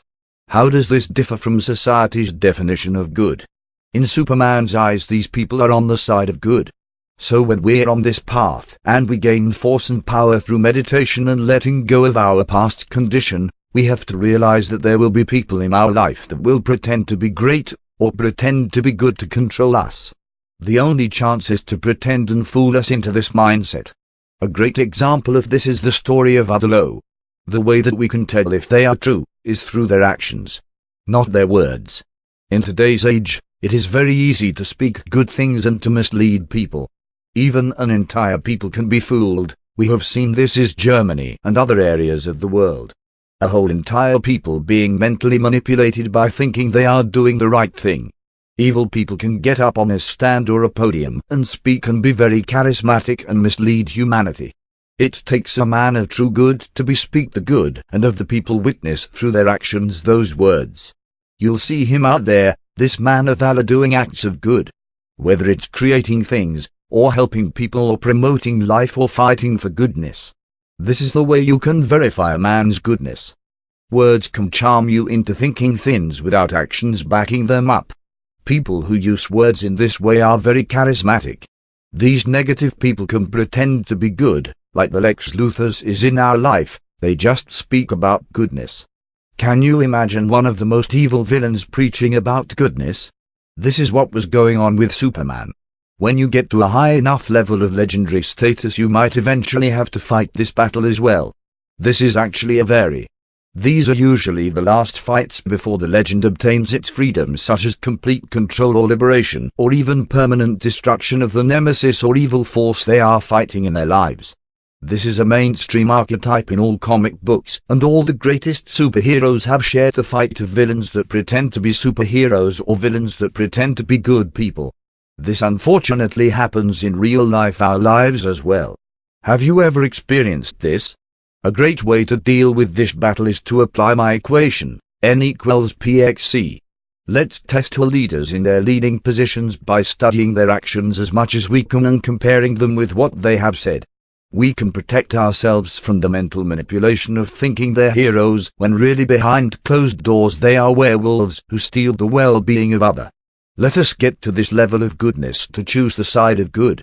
We have to embrace the fact that in this reality we will have to overcome our enemies through more than just force. We can do this by trying to synchronize the highest words we have with our actions. Eventually our actions will be stronger than the words of the supervillains. Flight exercise. In this chapter I am going to exercise where we are going to fly. We as humans fly in a very different way, but in a very deeper and more beautiful, loving way. We fly when we are feeling high levels of love. When we hit a certain level of love, we get to a feeling that is as exhilarating as flight. Luckily, this is our own love that is deep within us, so we don't have to exert much energy at all for this flight power. Sometimes it feels like it from someone else, but usually it is someone who uncovers our own love that was within us all along. Sometimes we say the love is because of others and forget that it's really our own lot. We are going to improve this truth by taking flight now. Sometimes you hear people say things like, "Oh, I'm so happy, I feel like I'm flying." Maybe you have thought to yourself, "I feel so uplifted, I feel sky high." Or, "I just feel like I could do anything." These feelings are superhuman energy, and this is our ability of flight as being Superman in our life. With this exercise we use the strength of the mind to make the body feel anti-gravitational. The mind strength is able to analyze and reason with logic, and it also has a very huge strength called resistance. We can consciously use this resistance to our advantage instead of just using it to push things away from us. The slingshot is the best example of this resistance. We have seen people literally take liftoff through the resistance of huge slingshots. We can also do this with our feelings. We can actually pull things into our experience. What I'm going to do is teach you how to do this. I'm going to list some high-flying words that are going to make us feel jubilee and sky high. Then we are going to use resistance to catapult us into the mind state. To do this we are going to use words like not or don't attached to these high vibrational words, and just like the slingshot we are going to being slung into a feeling of our own love. We are going to sling ourselves into our loving self where the love will give us permanent lift-off. Okay, so get ready for flight. Get comfortable. Take off your shoes and wear light clothing in a place where you are least likely to be disturbed. Now we are going to pull in the vibration of the word to make us move into a feeling of love, which is our highest state. Our flight. 1.2.3. Lift-off. Don't feel wonderful. You are not well-being, you can't be understanding. Say no to radiance. You can't be secure. You're not allowed to be receptive. Please don't be open and playful. Stop being loving. You can't be joyful. You're not in tune with the universe. You can't be intuitive. You're not allowed to live in complete harmony. You're not harmonious. You're restricted to be glowing. You refuse to be delighted. It's against the law to be gracious. Don't think about friendliness. Don't think about abundance. You can't achieve complete balance. You're restricted to being appreciated. You refuse to feel belongingness. You are not childlike. You are not compassionate. All right. I hope this exercise helped you.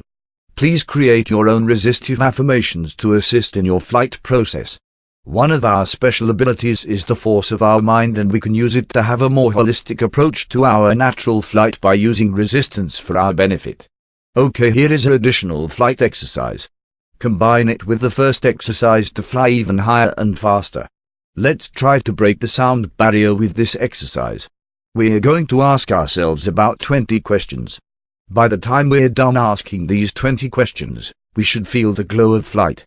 It might take a couple of minutes to kick in, but by now from the first exercise, you should be feeling that wonderful flight energy of that Superman that's within you right now.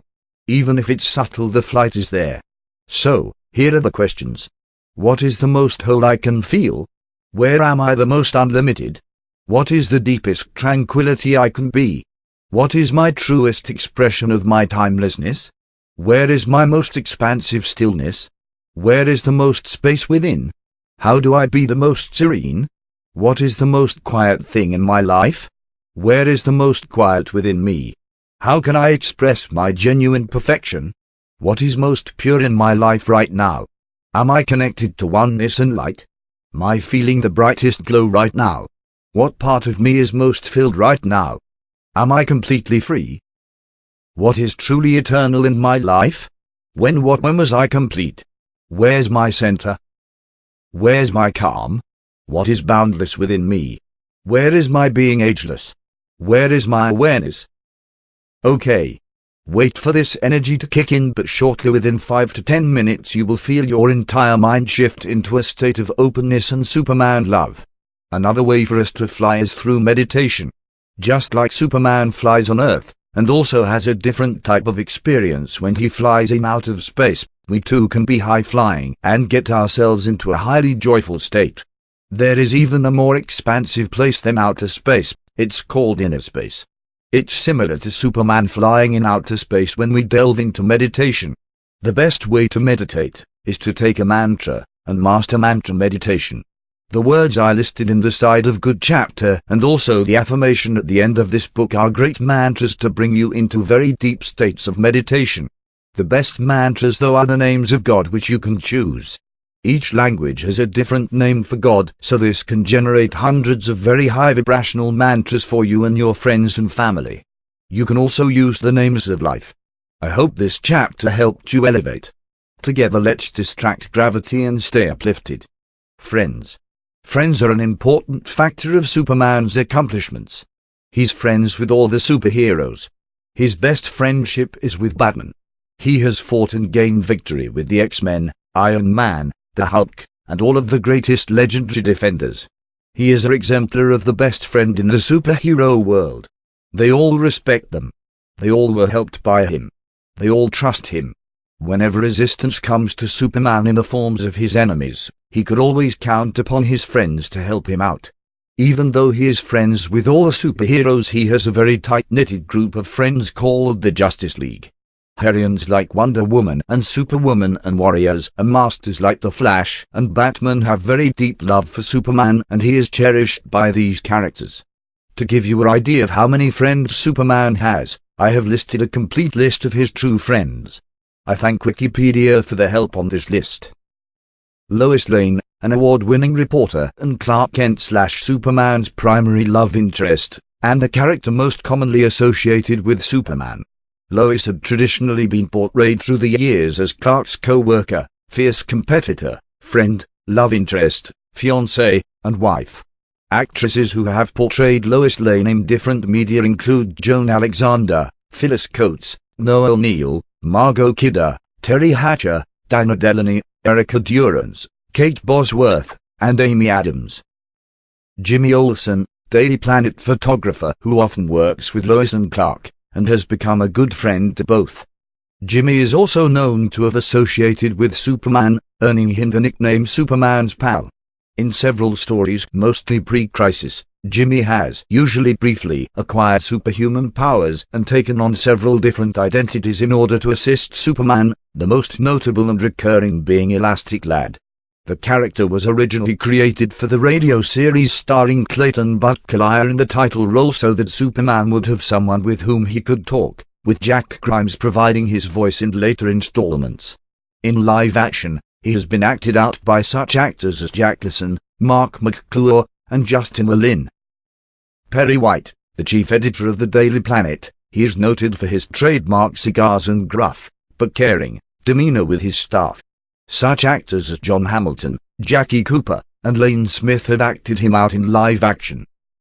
George Taylor, the first and former editor-in-chief of the Daily Star, before the Daily Star was renamed the Daily Planet.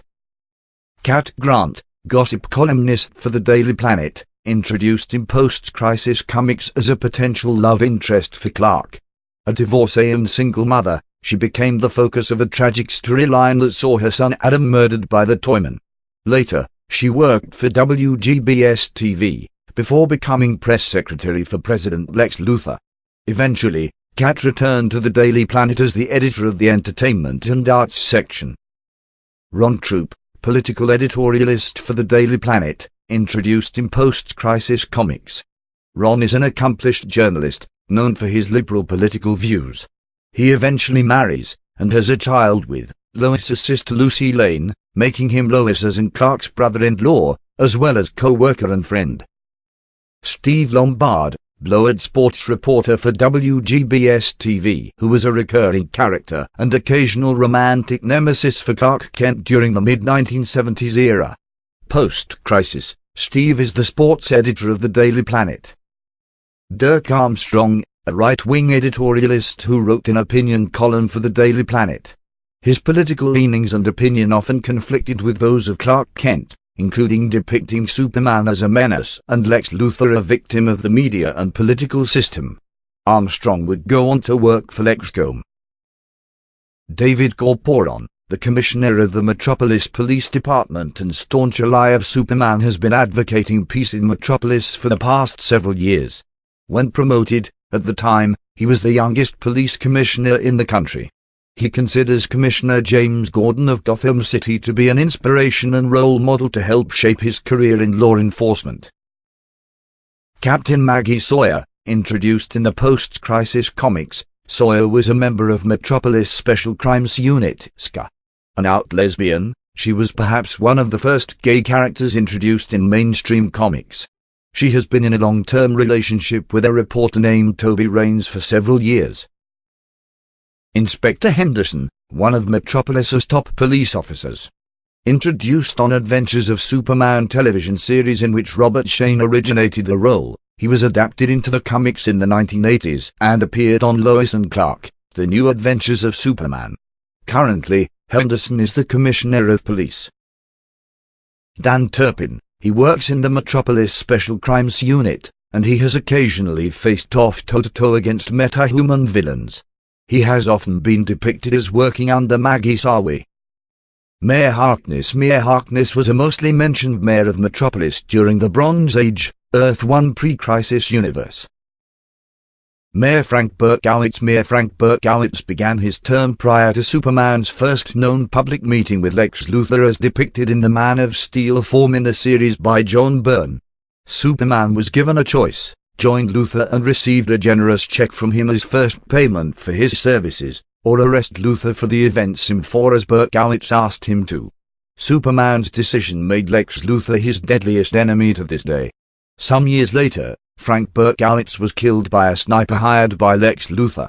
Mayor Frank Berkowitz appeared in the Lois and Clark, The New Adventures of Superman episode The Man of Steel played by Sonny Bono.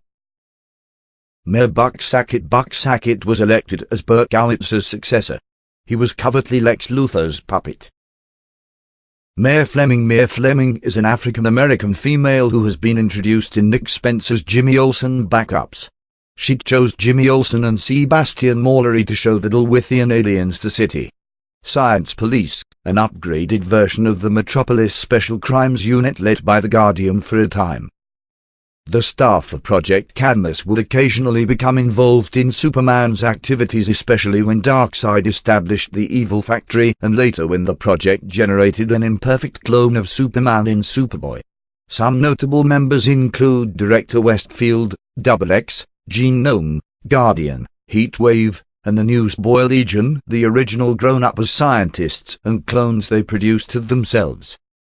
Solos Citizens Army for the Economic Liberation of Suicide Slum, a group of activists that employ electronic communication and super-science cybernetics that oppose Lex Luthor's control of Metropolis.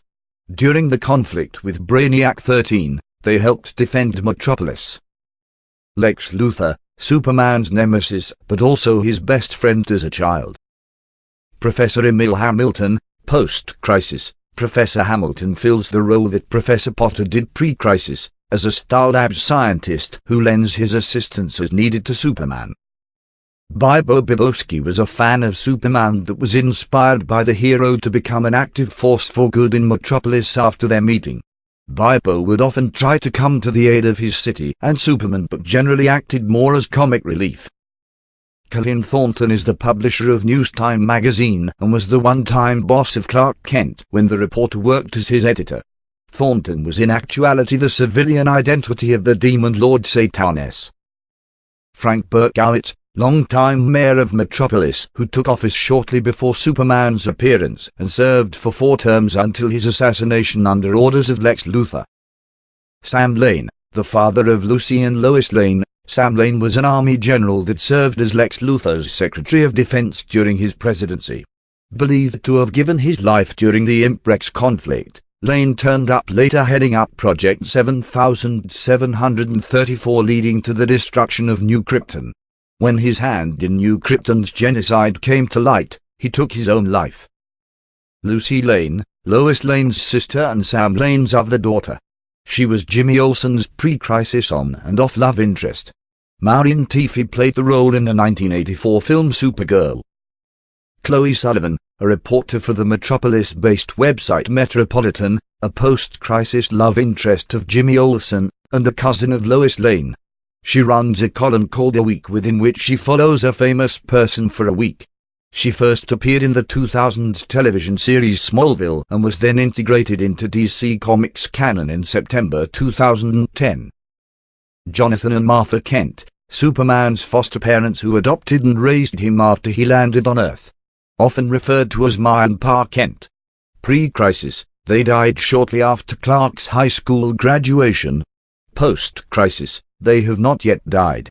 After the relaunch of September 2011, they are dead again, dying on Clark's prom night in Action Comics 17. In Superman on Earth, the premiere episode of Adventures of Superman, they were called Ethan and Sarah Kent. Lana Lang, Clark Kent's childhood friend and sometimes love interest from Smallville. Pre-crisis, Lana often suspected Clark of being Superboy. On several occasions, pre-crisis, Lana gained superhuman powers from a biogenetic ring she received from an alien whose life she had saved, and had several adventures as the Insect Queen. During the 1970s, Lang was also a co-worker with Clark Kent during his time as a television reporter for WGBS. Post-crisis, Clark told Lana about his powers in high school before leaving Smallville. Later, Lana married Pete Ross and had a son named Clark. Lana was briefly First Lady of the United States, and later worked as the CEO of LexCorp. Currently, Lana and Pete are separated, and Lana lives and works in Metropolis as the business editor of the Daily Planet.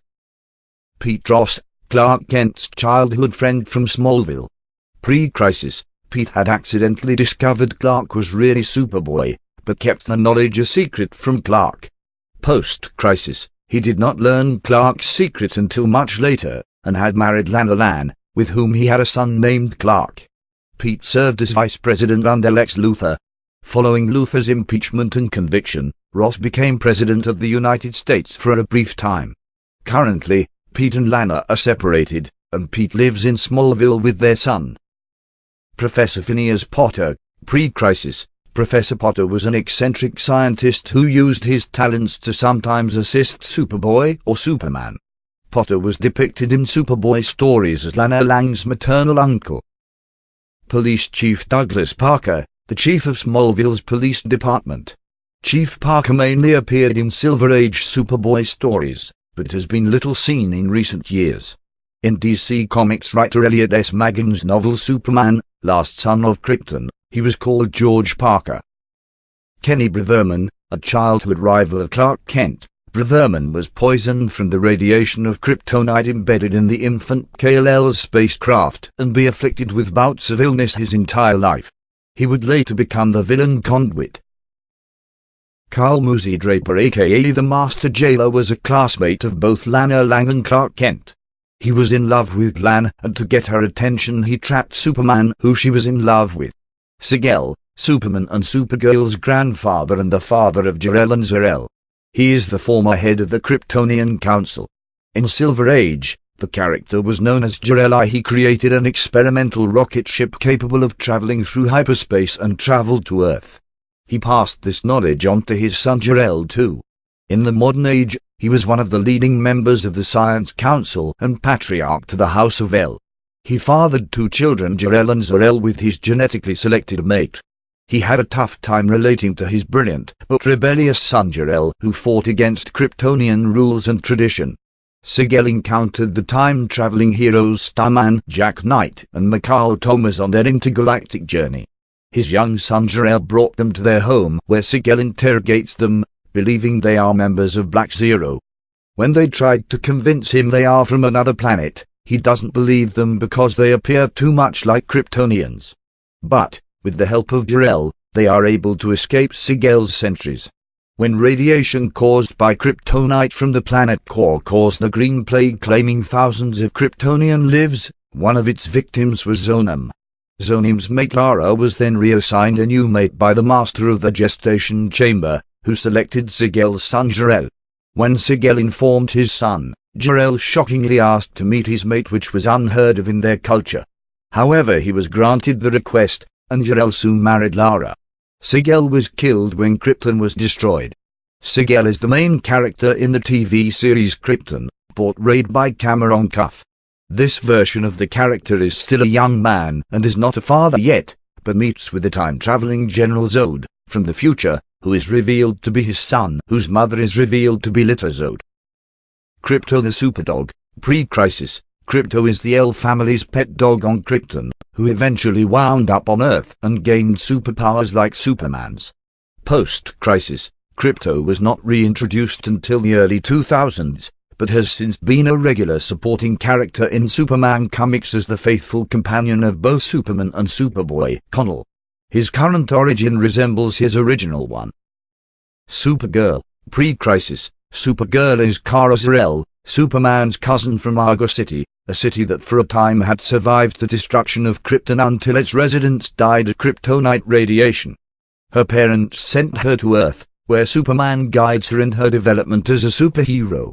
Post-Crisis, several versions of Supergirl have been introduced. The most significant of these are Matrix and Linda Danvers, who had a complicated relationship to one another. Another such individual was Sar-El. In 2004, a new version of Kara Zor-El was introduced in issues of Superman/Batman, arriving on Earth as a teen like the original Kara. Superboy. Pre-Crisis, Superboy is Superman's first costumed identity, which he assumes at age 8 and retains until he becomes Superman at age 21. Post-Crisis, Superboy is a clone, originally thought to have been of Superman. Superboy later finds out that he is actually a hybrid of human and Kryptonian DNA. At first, he believes he was purposely made to only have tactile telekinesis. Later, in Young Justice, he discovers that his human DNA comes from Lex Luthor. Superboy's secret identity is Connor Kent, clone brother of Clark. The current Superboy is Jonathan Samuel Kent, the son of Superman and Lois Lane. Steel, an engineer genius named John Henry Irons, who creates a high-tech, mechanized suit of armor to fight crime in, after Superman's death in the Death of Superman's storyline, and still serves as a superhero today. His niece Natasha Irons has also fought crime as Steel.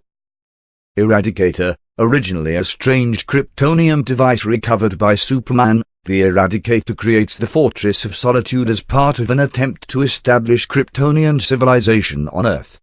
Later, it gains more sentience, and has since become a hero in its own right. His current 2008 status is unknown. Power Girl, a version of Kara Zor-El, Supergirl from Earth 2 and the cousin of Superman, Kal-El. Legend aka Monday L, from Dag Sam, a planet similar to Krypton, that stops on Krypton just prior to its destruction. He eventually makes it to Earth and befriends Clark Kent, originally Superboy, who gives him the name Montiel and puts him in the Phantom Zone when he receives a fatal dose of lead poisoning. Since then, Montiel helps Superman as much as he can concerning matters with the Zone. After 1,000 years, La is cured and freed by the Legion of Superheroes, who also recruit him as a member in the main DC continuities extant from 19,902,004. Legend has a different history as the hero, Valor. Superwoman. Several versions of a Superwoman have appeared. Often, she is Lois Lane, temporarily granted superpowers. Luma Linnaeus bore the title. Shortly before the crisis, Christine Wells, a descendant of Jimmy Olsen from the future, assumed the identity of Superwoman. Lana Lang is the current Superwoman. Chris Kent, introduced in 2006, Chris Kent is the foster son of Clark Kent and Lois Lane, and the natural son of Kryptonian supervillains General Zod and Ursa. Chris possesses at least some of Superman's powers. Chris is currently on Earth using the costumed identity of Nightwing. Kal Kent, a descendant of Superman that occasionally interacts with his ancestor. Natasha Irons. Natasha Irons is the niece of Steel, an extremely intelligent engineer who's begun her own superhero career. Using an advanced exoskeleton like her uncle, she becomes the second Steel for a time, but she gained powers during 52 and has also used the names Starlight and Vaporlock. She has been a member of Team Superman and Infinity, Inc. Thara Ikvar, friend of Kara Zor-El, Thara Ikvar was the chief of security on Kandra and now Flambird. She shared a romantic relationship with Chris Kent and later sacrificed herself to save her people by using the power of the Flambird to return the sun to its yellow state. Beppo, monkey that stowed away on Kal-El's rocket. Comet, the Superhorse, Supergirl's flying horse, originally a centaur, but cursed to live as a full horse. At various times he has had romantic feelings for Supergirl. Post-crisis, he was given a different, stranger history. Streaky the Supercat, Supergirl's normal household cat, accidentally given superpowers by a new type of kryptonite. Streaky regularly fights alongside Krypto in the animated series Krypto, the Superdog. Wizzy, 30th century descendant of Streaky, the Supercat. Yango the Super Ape, pre-crisis, an ape from Krypton rocketed to Earth by anthropologist Professor Ankale to Kenya, where he built an underground city for apes and acts as their protector. Ariella Kent. Ariella Kent is the Supergirl of the 853rd century. She's the daughter of the pre-crisis Superman and Linda Danvers. Laurel Kent. Laurel Kent was the 30th century direct descendant of Superman and had the power of invulnerability. She became a Legion Academy member in the hopes of joining the Legion of Superheroes.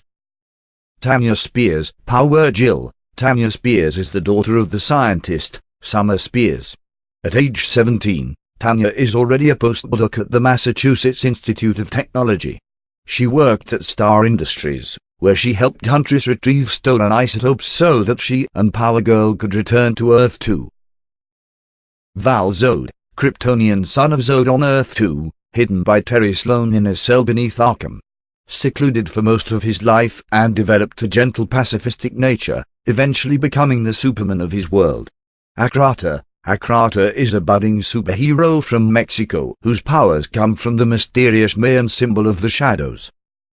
Agent Liberty, former CIA operative that donned a power suit and fought crime, often beside Superman. Later acting as an operative for the United States, he would die investigating Project 7734. Alpha Centurion, ancient Roman soldier and current antagonist of Superman for the affections of Lois Lane. Ambush Bug, initially attempting to be a supervillain, battling Superman inspired Ambush Bug to become a hero instead, fancying himself as Superman's sidekick partner and close friend, much to the Man of Steel's chagrin. Orion, a clone of the Guardian made by Project Cadmus that abandoned the project to traverse the stars. He would be killed fighting beside Superman against Massacre. Batman, Bruce Wayne, who witnessed the murder of his billionaire parents as a child, swore to avenge their deaths. He trained extensively to achieve mental and physical perfection, mastering martial arts, detective skills, and criminal psychology. Costumed as a bat to prey on criminals' fears, and utilizing a high-tech arsenal, he became the legendary Batman. Big Barda, bred for battle on the hellish world of Apocalypse, Big Barda became one of her world's greatest warriors and served as the leader of Darkseid's personal guard, the Female Furies. Eventually Barda found love, and fled Apocalypse with her future husband, Mr. Miracle. Barda has since made Earth her primary home and has served as member of the Justice League. Black Lightning, a longtime resident of Metropolis, Black Lightning fought crime in Suicide Slum and took on the 100, making a nemesis of crime boss Tobias Whale. He would go on to be the Secretary of Education under President Lex Luthor. Booster Gold, using Legion tech and operating out of Metropolis, Booster Gold started as a glory-seeking adventurer that became a hero and ally to Superman. Much of this cultivated into his role as Supernova, filling the void left by Superman during the year the hero was depowered using Phantom Zone projector technology. Captain Comet, a meta-human born with powers 100,000 years before his time, Adam Blake protects space as Captain Comet. Captain Marvel, Billy Batson, formerly Captain Marvel and now as Shazam. Deemed worthy of becoming the champion of the ancient wizard Mamaragan, whenever he utters the word Shazam, young Billy Batson is struck by a magical thunderbolt and gains vast divine powers and abilities to transform into magic's champion, the world's mightiest mortal, Shazam. Captain Strong, the seafaring captain of the Fantasia, Superman helped Horatio Strong beat his addiction to the alien power-giving seaweed Sauncher, and the two became close friends with Clark Kent occasionally joining Strong in his voyages. Dr. Light, after losing her powers to her villainous counterpart, Kaimio Hoshi, moved her family to Metropolis and came to work at Star Labs. When her powers are restored by hardware, she becomes active in the Justice League and fighting crime in Metropolis. Draga, the champion of Warworld who lost to Superman. Though he sought to fight to the death with Superman, he would instead become an ally and gave his life to save Earth from Brainiac. Gangbuster, originally a crime fighter in Suicide Slum, he would occasionally team with Superman, and one time the Kryptonian donned Gangbuster's costume when he suffered a nervous breakdown. Garok, Superboy's childhood friend Gary the Witch Boy grown into a sorcerer. Hawkka, hero of the planet Thoron who once befriended Jor-El.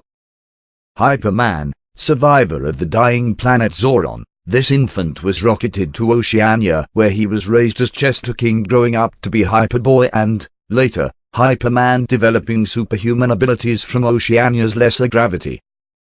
Icon, formerly a native of the Milestone Comics universe, Icon was one of many characters retconned into the mainstreamed history following Final Crisis. Though not much is known about how they met, the two have been shown to be good friends and have a deep-seated trust in each other. Like Clark, Icon is an alien who crash-landed on Earth and was raised by a human family. Iman, Diego Irigoyen is a Mexican scientist who wears a high-tech battle suit and idolizes Superman. Infinity, Incorporated, a group of meta-humans given birth from Lex Luthor's Everyman project. The team were his puppets until being set free by the hero Steel. Sometime after earning their freedom, they would again band together as heroes in Metropolis under the direction of Steel. Iron Monroe, super strong member of the Young All-Stars. Iron Monroe inspired Clark Kent to become the hero known as Superman. Clark read about his adventures when he was a child. Iron Monroe taught Clark the true meaning of truth, justice, and the American way. Killex, in post-crisis stories, a Kryptonian robot who originally served Jor-El on Krypton. Killex currently maintains Superman's Fortress of Solitude. Kismet, she is an immortal god in the DC universe. She guided the Man of Steel in his path of righteousness. Lori Lemeris, a mermaid who Clark Kent dated while attending Metropolis University, he proposed marriage to Lori, though she turned him down.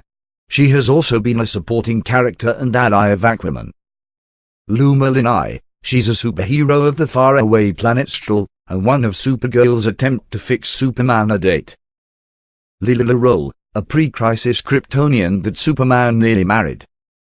Martian Manhunter. While the Martian Manhunter and Superman shared a connection as members of the Justice League and aliens on Earth with similar powers, unbeknownst to Superman, Giant had observed the hero since he was an infant. He would enter Superman's life several times, including posing as a Kent farm laborer named Josh Johnston and his high school civics teacher Mrs. Klingman. Maxima, ruler of Almanac, she sought Superman to produce a powerful heir, but would later become an ally of Superman. She would give her life to save the universe from Brainiac. Mighty Boy, alongside Ravo the Mighty Dog. Mighty Boy is the hero of the planet Zamor, where he and his hound have similar powers to Kryptonians. Mr. Majestic, displaced in Metropolis after being pulled through the bleed, Majestic filled the void left by an absent Superman. Upon the hero's return, Majestic came to follow some of Superman's behavior before the Man of Steel was able to help Majestic return to his home universe. El Muerto, a Mexican superhero also known as El Muerto and a fan of Superman. Nightwing and Flambird, originally Superman and Jimmy Olsen. Pre-crisis the duo would pass these identities on to Van-Zee and Akvar to protect Kanda. Post-crisis, the identity would go on to several including Power Girl and Supergirl, and recently Chris Kent and Thara Akvar to protect Kanda. Orion, the second son of Darkseid and scion of Hifar. Orion is New Genesis' greatest defender and the fiercest warrior of the Fourth World. Known as the Dog of War, Orion constantly struggles to maintain the balance between his peaceful upbringing and brutal nature. Power Boy, Zal Vaughn was rocketed from Earth to survive the destruction of Atlantis to the planet Juno where, due to having less gravity than Earth, gives the child superhuman abilities. Quetzalcoatl, pre-crisis, Quetzalcoatl was falsely imprisoned in the Phantom Zone and was freed by Superman. He would end up working for the Daily Planet as Charlie Queeskill before being put in the Phantom Zone again alongside Superman, where he gave his life to protect the Man of Steel. Red Shard, Superman's unit in the military guild of New Krypton, originally led by Asher Del-Nar, who became Superman's second-in-command. Scorn, the Prince of Kanda who became stranded in Metropolis, becoming a hero and friend of Superman. Sorka, pre-crisis hero of the Planet Maker who married an amnesiac Supergirl. Sharif, Dave Utner-Shaw is a Kurosai teen who developed telekinetic powers in the wake of invasion. A troubled youth due to the hatred held towards his nationality that would cross swords with Superman and Lex Luthor, the teen would later act as a hero named Sinbad in Metropolis. He would later move to Los Angeles and go by the name Sharif. Shea Veritas, a scientific genius and consultant confidant to Superman. Dr. Veritas created the Blocker facility near the center of the Earth and the only place where Superman can physically train and actually see results. Sirocco, the embodiment of Kaiba's emotions and conscience, the immortal speedster of Tehran, Iran. Sirocco will become one of the remaining survivors on Earth and ally to Superman when his evil counterpart and his Ostwolves wipe out humanity. Starman, a hero of the Infinite Realm. Starman was secretly Prince Gavin, the brother of the realm's ruler Clarissa. Gavin was believed dead, left to die in space by order of the Imperial Council such that none challenged Clarissa's reign. Mongul would come to the realm's capital world and slay Clarissa, usurping rule, using the planet's weapon, the Doomsday device, to force other worlds to join him. Starman teamed with Superman to bring Mongul to justice, leaving Gavin to rule the world. The hero would die, but his essence was absorbed by Will Payton, who took up Gavin's role. Strange Visitor, a childhood friend of Clark Kent's from Smallville, who gained Superman's electrical powers and wore his old containment suit from the period when he was an electrical being. She was later revealed to be the cosmic entity, Kismet. Super Chief, Flying Stag is an Iroquois warrior who derives his powers from a talisman known as the Manitou Stone. His descendant, John Standing Bear, took up the mantle of Super Chief after him, but the stone was returned to Flying Stag after his successor's death. Fawn, a heroine that suffers from dissociative identity disorder that teams with Superman against the 100. Taiwan, a Kandorian spy for General Zod that would go on to represent the Labor Guild on New Krypton's ruling council and would be Superman's closest friend on the planet.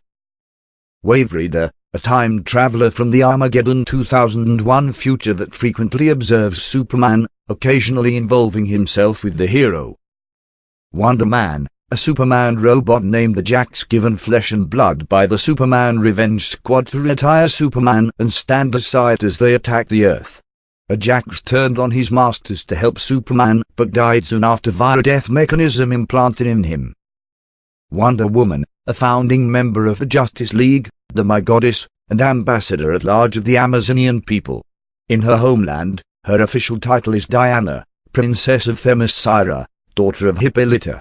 When blending into the society of man's world, she adopts her civilian identity Diana Prince. The character is also referred to by such as the Amazing Amazon, the Spirit of Truth, Themyscira's champion, and the Goddess of Love and War. Wraith, an alien who crash-landed on U.S. soil during World War II. He has been working with the U.S. Army in secrecy ever since as their own super being, even more powerful than Superman. Vartox, a pre-crisis ally and friend to Superman from Valeron, Vartox would occasionally team with Superman to face threats on each other's planets. Vixen, the Vixen was introduced in an adventure of Superman, where her real name was revealed to be Mary McCabe, and where she was revealed to be one of Clark Kent's and Lois Lane's fellow Daily Planet reporters. She possesses an amulet, the Tumtum Totem, that will allow her to hold any powers of any animal she chooses. As the Tumtum Totem is magical in nature, she was able, when she and Superman briefly fought, to harm Superman, since, being a scientific creature, he is vulnerable to magic.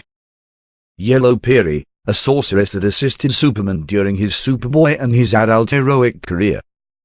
Forgotten Heroes, a group of heroes that formed to save Superman's life and later teamed with Superman to battle the forgotten villains.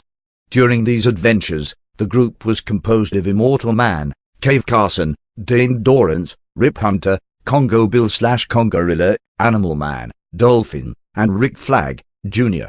The Justice League of America, a team of superheroes of which Superman is a member and often the leader. Other notable JLA members include Batman, Wonder Woman, The Flash, Green Lantern, Aquaman, Martian Manhunter, Green Arrow, and Black Canary. The Legion of Superheroes, a team of young superheroes from the 30th and 31st centuries who were formed with Superman as their inspiration. In his youth, Superman frequently traveled to the future to serve as a member of the Legion as Superboy. Other notable Legionnaires include Cosmic Boy, Saturn Girl, Lightning Lad, Brainiac 5, Legend aka Montael and Supergirl. The new gods of Supertone, as Earth seemed inexplicably tied to the anti-life equation, sought by Darkseid and his minions, Superman would become a frequent opponent to the ruler of Apokolips and thus an ally to his enemies in the new gods of Supertone. Some notable members of these new gods are Father, Orion, Mr. Miracle, Big Barda, and the Forever People. Squad K, a government-sponsored unit created to take down Superman should he ever go rogue. With the appearance of New Krypton, they became a unit charged with taking on Kryptonian threats. When they were introduced, they were led by Colonel Perseus Hassad, grandson of Gravediga. The team was forced to add Reactron to the group and he killed them during their mission together. The team was reformed under General Dane led by Sergeant Cloud. The Supermen of America, a team of youths inspired by Superman initially funded by LexCorp to protect Metropolis. Metahuman Metropolis Special Crimes Unit, to face the growing threat of metahuman crime in Metropolis, the squad added metahuman agents, Freight Train, Fireworks, Babmoth, and the Roo. Space Canine Patrol Agents, an intergalactic group of canine crime fighters. Space Cat Patrol Agents, feline variation of the Space Canine Patrol Agents. Supermen Emergency Squad, a group of Kandorians led by Superman's cousin Donell that come to Superman's aid when necessary. The Hyper Family, a family of heroes on the planet Trombus that gain powers similar to Kryptonians under a red sun. The group includes Hyperman, Hyperwoman, Calypso the Hyperdog, and are led by Hyperboy. These are the closest friendships and allegiances that Superman has. You can envision it is his circle. He also had many more friends and superheroes that were there to help him. His superintelligence allowed him to have a very large network of friends, and these allegiances was also a superpower, a super force that evil could not penetrate. Evil does not have the ability to form meaningful relationships with that many organizations or people, but the side of good can. Most of these characters and organizations have very interesting storylines, and you can check them out. They all have a form of mini Superman storyline attached to them. They should all be looked at and directed toward your knowledge of the depth of Superman's circle of heroes and friends. The thing about Superman's friends are they're the strongest beings in the world. They always had Superman's back, and he doesn't really have to worry about keeping secrets around them. We too should find superhero friends in our life. People that are highly adaptable to our life and truly want the best for us and can help us get the victory. We know that Superman works very well alone, but he also has a lot of friends. This balance of being able to work well in both conditions is a superhero force that we can master as well. This chapter combined with the later chapter works well alone can increase your power dramatically. What will make you a superhero friend? It's simple, you will fight for them when they need you. Superman's alliance, especially his team called the Justice League, was very dear to Superman, and he would die for them in battle. They worked great together, and sometimes they could even combine superpowers, they were so close. They also knew how to use their strengths together for one common purpose. Superman once said after a victory over arch-villain Wraith in a lonely battle at the core of the earth, "My friends are people I actually admire because even if I don't agree with them, they own their decisions. They live in the light." He won this battle for his friends, then he bursted from the earth's core and out through the ocean in a matter of seconds. It's also good for people to find friends that will uplift them. If I'm looking to get wealthy, I would need to find wealthy friends. If we're looking to become a better athlete, we need to find strong athletic friends. When we help people like this and defend them, we can be helped in the area of skill and resource we desire. It's good to know this because sometimes we desire certain things yet our friends are going in an opposite direction. This will make it impossible for us to reach our goals. Can you imagine if Superman was friends with villains or negative people? This even applies to your family. No matter how much you love them, if they are going the opposite direction, then when you are with them it will be impossible to reach goal achievement. It is in the areas that we excel that we find friends. If you have friends that are in areas that you don't succeed or excel, they're not really friends. They're just acquaintances. There must be similarities for you to build on together. If not, the closest they can be is a caregiver. Trust me, Superman didn't need caregivers, he needed friends that would help him fight for good. What time in your life were you with people who helped you in what you excel in? These were your most strongest friends, or had the potential to be. We can get together with people and excel in what we love and build great friendships. When two people meet and they have the same interest, it's the easiest to make a friendship with this individual. Superman needs his Batman and Superwoman needs her Wonder Woman. Without these friends we cannot be as effective. We see this all the time. Two people are really good artists, and then end up creating things together and creating a bond that builds a platform for them both to launch further. Best friends are born when both people excel. This creates a complementary energy. Just like superheroes who form groups or duos to combine their special forces to take down the enemy. This also goes for intimacy as well. Clark had Lois Lane. Go back to my chapter called Finding the Perfect Woman to read more on this type of friendship. My best friends can be either woman or male, and my goal is to create a superhero Superman lifestyle with them. If you want to become Superman in your own life, which you already are, and if you want to fully express that, you're going to have to find friends that excel shooting for the stars.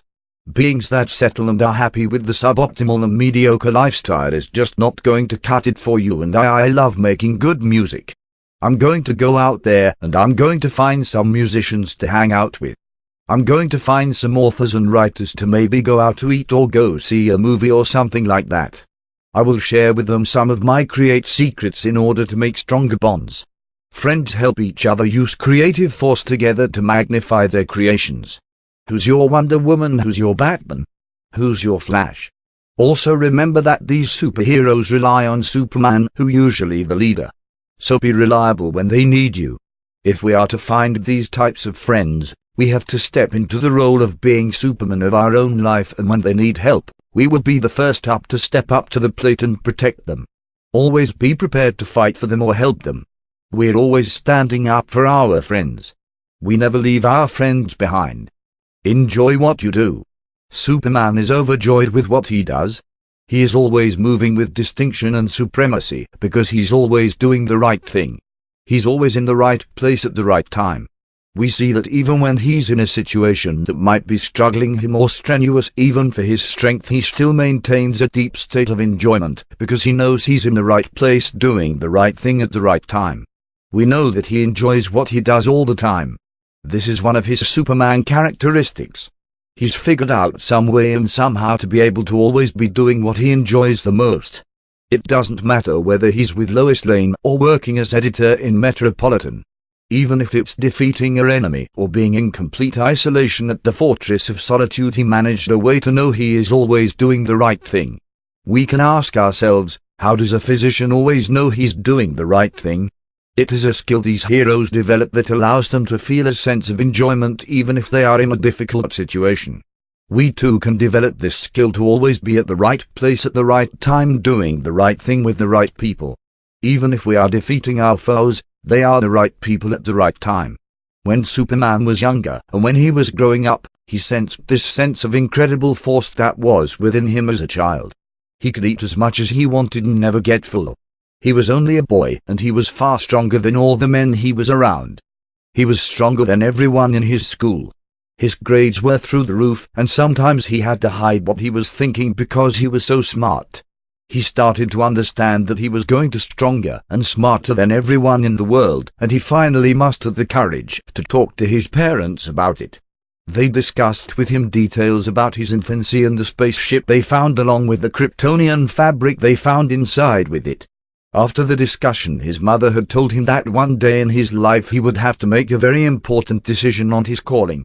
She then further explained how this decision would affect the whole entire world. As an adolescent growing up, he kept trying to make the best decisions to prepare for his calling. Ultimately, Superman chose to be the protector of the entire planet. Sometimes we have to make decisions that are in accordance with what we choose to do. Superman enjoys being a hero. We have to ask ourselves, what is it that we enjoy? A great question to ask is, do I know that I enjoy? I personally enjoy having a lot of open space. I enjoy being around people that are healing or healthy. I enjoy being strong. I enjoy riding my bicycle. I enjoy being around people that are open and true even when they are crying. The more decisions that I make that are in tune with what I enjoy, the more I will be fulfilling my purpose and living my Superman lifestyle. This is another way that I can be the Superman in my life. Now, there are powers out there that will force us into doing things that we don't enjoy to do. A lot of people don't enjoy their job, they don't enjoy their friends, they don't enjoy their lover, even their wife. Eventually, these type of forces overtake people's lives. Then even the things that they do enjoy to do start decreasing in quality. Relationships with family and friends seem to be less meaningful. Tension starts to seem like the prominent force, and they forget the life they were created to enjoy. Superman enjoys being the strongest, the smartest and brightest. He enjoys being the most heroic. He enjoys victory, he enjoys justice, and he enjoys freedom. So all of these decisions to be these things ultimately formed him into Superman. There were many decisions he made along the way that brought him to his destiny. Being the best superhero in the world. He enjoys being with Lois Lane. He enjoys being Clark Kent. He enjoys going to the solid Fortress of Solitude. He has many enjoyments. He constantly allows his joy to direct him deeper into his destiny. We look at Superman as a being who has hit the ultimate level of decision-making. It seems as if he never misses. I think this is true because he has practiced so much at following his heart and making decisions based on what he enjoys to do. I think that this is one of the main things that we need to learn from this character, that the more decisions we make towards what we enjoy to do, the more heroic we are going to become and the better decision makers we will be. Every time I choose to be in nature, or to be in open space or by the water, or to write books or create books or make music, I am stepping into my Superman role. These are the times that I am expressing the superhero Superman in my life. Every time I'm doing something that I don't enjoy is an expression, a very real expression of a villain that's in my life, who's applying force to try to defeat me and my superhero qualities. This could also happen because of a self-defeatist attitude that needs to be optimized. The simplest way to make the hardest decisions is to choose what you enjoy. It's not the easiest thing to make decisions to do what we enjoy because of our societal system. If we work hard at this thought, then we can make it a possibility. People have done it and are still doing it. If people around us are doing the opposite thing, like our friends, our family and our communities, it makes it harder, but it is still possible. Even our country isn't making the best decision or choosing happiness, so sometimes we can take it personal. We have to stay true to ourselves and still be strong enough to do what we enjoy and go for what we are worth. When a person stops doing what they enjoy and settles for society's standards, they really are being defeated by the villains, and their superpowers are being weakened. But it's never too late. Once these people choose to do what they enjoy to do and continue day by day to make more of these decisions to do that, then they are coming back to becoming the superpower, and the superhero within them emerges once again to help them live what they are meant to be. You have control over what to do with your life. Bringing the attention back to you instead of generating resistance to the fact that we can't change other people, communities, states or countries can change the way we live our life. We might not be able to make all of the decisions that we need to enjoy our life and to do what we truly take pride, but it makes us feel good when we take the steps to improve our decision-making process in this direction of self-empowerment. Doing what you love. Once we achieve one step towards the direction of making these decisions, then we'll be able to climb another step, and eventually we can be at the top of the staircase, where the fruit of the majority of our decisions are. The fruit is the experiential manifestation of your actions blossoming in your life. Let's do what we enjoy to do. After we get used to this way of living, then it's kind of an automatic transition from where we were to becoming this healthy superhero that I desire for you. When this becomes a habit, we are able to utilize our special talents, and we end up with very real and very powerful special abilities. So in this moment, know you are already doing this because of the words you are attracting from this book. Books like these are the first step up staircase. Then we can take a second step by application, and the third step, and before you know it, through time and effort, you will be able to reach the top of the staircase where your cornucopia of fruit is. Just keep applying the methods. I have given you countless amounts of fun activities that you can do to walk on this path of self-empowerment. The most important factor of this chapter is that we can't focus on what people think about us. What people are doing is of no concern to us. It has to be about making the decision to become the best we can be in our life and improve others' lives no matter what they are doing. One thing I can tell you is that when you make this decision to become the ultimate power in your life, people will have no choice but to look up to you. This happens in two ways. There will be people who are going to look up to you either in respect or look up to you in jealousy. Either way, people must look up to you in admiration. So it's a good way to go because it's on the way up. People who end up enjoying what they do become superheroes. A person who chooses a friend, lover or companion that he enjoys being around becomes a superhero in a relationship. A person who chooses a job that they love becomes a superhero at work. A person who chooses a place to live that he loves becomes a superhero in his environment and community, so on and so on. Trust me, you deserve these superhero relationships. Life loves you and you love yourself because your heart is still beating perfectly and unstoppably. Let go of anything that says the opposite, especially the opinions of others and groups. A person who enjoys having family will be a superhero with their children. A person who loves to produce music, art or writings will be a superhero in these fields. Even if your art is as simple as drawing manga cartoons. Take a look at Ichiro Oda, who is author of the book called One Piece, which sold over 300 million copies. Always take what you love seriously. Enjoy your time together with what you love. When you get used to this, you will transform into the Superman you write before your eyes. A person who does not choose an occupation he enjoys will become a supervillain worker. The person who hates the people he is with or where he lives will become a supervillain there. If a person does things that he regrets on his off time, he becomes the evil artist, etc. If you notice, all of the legends and people that we look up to, in life were courageous enough to not listen to what people said and followed their own love and enjoyment. They escaped the masses of status quo and became legends and became the best in their field. A person that I really look up to is Bruce Lee, and he is a perfect example. He defied the entire martial art world in his country. He challenged all of the grand masters and heroes of the art in China and developed his own style of fighting that was exactly the opposite of what the grand master of his country were teaching. He taught to have no system or specific technique at all and to be completely fluid in the moment. He taught to trust your own instincts, because you cannot create a technique that will be effective against the unpredictable values of life. The entire martial art world was led by technique. Bruce Lee was so effective because he didn't listen to even the greatest masters. He found his own way. Ultimately, he embraced all fighting techniques and went beyond even his own style called Jeet Kune Do. He matured into a golden legend of China and eventually became a legend of the entire planet. What would have happened if Bruce listened to all of these super powerful masters of his country and forced himself to only practice one technique of way of fighting?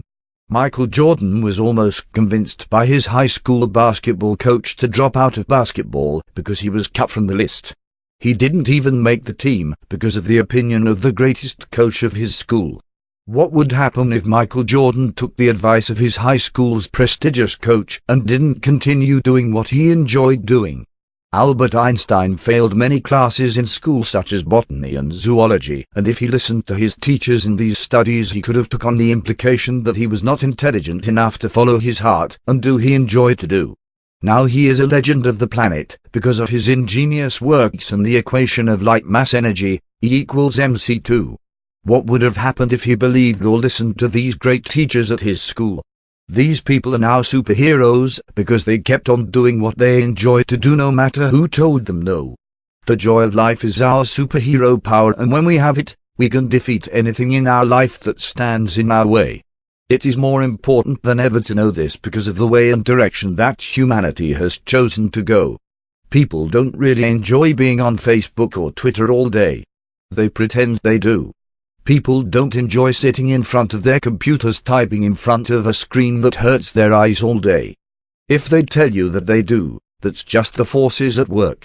You need to be the superhero of your life and be true to yourself. Take your life into your own hands. When you're at a point in your life and you're enjoying what you're doing, it's like when Superman is flying up to the sun absorbing solar electromagnetic energy on an emotional level. When you're in a position that you're not doing what you love, it's like kryptonite radiating around your emotions. If we stop or give up, our life will start to fall apart. People will tell you, even your parents, because of their conditioning, that you must do what people tell you to do even if you don't enjoy it. There's a lot of common sayings that lead us into this destructive direction. If this book is something that is not something that makes you feel good or inspired, you should put it down and find another title. Luckily, there were a lot of people that were courageous enough to go out there and do what they love. There's millions of actors and musicians and artists and authors who found out what they love to do and just started doing it all the time. There is one author who created over 900 books named R.L. Hubbard. People say a lot about the man because of the belief, and if he listened to them, do you know how many books he would have? 0. This is not only the path to success, but it's the path to financial freedom. You will know what to do because when you do it you will feel like yeses light up in your chest. It will bring you hope and faith and power. Not only that, but happiness is the most potent cure. No one can be sick for long if they are happy. It's what brings you hope and it's what brings you happiness. All of life has this quality. Birds love to fly and sing. Whales love to go to the surface and fly that out of the water and sing. Butterflies love to spiral around other butterflies and explore trees. Flowers love to grow in clusters and produce fruit in trees. Cats love to climb. Cats love to relax. These are not even humans and they do what they love. You too can sing and explore and relax into your talents and joy. If we're in a position at the moment where the forces have us stuck in actions that we're not enjoying doing, then keep applying this book. We are always creative enough to take alternative route. Like I said before, we must accept the position that we're in, that we don't enjoy, and say to ourselves, this situation is okay, this is a temporary situation, and I have the power to change it. The present is theirs, but the future is yours. If you can accept your circumstances full, then you will be in the finest position to transition. Say this is fine because this too shall pass. You can implement your Superman force on a micro scale until you get escape the 95 or whatever you are doing that you are not enjoying. For example, if I'm at a job where I'm shuffling paperwork all day and I'm a super musician, I can maybe bring the rhythm to my work. Make music with my fingers on the keyboard or shuffle the paperwork rhythmically. I can get a tiny notepad and write one-liner song lyrics until I get home.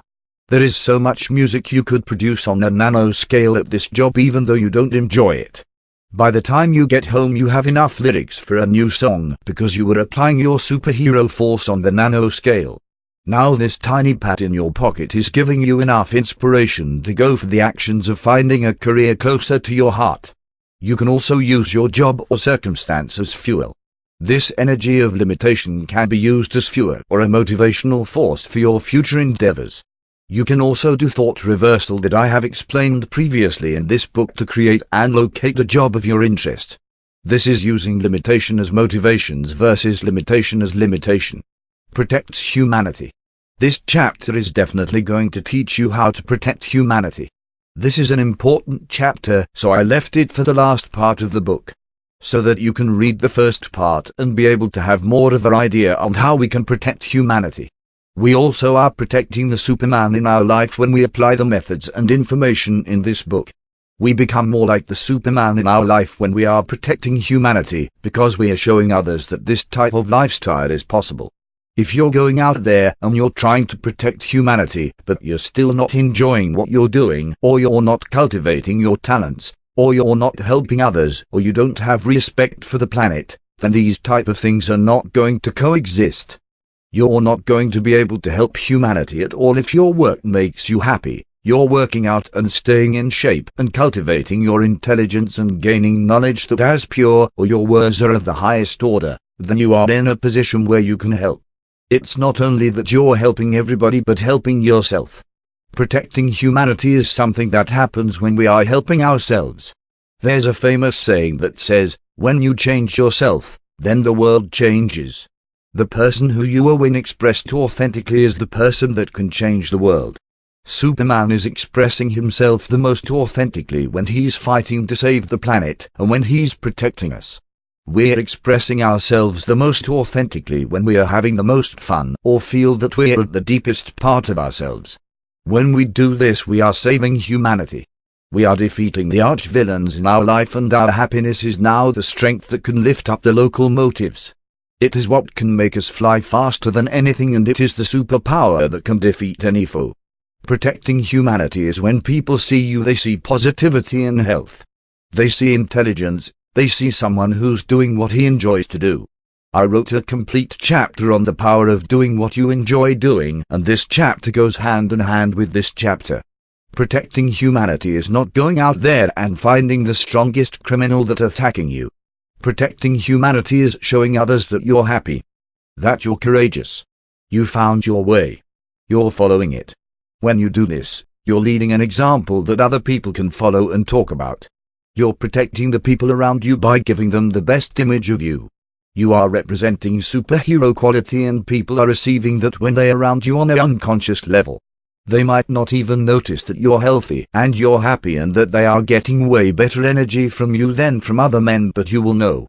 You're a whole being because you love what you're doing. You're strong, you're intelligent, you found the perfect woman, or you're going out there looking for the perfect mate. You're doing everything in line of what everyone wants to do in their life. This creates an aura around you, and when people see you they respect that, and that creates good energy within that you will receive in return. Maybe they'll tell other people about what you said to them through your super intelligence. This will create a domino effect with your super words. You're cultivating great energy around you, and this is how you truly protect humanity. If you keep at this purpose, you will create beautiful experiences, and the people around you will remember very beautiful memory they had with you. These types of memories create health. The happiest thoughts you have are your health. Ironically, while you are following your Superman teachings and struggling to become the best you can be, you are protecting humanity with those efforts. You were applying those chapters from the greats and were forming force fields around the planet. This is how we protect humanity. People who aren't living in this direction have been defeated by their nemesis. No matter what our circumstances are, we can continue to fight until we gain the victory. For example, I love being an optimizer. There was a book written by Rosalind Glickman, who is a PhD. She wrote a book called Optimal Thinking. It just feels great for me to optimize my circumstances and to know that I have this ability. No matter where I go, I'm always optimizing my situation, looking for the best in the circumstance. Even though I deal with a lot of resistance being an optimizer, I know I am protecting the planet. This is a superpower that I've cultivated in my life. When someone comes to me and says, "Hey Chris, I need help," I immediately bring to mind how can I optimize their circumstance. I'll help him or her with optimization. This is a mini way that I save the planet. You're not going fly in the opposite direction of the way the Earth is moving on its axis and spin the world. The other way to balance out the magnetic fields and save us all by turning back the hands of time. But you can effort to be your best, to look your best, and to do your best. Sometimes your best is in taking effort, but sometimes your best is to just be relaxed, and just being the most relaxed when you're around other people. You're able to be peaceful and be the most relaxed one. This is also putting you in a position to move with Superman force, which brings the healing. Maybe your best isn't making billions of dollars, but it's doing a job that you love to do and your family loves that you do it because it makes you happy. So we have to find out what our best is, and this is how we protect humanity. This is one of the most important aspects of the chapters. Another way that we can protect humanity is never saying bad things about man. Man is the most holy. Even if the person didn't do good in their past or isn't doing good in your eyes or standards, you still maintain the understanding that this person in their mind is doing the best that they can. We have to understand that a lot of people don't have books like this. They might not be in the mental position or in a place for this book. They might be listening to rock and roll, or maybe while you're reading this book right now they're listening to somebody who's giving them an opposite message. They might have conditioned themselves to watching TV shows or news shows to deal with their problems while you are applying methods from the best. We have to be understanding and be forgiving no matter what the situation is, because we know it's not the men but the forces within man that are at work that might be bringing them down. We should understand that everyone is doing the best with what they're given. After absorbing this truth, we can see that the very best way that we can protect humanity is through the power of our words. Superman has the power of strength and invulnerability. We have the same strength in our words. Not in our physical form but in word form. We can train until we have the power of strength and invulnerability to create all of our words toward high vibration. This makes our words unbreakable. There's words like love, peace, God, spirit, universe, earth, sun, water, air. These words are unbreakable, and we can start incorporating these in our speech. There is thousands of these type of words that we can incorporate into our vocabulary to start bringing this Superman force into our mind and into the mind of others. If you do ever happen to achieve this, then your entire mind will be like a giant spiritual mantra. This is a great goal to have. It is a simple decision. Always to speak good about others. Then we have protected humanity and we've done our jobs as humans. What I would like you to do is, when you're ready, is to take a sheet of paper out and to write your name on it, and then to write, "I choose to protect humanity through my words." Then sign that sheet of paper and date it. When you do this, you will start to see a transformation in your life. Even if it's somebody that you absolutely don't love or don't like, when you choose to either reframe talking about that person or being strong enough to say good things about them in spite of your emotional status, then you are utilizing the Superman force in your life. You are now strong enough to fight with the superheroes. That is truly heroic, to be strong enough to say something good about that person or just to say something neutral. This is super force that humanity has. This is possible. It's a super vibration. You don't have to say super loving things about the person, but you could either just say something that's neutral or don't say anything at all. This will be good enough at first until you can practice this superpower. It doesn't matter who it is in your life. If you choose to use your words like this, even if they are speaking ill will toward you, then you will win instantly. They might not necessarily fall down, but you will rise to new heights. Whoever the person is you are speaking to, you can speak knowing this person has the potential to be the best they can be. This person is able to improve and be the Superman of their life as well. This is the greatest we as humans can do to protect humanity. Works well alone.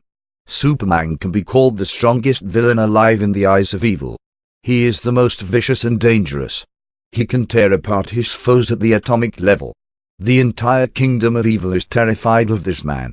There's one thing that we know about Superman: he is a predator in the eyes of evil.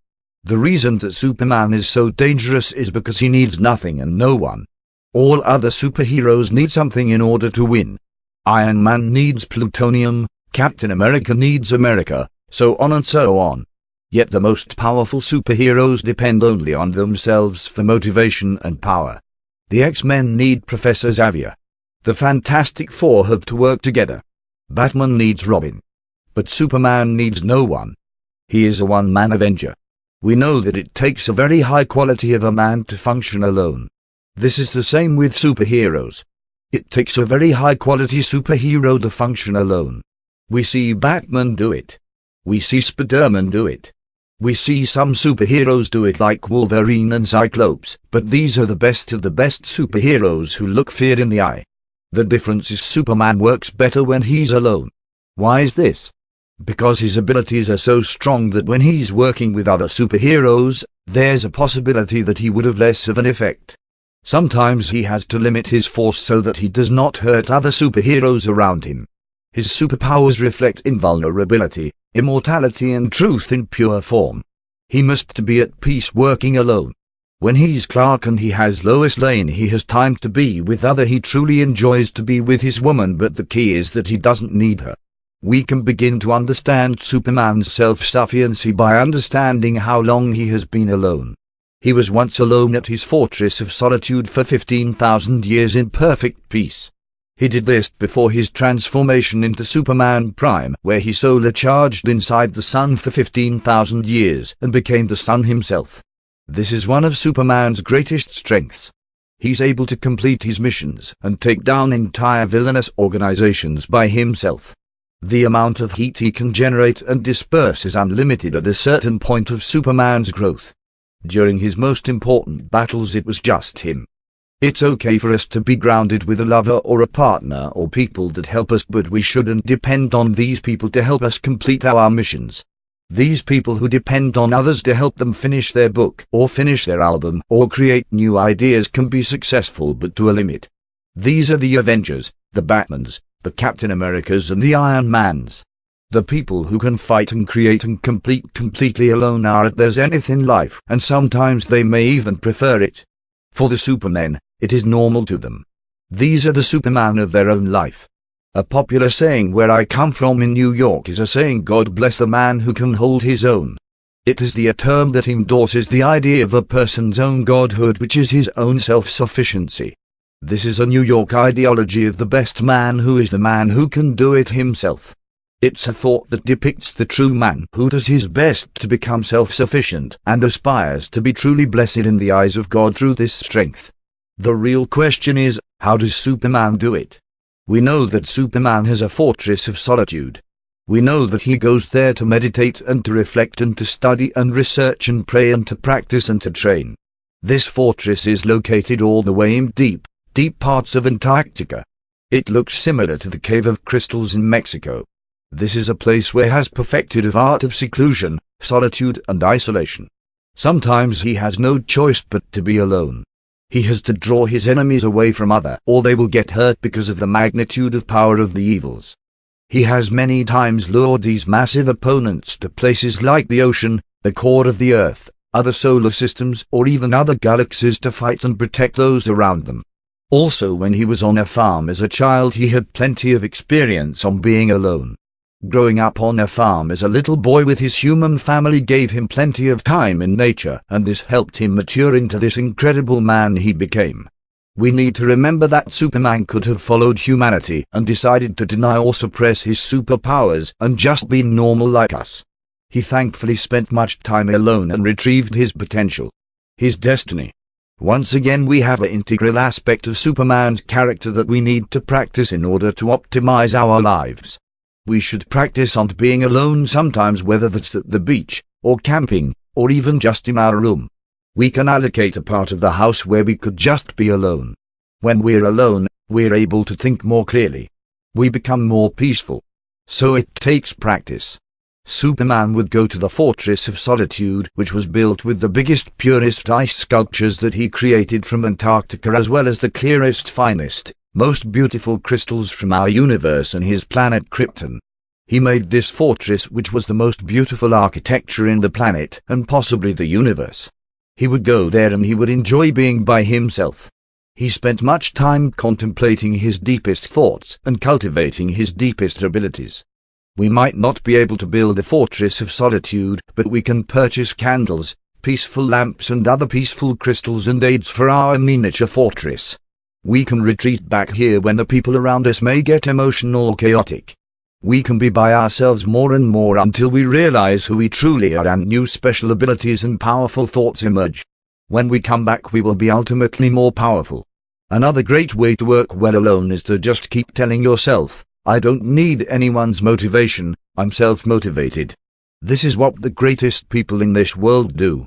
MLK didn't have a team. He was a one-man army that created the Million-Man March. Muhammad Ali stepped into the ring alone. In order to be the greatest, sometimes we have to walk into the ring alone. Understand that a lot of our battles that we fight in life depend on us alone, then we can win those fights. What would it look like if Muhammad Ali asked for help in the ring from someone else? This is how a lot of people handle the situations in their life with their own battles.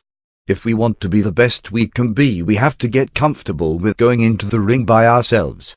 There was a issued comic of Superman officially numbered C56 where Muhammad Ali was training with Superman. They eventually had to fight each other because they realized that they were both the greatest, because they were the only beings that were the most comfortable to step into battles alone with the strongest fighters. Who do you think won this fight? It's a good thing to tell yourself, I'm self-sufficient. Say to yourself, I am the most important person in my life, I am the Superman of my life. A lot of these chapters point to you directions or suggestions on being the Superman of your life, but this chapter is different. It's one of the strongest chapters of the book because you are asked to put the book down and just be by yourself. Eventually superhero thoughts and feelings will arise. When you realize the benefits of solitude, then you can work well alone, and that is when you realize you are the Superman of your life. There is only one real Superman. That is you. We are always with ourselves our entire life, whereas the people in our life are with us significantly less. People move, we move. Our children get older and live their life. Separations occur, but we never experience this with ourselves. We learn that we are always with ourselves, and so we develop the largest love with ourselves through solitude, and we develop the skills to handle many situations by ourselves. This is also one of the most important lessons in life. To handle our works with grace, let's do it the way Superman would do it. We can actually prefer it if we train ourselves to be strong enough to step into the ring alone. The greatest sports teams have a lot of teamwork and cohesion, but let me expose the hidden secret. The greatest players always take the fall no matter how great the team. These players that have entered into the light of greatness have to depend on their own abilities. When the greatest players on these teams foul out or the team loses an important game, the team doesn't get blamed, the leader of the team gets blamed.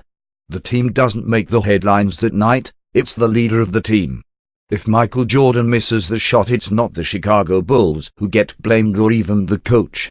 It's Jordan on the back page of the newspaper. He takes the blame. Why? He's the Superman of that team. He's the leader of that team. This is the same thing for all of us. We are all the Superman of our own life. We always end up on the back page when it comes to the wins and losses of our own life, even if we are a team player. When we look back on our life, we are going to look always at ourselves for the cause of success or failure when we see it right. No matter how many people are working with us in our life, we end up responsible when we look at our present circumstances and when we look back. On this level of being the greatest, we already are the greatest person in our life. You don't have to effort because you are the best person in your life. This fact should help you strive toward being able to work well alone. There are many activities that can generate self-sufficiency in your life. Learning about self-sufficiency itself, gardening, learning how to make your own food, your own garden, learning how to get your own water, collecting rainwater, or maybe boiling water, self-defense, meditation, prayer, writing, adventure and planning are all great ways. There are thousands more ways, and you can practice any time you want. You don't have to be completely self-sufficient, but at least learning the ability of self-sufficiency is extremely super powerful and will make you feel like Superman. Learning how to make money on your own. There's another great way. Learning how to make a small business, no matter how small, will bring a feeling of self-sufficiency, freedom to your life. Anything that you love to do can be turned into a product and sold online. In today's community, it's hard to be self-sufficient. It's extremely difficult to make money on your own. If you started reading this book and are gaining this type of knowledge and you're younger than 21, you really lucked out, because this information was taught to me from people who were striving for eternal knowledge and timelessness. A lot of the methods in this book are applicable to be more powerful than knowledge of the ages. It will be able to be applied 2,000 years from now. Even though I geared it for men, it's really for all people that desire to increase their power and become the true leaders of their own life. Unfortunately, most of the leaders of our history weren't teaching what I'm teaching in this book, but self-sufficiency is one of these things that we must learn. It's not going to be the easiest for you to grow your own food, get your own water, make your own money, build your own house and get your own solar energy, because many companies want you to depend on other people to live your life. We are lucky we live in America, where we strive for the goals that promotes independence and self-sufficiency for all people, good and bad. It's good to be dependent on certain things, because dependency can build commitment and trust. It's better to be independent and self-sufficient when we're dealing with our own life. It's the greatest to know how to be self-sufficient when need be. It's not going to be an overnight process for you to learn how to garden, to collect your own water, to get your own energy through solar power, how to build your own house, even if it's a small one. These things take practice. If you have a house, you can build a barn or a tiny cabin just to practice self-sufficiency. You could get a little lot of land and build a miniature cabin and put solar power on it and a garden and learn how to collect your own water and just live self-sufficient for a week or two and feel the magnitude of this superpower. The power of working by yourself and being self-sufficient is a gift that many people need to gain. This is one of Superman's ultimate talents. His self-sufficiency is a stronger power than his super abilities. Another way to learn about people who promote self-sufficiency opposed to dependency is to read books. We understand that self-sufficiency and independence is being aware that you can't live your life by yourself because everything that we're using was created by other people, but you're not dependent on other people to build your life. You have appreciation for the cohesiveness of life yet still have strong enough boundaries to get what you need to get done. If these boundaries are not in place, it is impossible to achieve your dreams or ultimate goals no matter how hard you try. You're grateful for the things that you must get from other people and the help you receive, yet you have a very strong ability to do these things for yourself as well. A very important thought to know to bring you more self-sufficiency is that there are millions of people that were involved in your life via the companies that built your products, homes, packaged your food and meet your automobiles and things of this nature. This brings enough gratitude so you can live more self-sufficient in your own life. There's millions of people that were involved in your life that you don't know yet they were very involved and hands-on to build and package what you have. With respect with that knowledge, you can be self-sufficient. You can say now, I want to build my own cabinet. I want to get my own solar energy. The more self-sufficient we become, the more grateful we can be for others and them helping us in our life. It's a paradox in a way. How can I realize that so many people were involved for me to be self-sufficient? When we're not so sufficient and completely absorbed in ourselves, we don't realize that we can take care of ourselves and we're constantly needing things from others. When we increase the efficiency of our power, we can realize the power of nature and life as well as the creator of life, which is the source of life in nature. Then we realize how much energy creation exerts for us to have more life. Let's honor the amount of work man does grow the seed and to supply our bread, milk and fish. How much work man does to build these beautiful chairs and tables and automobiles. When we practice this respect, it opens up a door for us to become self-sufficient. Once we're able to handle ourselves in life, we're able to build our own cabins, gardens and eat our own food. We can go fishing and catch fish for our family. Even if we can learn how to be self-sufficient just for a week, we have obtained huge victory power and liberation power. I don't care what you're catching, as long as you can feed yourself for like a week, you can shelter yourself even if there is rain or snow, and you can clean and clothe yourself. That's it. That's a very high level of self-sufficiency. You'll be able to open and access within yourself this peace of knowing that, wow, I wasn't this person that was scrambling over these resources, I was a much more peaceful person. When I was by myself, I was able to see how life works more clearly and I am more self-sufficient. You are able to see this only when you're alone, so work well with this idea. Then after a while, when you're out there, you're in this self-sufficient state, and from that place you're able to see how many people are involved to make your sneakers, your pants, your shirt, your food, your automobiles, all of the products and electronics that you have. All of the energy and water that gets piped to the house. This new appreciation will bring you more life. So self-sufficiency also brings a great gratitude towards the people that you are dependent on, and this will improve your relationship so much. The greatest energy is for people to come together and be self-sufficient together. If you have people that come together and are self-sufficient together, then you have that gratitude that's magnified with them in that group. This was the ideology behind America. We were all supposed to be self-sufficient, which means we were all supposed to get our own land, tend to our own soil, and be our own self-sufficient beings that were free from the land that was oppressing us. Yet we became just like the country we were trying to escape, and in many cases more cruel. This country was founded for man to do what he wants and what he likes, to take care of himself and his family. Somehow we lost the fabrics of the ideology of why we left Britain to come here to be a country promoting independence and self-sufficiency. Now we are completely dependent on our government and our jobs in the same way that we risked our life to be free from. If we don't have the background or live up to the standards of our society, we're in an extreme state of fear. So self-sufficiency is important. As a matter of fact, it was this country who was supposed to come together as a people to show the world how powerful it is when a nation's people all become self-sufficient.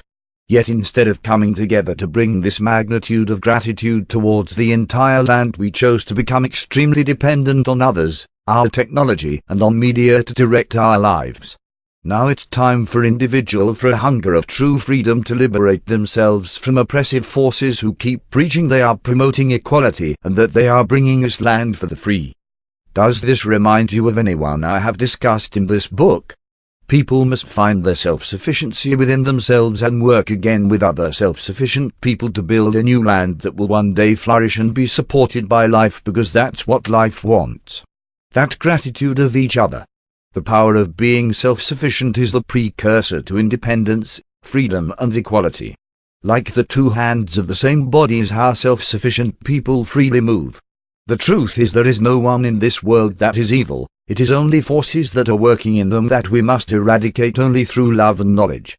We all have different types of races, different classes and different views on what is good and evil, but we have to be strong enough to support people because they are creation. Superman doesn't just support the planet, he protects all of creation from harm. We have read the Bible for thousands of years and religious texts for thousands of years. Now is the time to take power into our own hands and start living our Superman life. Completes his missions. Superman's superintelligence allows him to complete all of his missions, and he's able to complete them fast. Where it would take one superhero a week to complete a mission, Superman can complete in minutes. He has literally came up against opponents that have been taken down in seconds because of his intelligence. The ability of flight obviously gets him to places very quickly to get what he need done. Another thing to notice about Superman is how his missions are completed in a very orderly fashion. Also, the missions that he chooses are always the greatest missions. Many of the universe's arch-villains and evils come from different planets to come to Earth because they know that Superman is the strongest in the universe, and the first person that they go after is usually the biggest threat to their regime. Superman is a great protector of Earth, but he is also understanding that his presence here attracts bad guys from across the galaxies. Superman is always prepared for new missions coming in from bad folks that want to take him down and control the world. He has completed so many missions that he is more experienced than any general or leader in the world. When he's completing missions, he does it in the fastest rate possible. There are some missions he has completed that in our processing speed of intelligence to absolutely no time for him to complete. We can follow our blue hero by achieving our greatest goals in the fastest way possible. Today goals take so much time to complete. College takes 46 years. Job security takes years to obtain. Almost all of our goals in today's world seem like they take forever to achieve. The first thing we need to do is make sure we are functioning as best as we can to meet our goals the fastest. This means exercising and eating the best, staying positive and keeping our mind clear of negative influences as best as we can. When you do this, even if your goals might take a lot to achieve them, you will feel like nothing can hold you back. Also, what I've noticed is, especially in today's day and age, we have so many things that are holding us back from achieving our goals, whether it be family members' expectations or obligations or friends and partners that need to demand our time. Let's not forget the bills, loans, credit cards, and other financial burdens that make our goal achievement speed feel like it is at a standstill. Whatever the case is, we have missions that we're supposed to be completing. We're not achieving because we're being held back. Superman doesn't have these holdbacks. If he is at his job, he's actually free enough at his job to be able to go off at any time and switch his clothes and to run from Clark Kent. He has this freedom, and we need this freedom as well. What we need to do is we need to find a way that we're able to leave work when we want. I know this sounds a little bit against the status quo or going against the grain of today's society, but in order for us to complete our major missions that we need to complete in our life, then we need to be able to have a job that's flexible enough that we can leave at any time. Now, am I saying that we are going to need to leave every single day? No, but if Superman needs to go to another planet for 3 days, then he doesn't need to call and check in. He's Clark Kent, the best editor in Metropolis, and his wife is Lois Lane, the best-looking reporter in the city. He's the head editor there, and if he's not there, the chief will find someone to take his place until he returns. He scheduled himself to be free at his job enough to complete his mission. He has done this because at his job he is the best and he can't be replaced. Not only is his boss flexible with Clark Kent, but he knows he can't be replaced. We too have to be irreplaceable at our job and create a presence there that creates freedom for us to move. We have to find a job, whether it's entrepreneurship or having our own business or having just a part-time job and selling our own products, to have enough time and freedom to do what we really want to do in life. Our ambitions are important and they are achievable. If we really look at it, our job should in some way or form reflect our goals. If we have a job that is just paying the bills, we can keep it until we find a better reflection of ourselves. When we tackle this important matter at our place of service and create freedom, then we can complete missions much faster and efficiently. Your job is not your mission. As a matter of fact, our job should be helping us to gain more ground on our goals and our missions in life. So just like Clark Kent gets the scoop, he's close to the city's hot news of what's going on. He has all these people that they think he's working for, but in reality the paper is working for him. He's always getting the hottest scoop. So we also have to take this type of ideology. Finding a job that even though we're working for them, they're really working for us, because all of the people there are accelerating and contributing to your ultimate goals and ultimate missions. For example, if I love music, then I can help a musician or maybe work at a restaurant that does a lot of live music. I can work at an instrument store, or I can work in a guitar shop. The key is to eventually find a place that's flexible enough to give me time when I need it while also helping me with my major goals. Another thing that we need to understand about achieving our goals is that we don't stop until we complete the mission. This means that we have to break down these missions into goals and goals into action steps. Now here's the secret to complete your missions as fast as Superman. We figure out at each action step in the multiple action steps needed to complete a goal all of a unit of resistance attached to them. So if you have a goal, and you have about 20 action steps that you need to take to achieve that goal, there are 20 measurable units of resistance that are going to need to be overcome to complete the action steps to achieve the goal. Most people are not able to quantify in this manner, and the resistance covers them all at once and procrastination occurs. They just see the goal as, all of the steps need to be complete now. Then nothing gets done. If we understand this in the beginning, then it's easier for us to walk out our action steps and reach our goal in no time flat. The best way to deal with resistance in action steps is through the stoner method. Also meditation and prayer work.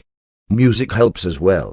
When we have a goal, which is our mission, we break it down into action steps. Those action steps might be broken down into even smaller action steps until you meet the resistance that you need to be overcome. For example, if my mission is to publish this book, I have to finish this chapter. This is our action step. I can welcome the resistance to this and play music while creating the chapter or meditate before writing to complete the action step. You can map out your action steps whether on paper or application and reflect on the action step. When we reflect and accept the resistance on thinking about completing the action step, then you opened up floodgates of energy to complete the action step in actuality. Also, accepting and letting go of the resistance while acting out the steps is a great way to get things done, pronto. There are many ways that we can meditate, pray, reflect and exercise to get rid of the resistance. We can talk to other people who have already completed these action steps and have already achieved the goals that we have to help us with our resistance. The secret to goal achievement is dissolving resistance. This power that we have to resistance dissolution gives us enormous amounts of inspiration and energy that makes these goals achievable in much less time with much more power. We can release and let go on resistance at any time. Accept the resistance and just be with it until it dissolves. At first it feels heavy or pulling, hot or biting. Get used to this feeling of resistance until it is manageable. When you begin to understand and feel your resistance, you can take on bigger goals and bigger missions. We can step into action and achieve at this point. Find your unique ways to deal with resistance. I know one of my unique ways is music. I pierce through resistance by playing great music. My action steps turn into a dance and my chapter get done with fluid speed. It feels like when I put on my music the resistance is being dissolved by the rhythm. Once again, the hidden knowledge for getting what you want is to find a method that works at dissolving your resistance. The great news is there are many methods that work out there. Be creative and search online or go to the library and find books and information on how to solve resistance. You should read a lot of books on this and become masterful. On a spiritual level, you can look at Superman's enemies as himself. Superman's villains are outward expressions of his resistance. Because he was so powerful, his resistance would create these enormous monsters. They are Superman's block towards his ultimate goals, which is freeing everyone in America and giving the world freedom. He never gives up. The day you see Superman ease up from his goal is the day you see sweat drip from his face. Every time he defeated one of these monsters, he dissolved a unit of his resistance that brought him closer to his desire that the resistance was attached to. It's a great way to spiritualize this hero and understand our resistance in this way. If we look at it like this, we too can defeat our resistance and get closer to our ultimate dreams and desires. Be your best. This chapter is an extenuation of the chapter on Superman's improvement. Superman at his best is called Superman 1,000,000. He is a perfect extenuation of our sun. There came a time in the DC universe when the ages were changing and Superman turned into a being of omnipotent liquid golden light. He was then known as Superman Prime. Lois Lane turned into a perfect silver white light being. Superman ascended into a solar being of unimaginable force. All his powers maximized to infinite levels. He became undefeatable. Finally, Superman was complete. He developed cosmic powers from the center of our universe.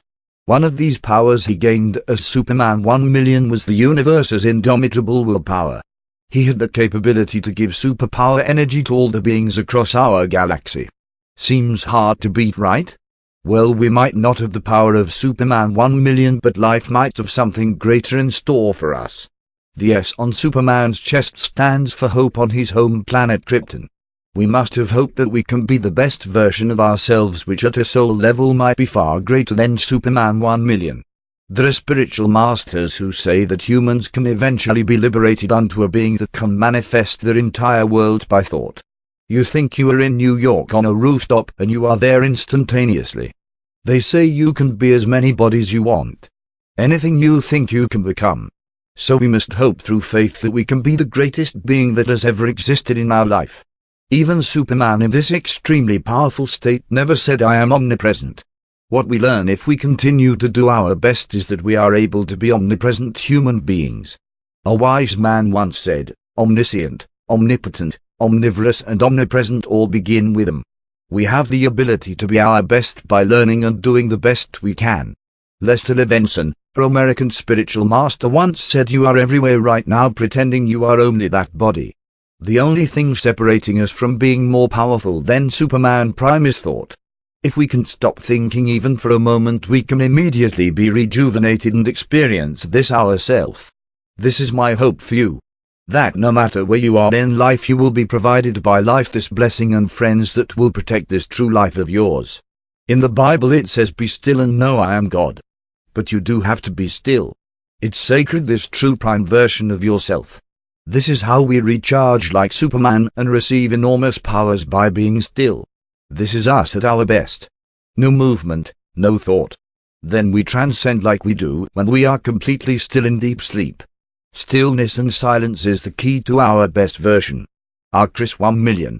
This is my best wish for you. When you are focused on the best around you and in your friends, your environment and actions, you enter into Superman potential. Giving. We have to understand that Superman wasn't giving money to anybody. He was never depicted as a type of rich person. He was average middle class. Clark Kent and Superman, he really went into money at all. Superman didn't live any type of prestige in the realm of being wealthy on this planet. Could you imagine Superman choosing to be a billionaire like Bruce Wayne? He would be a trillionaire in today's market. Super wealth really didn't fit the highest persona. It was super health and superpower that fit the bill. Superman's identity was not fitting into the super rich like the other superheroes that had gained their prestige. True money and wealth may be great, it is not important when portraying the highest potential of man. Superman through his intelligence could have wiped these casinos night after night and took over the stock market with his calculating and statistical abilities. He chose to be Clark Kent though. We can prove through Superman that this honest lifestyle is the greatest way to be the strongest and most renowned. We understand that Superman was also giving to the world what he chose to omit for himself. He chose to be middle-class Clark instead of trillionaire global mogul in order to help and give more efficiently. With all that money, how could he possibly have the time to give and help? This was his luminous intent of freedom and truth. He would relax his supervision and take off his Clark glasses and watch the news with Lois, and they would see things that were going on in the world that weren't truthful and things that were affecting innocent people's freedom. He would step in and he would get involved, and sometimes he would get so angry he would clear out entire rooms of opponents just to get the anger out. He cared about us and would give us the highest gift: protection. Usually when people called to Superman, they would only need to call like once or twice, and he would come and help them out no matter who it was. He could arrive at the scene faster than any other superhero in existence. This power of giving was what we understand as the quality that made Superman the ultimate superhero. It had nothing to do with money, but it had to do with his symbol of givingness. Nowadays we see a lot of men put all of their life energy into the pursuit of money, which they feel is the pursuit of happiness, because of our societal teaching and conditioning, and we are losing a lot of Supermen. This givingness that he would supply humanity was worth much more than any dollar amount. He would fight for the people. Let's apply this idea to our Superman lifestyle. The idea that we have to really internalize is that compared to someone who has a lot of money, a person that's prepared to fight for you is much more valuable and more resourceful. We need to accredit the individuals in our lives that we know would fight for us, opposed to giving the big names and big shots all of our attention. Sometimes these people get overlooked in our lives, so right now, identify who is your protectors and give them a call and tell them you love them and appreciate them. We know that the Superman comic books are worth so much money. There are plenty of Superman comics out there that are worth hundreds of thousands of dollars. There is one Superman comic that was worth. It is called the Action Comics 1938, 1 edition. There are 100 copies worldwide. That's $400 million altogether linked to this one comic. What is so valuable about this superhero? It is the qualities that I have detailed in this book, and ultimately how he chose to give his powers for good. If he chose to be a villain, I guarantee that comics would be worth less than $5. I believe it is not the power of Superman that makes the comics worth so much, but the level of giving he supplies to us. We have to understand how is it possible that these comics and movies gross so much. We could not imagine how much Superman has made in total through all the movies, comics and action figures and so on, but we can identify where the value is coming from. His movies have sold billions and billions of dollars worth in sales because he is the ultimate savior. We need to emulate the ultimate saviors in our life. The best savior is usually the most valuable. I know that in my life and my country the ultimate savior is Christ. It is very easy to learn his amount of givingness and increase in values. What we do know about all saviors is they all have mastered the art of giving. This is why there could be so many comics close to $1 million with KL's name on it. I am promoting the readers of this book toward financial prosperity, but also directing you to the commencement of this book with what is more valuable. Superman is the most valuable superhero. The main point to understand about the value of Superman's character is he has perfected the art of givingness. Let's always give of our time, energy, and our power to the planet and to the people to protect our freedom and truth. Superman is super valuable, and so are you. We have to understand there's a lot of superheroes that have way more superpowers than Superman, but they're not nearly as popular or valuable. So, I'm pointing out the value here. What sets Superman from the rest is that he has ultimately created this identity as Superman to help us gain truth and freedom. When that is affected, then he steps in. It's not like people have to call out to him every day on their knees. He comes to help on his own accord. All they have to do is ask them for help once or twice and he Supermans the situation. This ultimate givingness is something that we should learn. Then we can give people freedom to be the way they want to be, and we will want to help them instead of control them. We also try to give people truth. Try to be honest with them. We fight for them for their protection, safety. If anyone tries to take away their freedom in any way, we Superman them. We apply the techniques in this book and do our best to be victorious for our friends and family. When people try to take their emotional freedom, their mental freedom, their financial freedom, we would step in and fight for them. We don't expect anything in return, because we know if we're victorious in helping we will gain more Superman energy and recognition. This is how we can become the most valuable person. If a comics was made on you, this is how it would become valuable. When you understand this value of this givingness, then you can apply it toward your superhero lifestyle. People might not tell you you're worth millions of dollars or billions of dollars when you apply these techniques, or that comics or movies could be made from your superhero nest, but I will. You are the ultimate Superman of the universe. You're a real-life person, you're a real-life Superman. No longer is Superman a fictional character, you have brought him to life.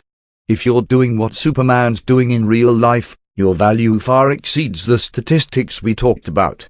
Plus, you're going to feel great. Really great. Victory brings this feeling that you are the greatest, and you really are. Infants have this feeling all the time. This feeling of complete greatness with no shame. We lose that through the conditioned mind set up by whoever taught it first. Let me reiterate, it is not the giving of finances, food or shelter that makes you super. Neither it is the giving of gold, silver and clothing. It is the fight to give freedom and truth to all people. You start first by letting the people be who they want to be in their life. Then you expand with the attitude that all people on your block can be free to be do and have whatever they want. Then you expand to your town, city, state. Then your country, hemisphere and world. It's also one of the easiest things that we can do on an emotional level. Going the opposite route is villainous, and it wreaks havoc on our health. In today's society we are growing with new beliefs. There are now great books emerging to empower us and provide us more freedom. Eckhart Tolle's A New Earth, Paramhansa Yogananda, a autobiography of Yogi Lester Levenson's The Keys to Ultimate Freedom, and countless others are emerging. We are slowly but surely changing our beliefs and expanding from the social conditioning that we have carried for millennia. We are now learning different things as children because our science is advancing. We still have a way to go until ultimately our parents pack us our lunch for school and we get on the bus and travel to a school that teaches us how to be supermen. Even in college we are not being taught this chief knowledge and material, and our society, planet and communities are taking the impact. Remember about the realization of self-learning that we discussed that is available today. Superman is teaching us through comic books, but one day he will be able to teach us in our textbooks. Let's think about it. If one little comic is worth over 4 million, you don't think I want you textbooks to be as valuable? Even though you think textbooks are expensive on the scale I am teaching you from, they are not worth much. We would, with the knowledge they are teaching us, to make a couple of $1 million in our lifetime, and that is great, yet I still believe in my heart it is a shift of our beliefs into this mindset that superheroes should really be teaching us. Their thoughts are super valuable, and when we graduate our thoughts will be too. Now I have to tell you something important. I couldn't tell you until the end of this book because of the forces that be, but I'm going to tell you now because it's the perfect time. The author of this book is Superman himself. I am Superman. I wrote this book for you so you can be victorious in your life. There is purpose in your life, and when you achieve these skills you can be even more powerful than me. Even I am not omnipresent. In the next chapter, I'm going to give you affirmations from my mind that are going to help you transform the easy thoughts that I constantly think myself. They are my most prominent thoughts. The more you listen, the more that we can share the same thought. Now, I told you the secrets of how to be like me, but more importantly, how to be like your true self. I also created the CD called Superman Mind for the men reading this book, and an additional CD called Superwoman's Mind, which was created by Superwoman herself. Before I would initiate attack to my nemesis, I would meditate and mentally prepare. I would think these thoughts until they were concentrated in my mind, and during battle when I would think one of these thoughts, it would recalibrate the entire atomic structure surrounding me. This was the secret to my ongoing success. You too can concentrate these thoughts. Choose one of my affirmations and say it every day until the thought becomes concentrated. Having my thoughts concentrated in your mind will bring you the power you need to save the day. Whenever you are facing difficulty, think one of your concentrated thoughts and you will be in the position to gain victory. Remember my directives in this book, and whenever you're in the heat of battle, bring to mind the thoughts that we now both share. I love you always.